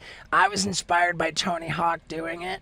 I did it myself, and then I thought, holy shit, what if it became a fucking thing called the 8x10 challenge, where we I nominate you to take a fucking photo and sign it and fucking sell it and donate it, and then you nominate someone else. The Awesome. 8x. Can you imagine if that actually spread in any capacity? Yeah, dude. What a staggering amount of fucking money would be raised for charity. I'm down. So Tony Hawk and I are gonna get together and shoot a double photo where I go up a ramp and I'm riding along a wall, and he's gonna be off a bigger ramp riding over me in the same picture. I love it. Yeah, I did a double picture with John Jones, the UFC champ. Yeah. And dude. I mean, I don't know. I put it out there, man. I think it's a solid way to raise money for charity. Awesome. Yeah, there's this whole wrestling group that approached me to do something to sign just for this gift thing, but I'll do that. I told them I didn't want to do it because I don't know. I guess that's not charity though. We should figure out how to do it for charity. And in your movie, you have this photo shoot to take like media shots or whatever, to sign. I mean, I think that you could tie it into promoting the actual I'm movie. down to tie it into promoting the movie, and when you're doing press, be like, hey man, like I've 100% for charity. I've got my wrestling headshots. Pick one of them. I like the Magic Man one. Yeah, I would love to have one of those. Wizard Yeah. Those are limited. I don't know where we've printed a few of them. Yeah, you get fucking that shit needs to get unlimited, dude. Maybe we'll do the Magic Man as the one we Yeah. signed. Dude, I love I mean, that. dude, and there's got to be like some kind of a covered in blood shot, or like, like some super gnarly action wrestling shot, which like represents for you like the craziest moment, like the most powerful fucking. My wrestling whole thing moment. is like I've done these signings and stuff, and I don't want to mess with wrestling, and a lot of people. It's part of It's their a little business. I know. It's a little late to not mess with wrestling. But I always feel bad. Like I don't know. I'm conflicted. I'm trying to come up with this. You can sell them online. I know. I'm trying to your come up with a charity. corporation. So a corporation's job is to limit human capital. You know what that is? Human capital. Yeah, there's human capital within every corporation, and it's a number. And it's the corporation's job to reduce that number. as So much you as it- mean to reduce expenses? Yes. So that you can increase profits. Yes. Okay. But human capital and that number represents people. Right. So human capital is people. It's literally people. So a corporation's job is to eliminate people. And then nobody's talking about it. So I want to figure out how to create a corporation where you measure it by the number of human capital that you're. I think a good example of that. Yes. Something, not like machines. That's it. Like, that's the game. Like, you have to prove to corporate America that the corporate capitalist structure is completely wrong.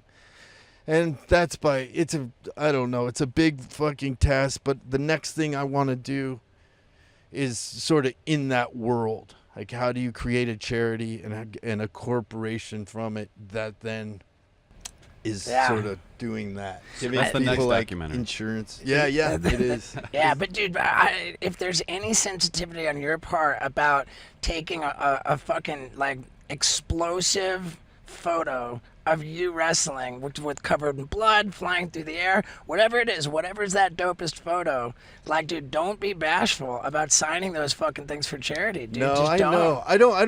I wouldn't be for charity, but I always feel like you go to these horror festivals, for instance, and you sign a bunch of stuff, and I just feel, I don't know. Like I know Comic-Con. I know it's a lot of people's livelihood because, you know, Yeah. a lot of the people at those festivals are literally living off these festivals, and I get it, but I always feel sort of compromised. I wish there could be like, I just don't like the idea of people who might not be able to afford it, like coming to meet me and sign something. You know what I mean? Right, and sir. like, if like instead of You like don't- putting food on the table kind of stuff, I Right. just always get like emotional, like push pull and.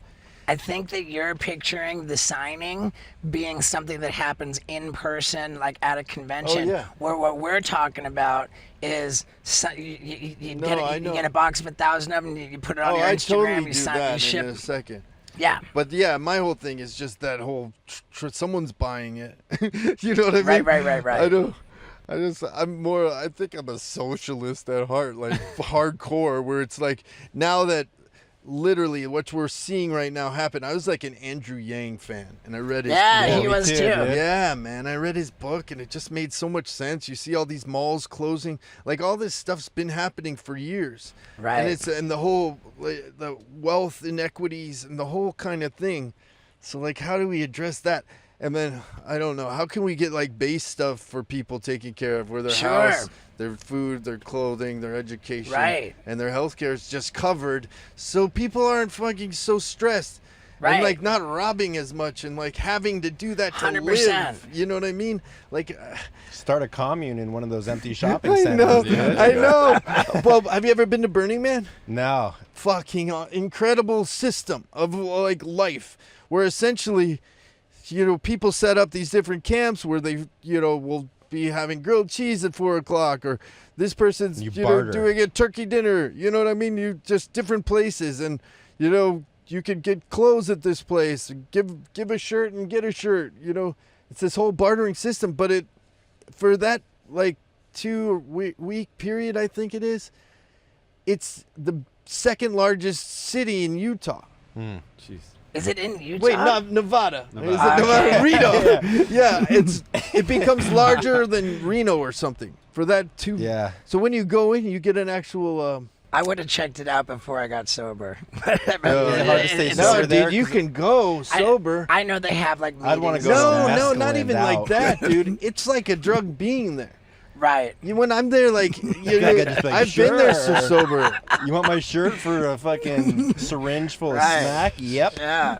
Yeah, I know. I mean, Right. yeah, you gotta be careful. Yeah, I mean, and whatever, dude. I think it's No, like, but it's like a drug being there. Like Yeah. every year I'm there. I'm like being like you're in a total windstorm, dirt storm, Right. and you're sitting there. I'm like, why the fuck do I do this? It's I'd be hideous. down to like take a And then- helicopter out there for a day. Yeah, and you can. bounce.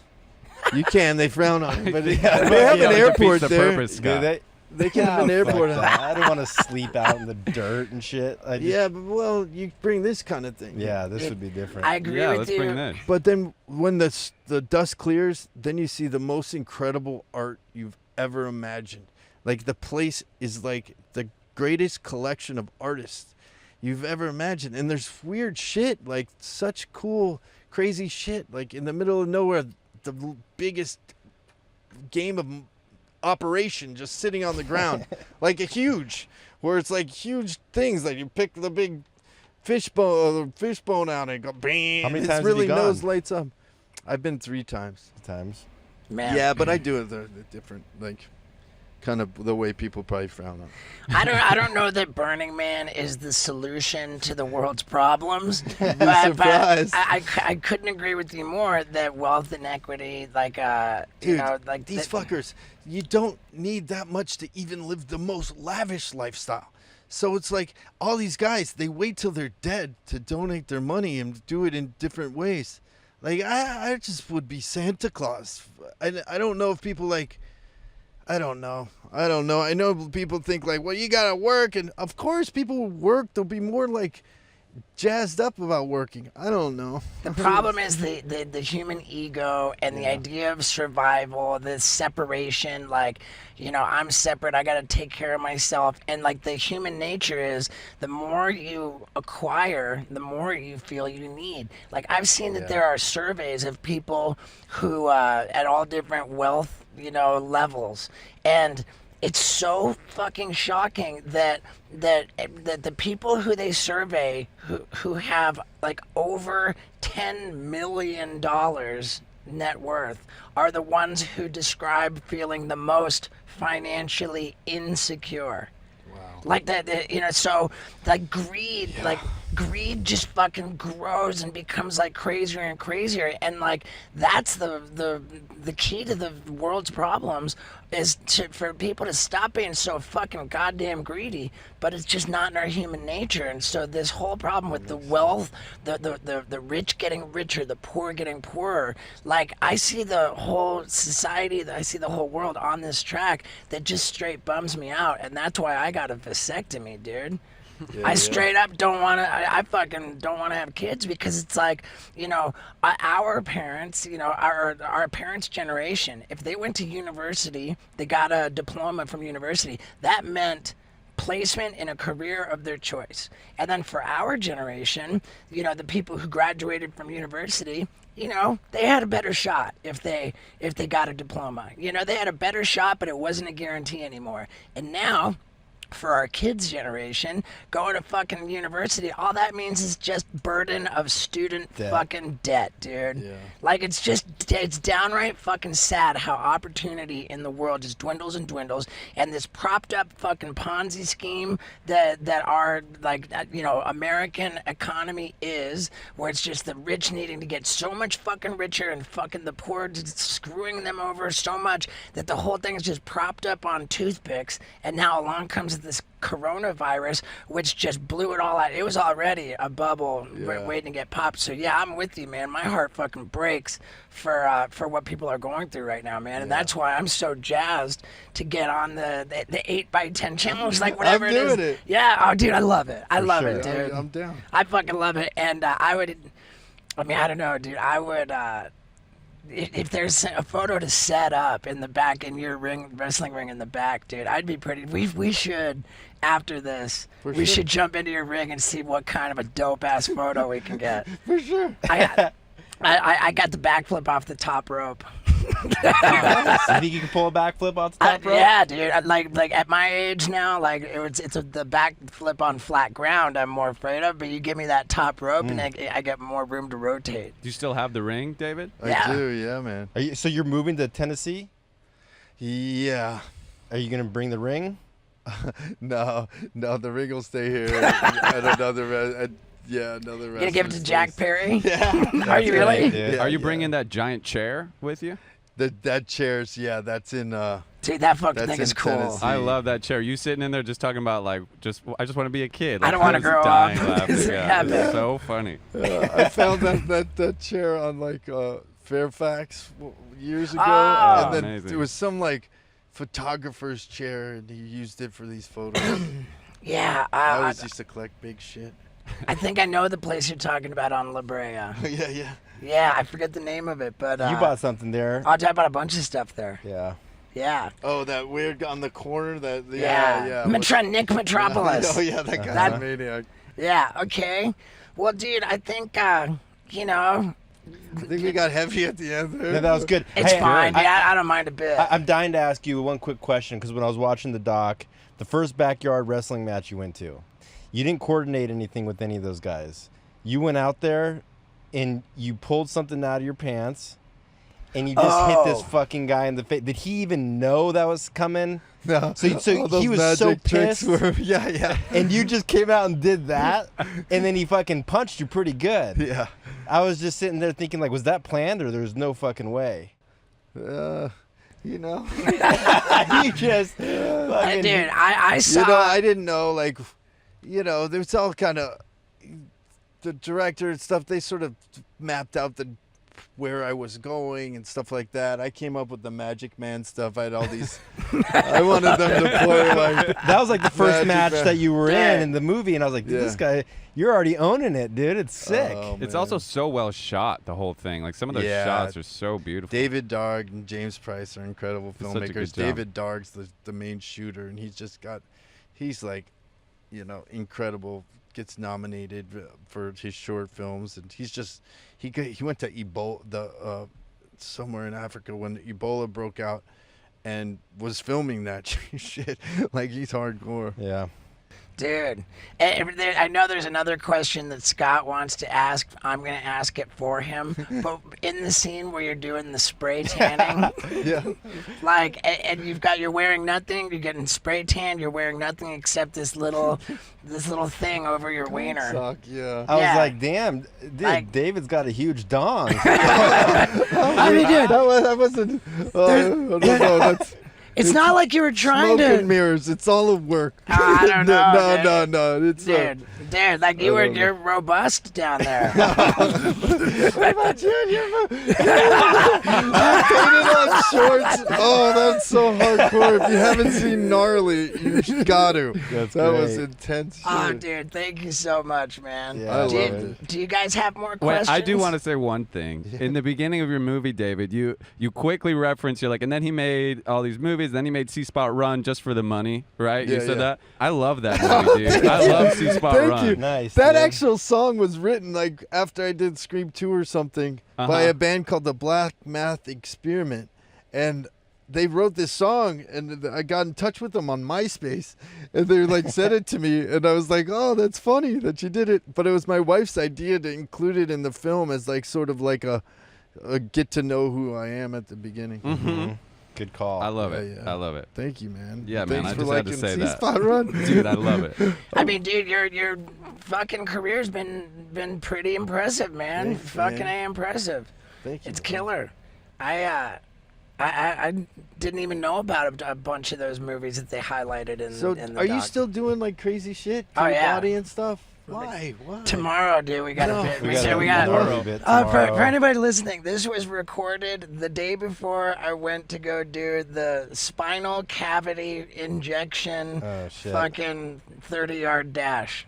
Or however many yards it takes. Oh, to you're fucking- getting They inject into my spinal cavity a drug called chloroprocaine, which won't give me a buzz or anything. I won't get high, but it will just straight paralyze me from the waist down. Like my legs will go completely paralyzed, and we don't have a straitjacket. Maybe we'll just tie my hands behind my back or give me a We'll handcuffs. probably have But some right- I had a handcuffs. straight jacket and it's in Nashville. Oh shit. Maybe we'll Get one at the. I'll at the- fucking. We should get a fucking straight jacket, dude. Let's go to a prop house or something on the way home. But yeah, dude. So they're gonna have like a thing in my spine, and it sounds crazy, a spinal cavity injection, but it's actually pretty safe. You can get one at the Magic Apple right here. If they're Ah, open. rad. And so they'll plunge it in, and like. Please don't Right, do like it. on your mark, like it's like on your mark, get set, plunge, and I'm just gonna start sprinting. So so I'm gonna run until my Until it legs hits you? legs are paralyzed. Hopefully, I'll eat shit like crazy. But then How long does it last? 45 minutes, my legs will be paralyzed, so I'll be on the ground and I can't get up. And I can't run away from the guys doing mean shit to me. Okay, why would you want to do this? I mean, I get it. I get your. It's for another stunt show? It's for another project. Oh, Yeah, okay. it's the follow up to Gnarly. Yeah. Oh, that is gnarly, dude. That is really gnarly. Yeah. Oh man, it's gonna be Oh great. man, maybe there'll be like some thing you learn. There's gonna be Do something you I always learned. learn from? I mean, whatever. Like I don't know if I learn anything, but I sure love getting killer fucking footage, man. Like, and I got a racing neck brace and a racing helmet so that like it prevents my. Oh, good. Like I can eat shit pretty much any way I want. I'm not gonna break my neck, and that's all I care about. Oh, that's cool. Yeah. Good. So at least you're being safer about it. Yeah. And I got like an actual medical professional who's gonna be in disguise. Oh, good. So yeah, dude, that's a good one. And yeah, I love getting footage, and that's tomorrow. And then before Don't this, even fucking hint at the next one. Because, I know, but the next one's gonna happen before this comes out. You want to tell them what you already did? I'll tell them what I already dude. You know how I got fucking. I'm telling them. Okay. You know how in the beginning of Gnarly, all the Jackass guys duct taped me to the truck? Yes. And it's a billboard truck? Yes. Dude, we're getting a fucking billboard in the middle of Hollywood, like an actual one that you drive by, and it's going to be the same billboard Gnarly. And we're going in there with fucking cherry pickers, like the thing that extends up, and we're fucking duct taping me to my own billboard in the middle of Hollywood, and we're fucking leaving me up there. And it says right there, available at stevo.com. Dude. Yeah, so that's next week. I love that because it doesn't seem as self-abusive. Yeah, well, I mean, dude. know what I mean? Is there a billboard above Bootsy Bellows? Hey, Yeah, you There's got one. outside of the building. there's a pot back here calling the kettle black. Right here, by the way, yes. I know, but now I'm trying to... Yeah, David, I'm curious. What's your takeaway from all this wrestling? Like you talked kind of earlier about why do I do this? Have you kind of...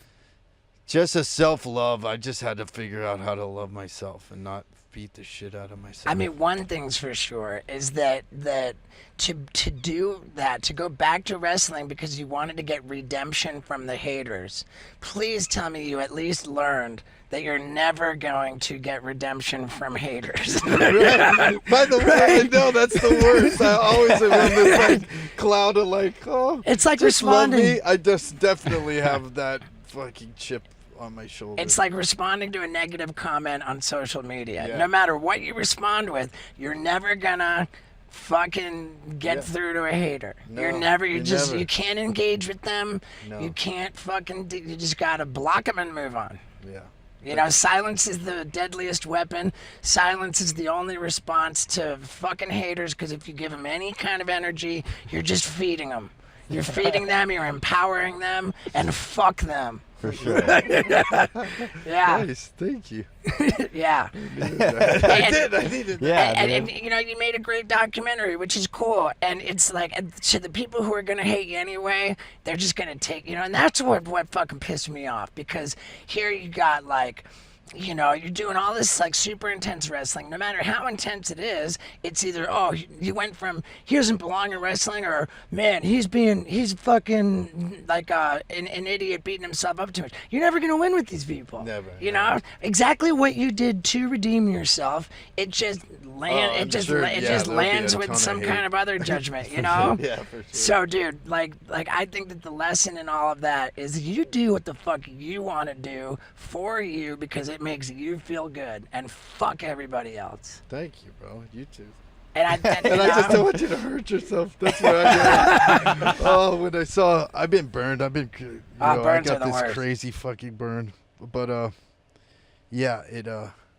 was just, and that was just on my hand. I can't imagine. Yeah, dude. I know, No, man. there's It's intense. So yeah, I don't know where to go from there, man. Thanks, I think, y'all. I think it's we're good. in fucking great shape, Super dude. the best, Really dude. good to hang with you, brother. You too, bro. Yeah, we're about the same age, man. Yeah, totally, we both man. look great. Good, dude. Yeah, dude, it's crazy, man. Did you go to high school? Fairfax High School. Yeah, and people in high school, people who you were in high school with, isn't it amazing how they look like shit? I know, yeah. Not know. everybody's lucky. We have our hair still. I know, right? Fucking. I know. Like it's a we whole look thing. we look pretty much like we always looked. Yeah, pretty much. Tony Gray's coming in now, though, dude. My Yeah. mom's like, dude, what's Gray this Fox. beard style you did? You shaved half your beard. I'm like, no, that's just the grays are there, and then it's. I brown know. on it. Have you did you see little patterns forming? We're like these little fucking animals. Dude, the worst is only one side of my head is really gray and the other one's kind of normal. So it's just You not. have like I got gray nose hairs now. Oh yeah, I'm starting to get those, dude. Thank God for Manscaped. Yeah, I wouldn't know without that weed whacker, dude. I don't know what I would do. Oh man. All right, hey dude, let's go check out the do it. wrestling ring. And check out the wrestling ring we did. He dove off one corner while I did a backflip over him from the other corner.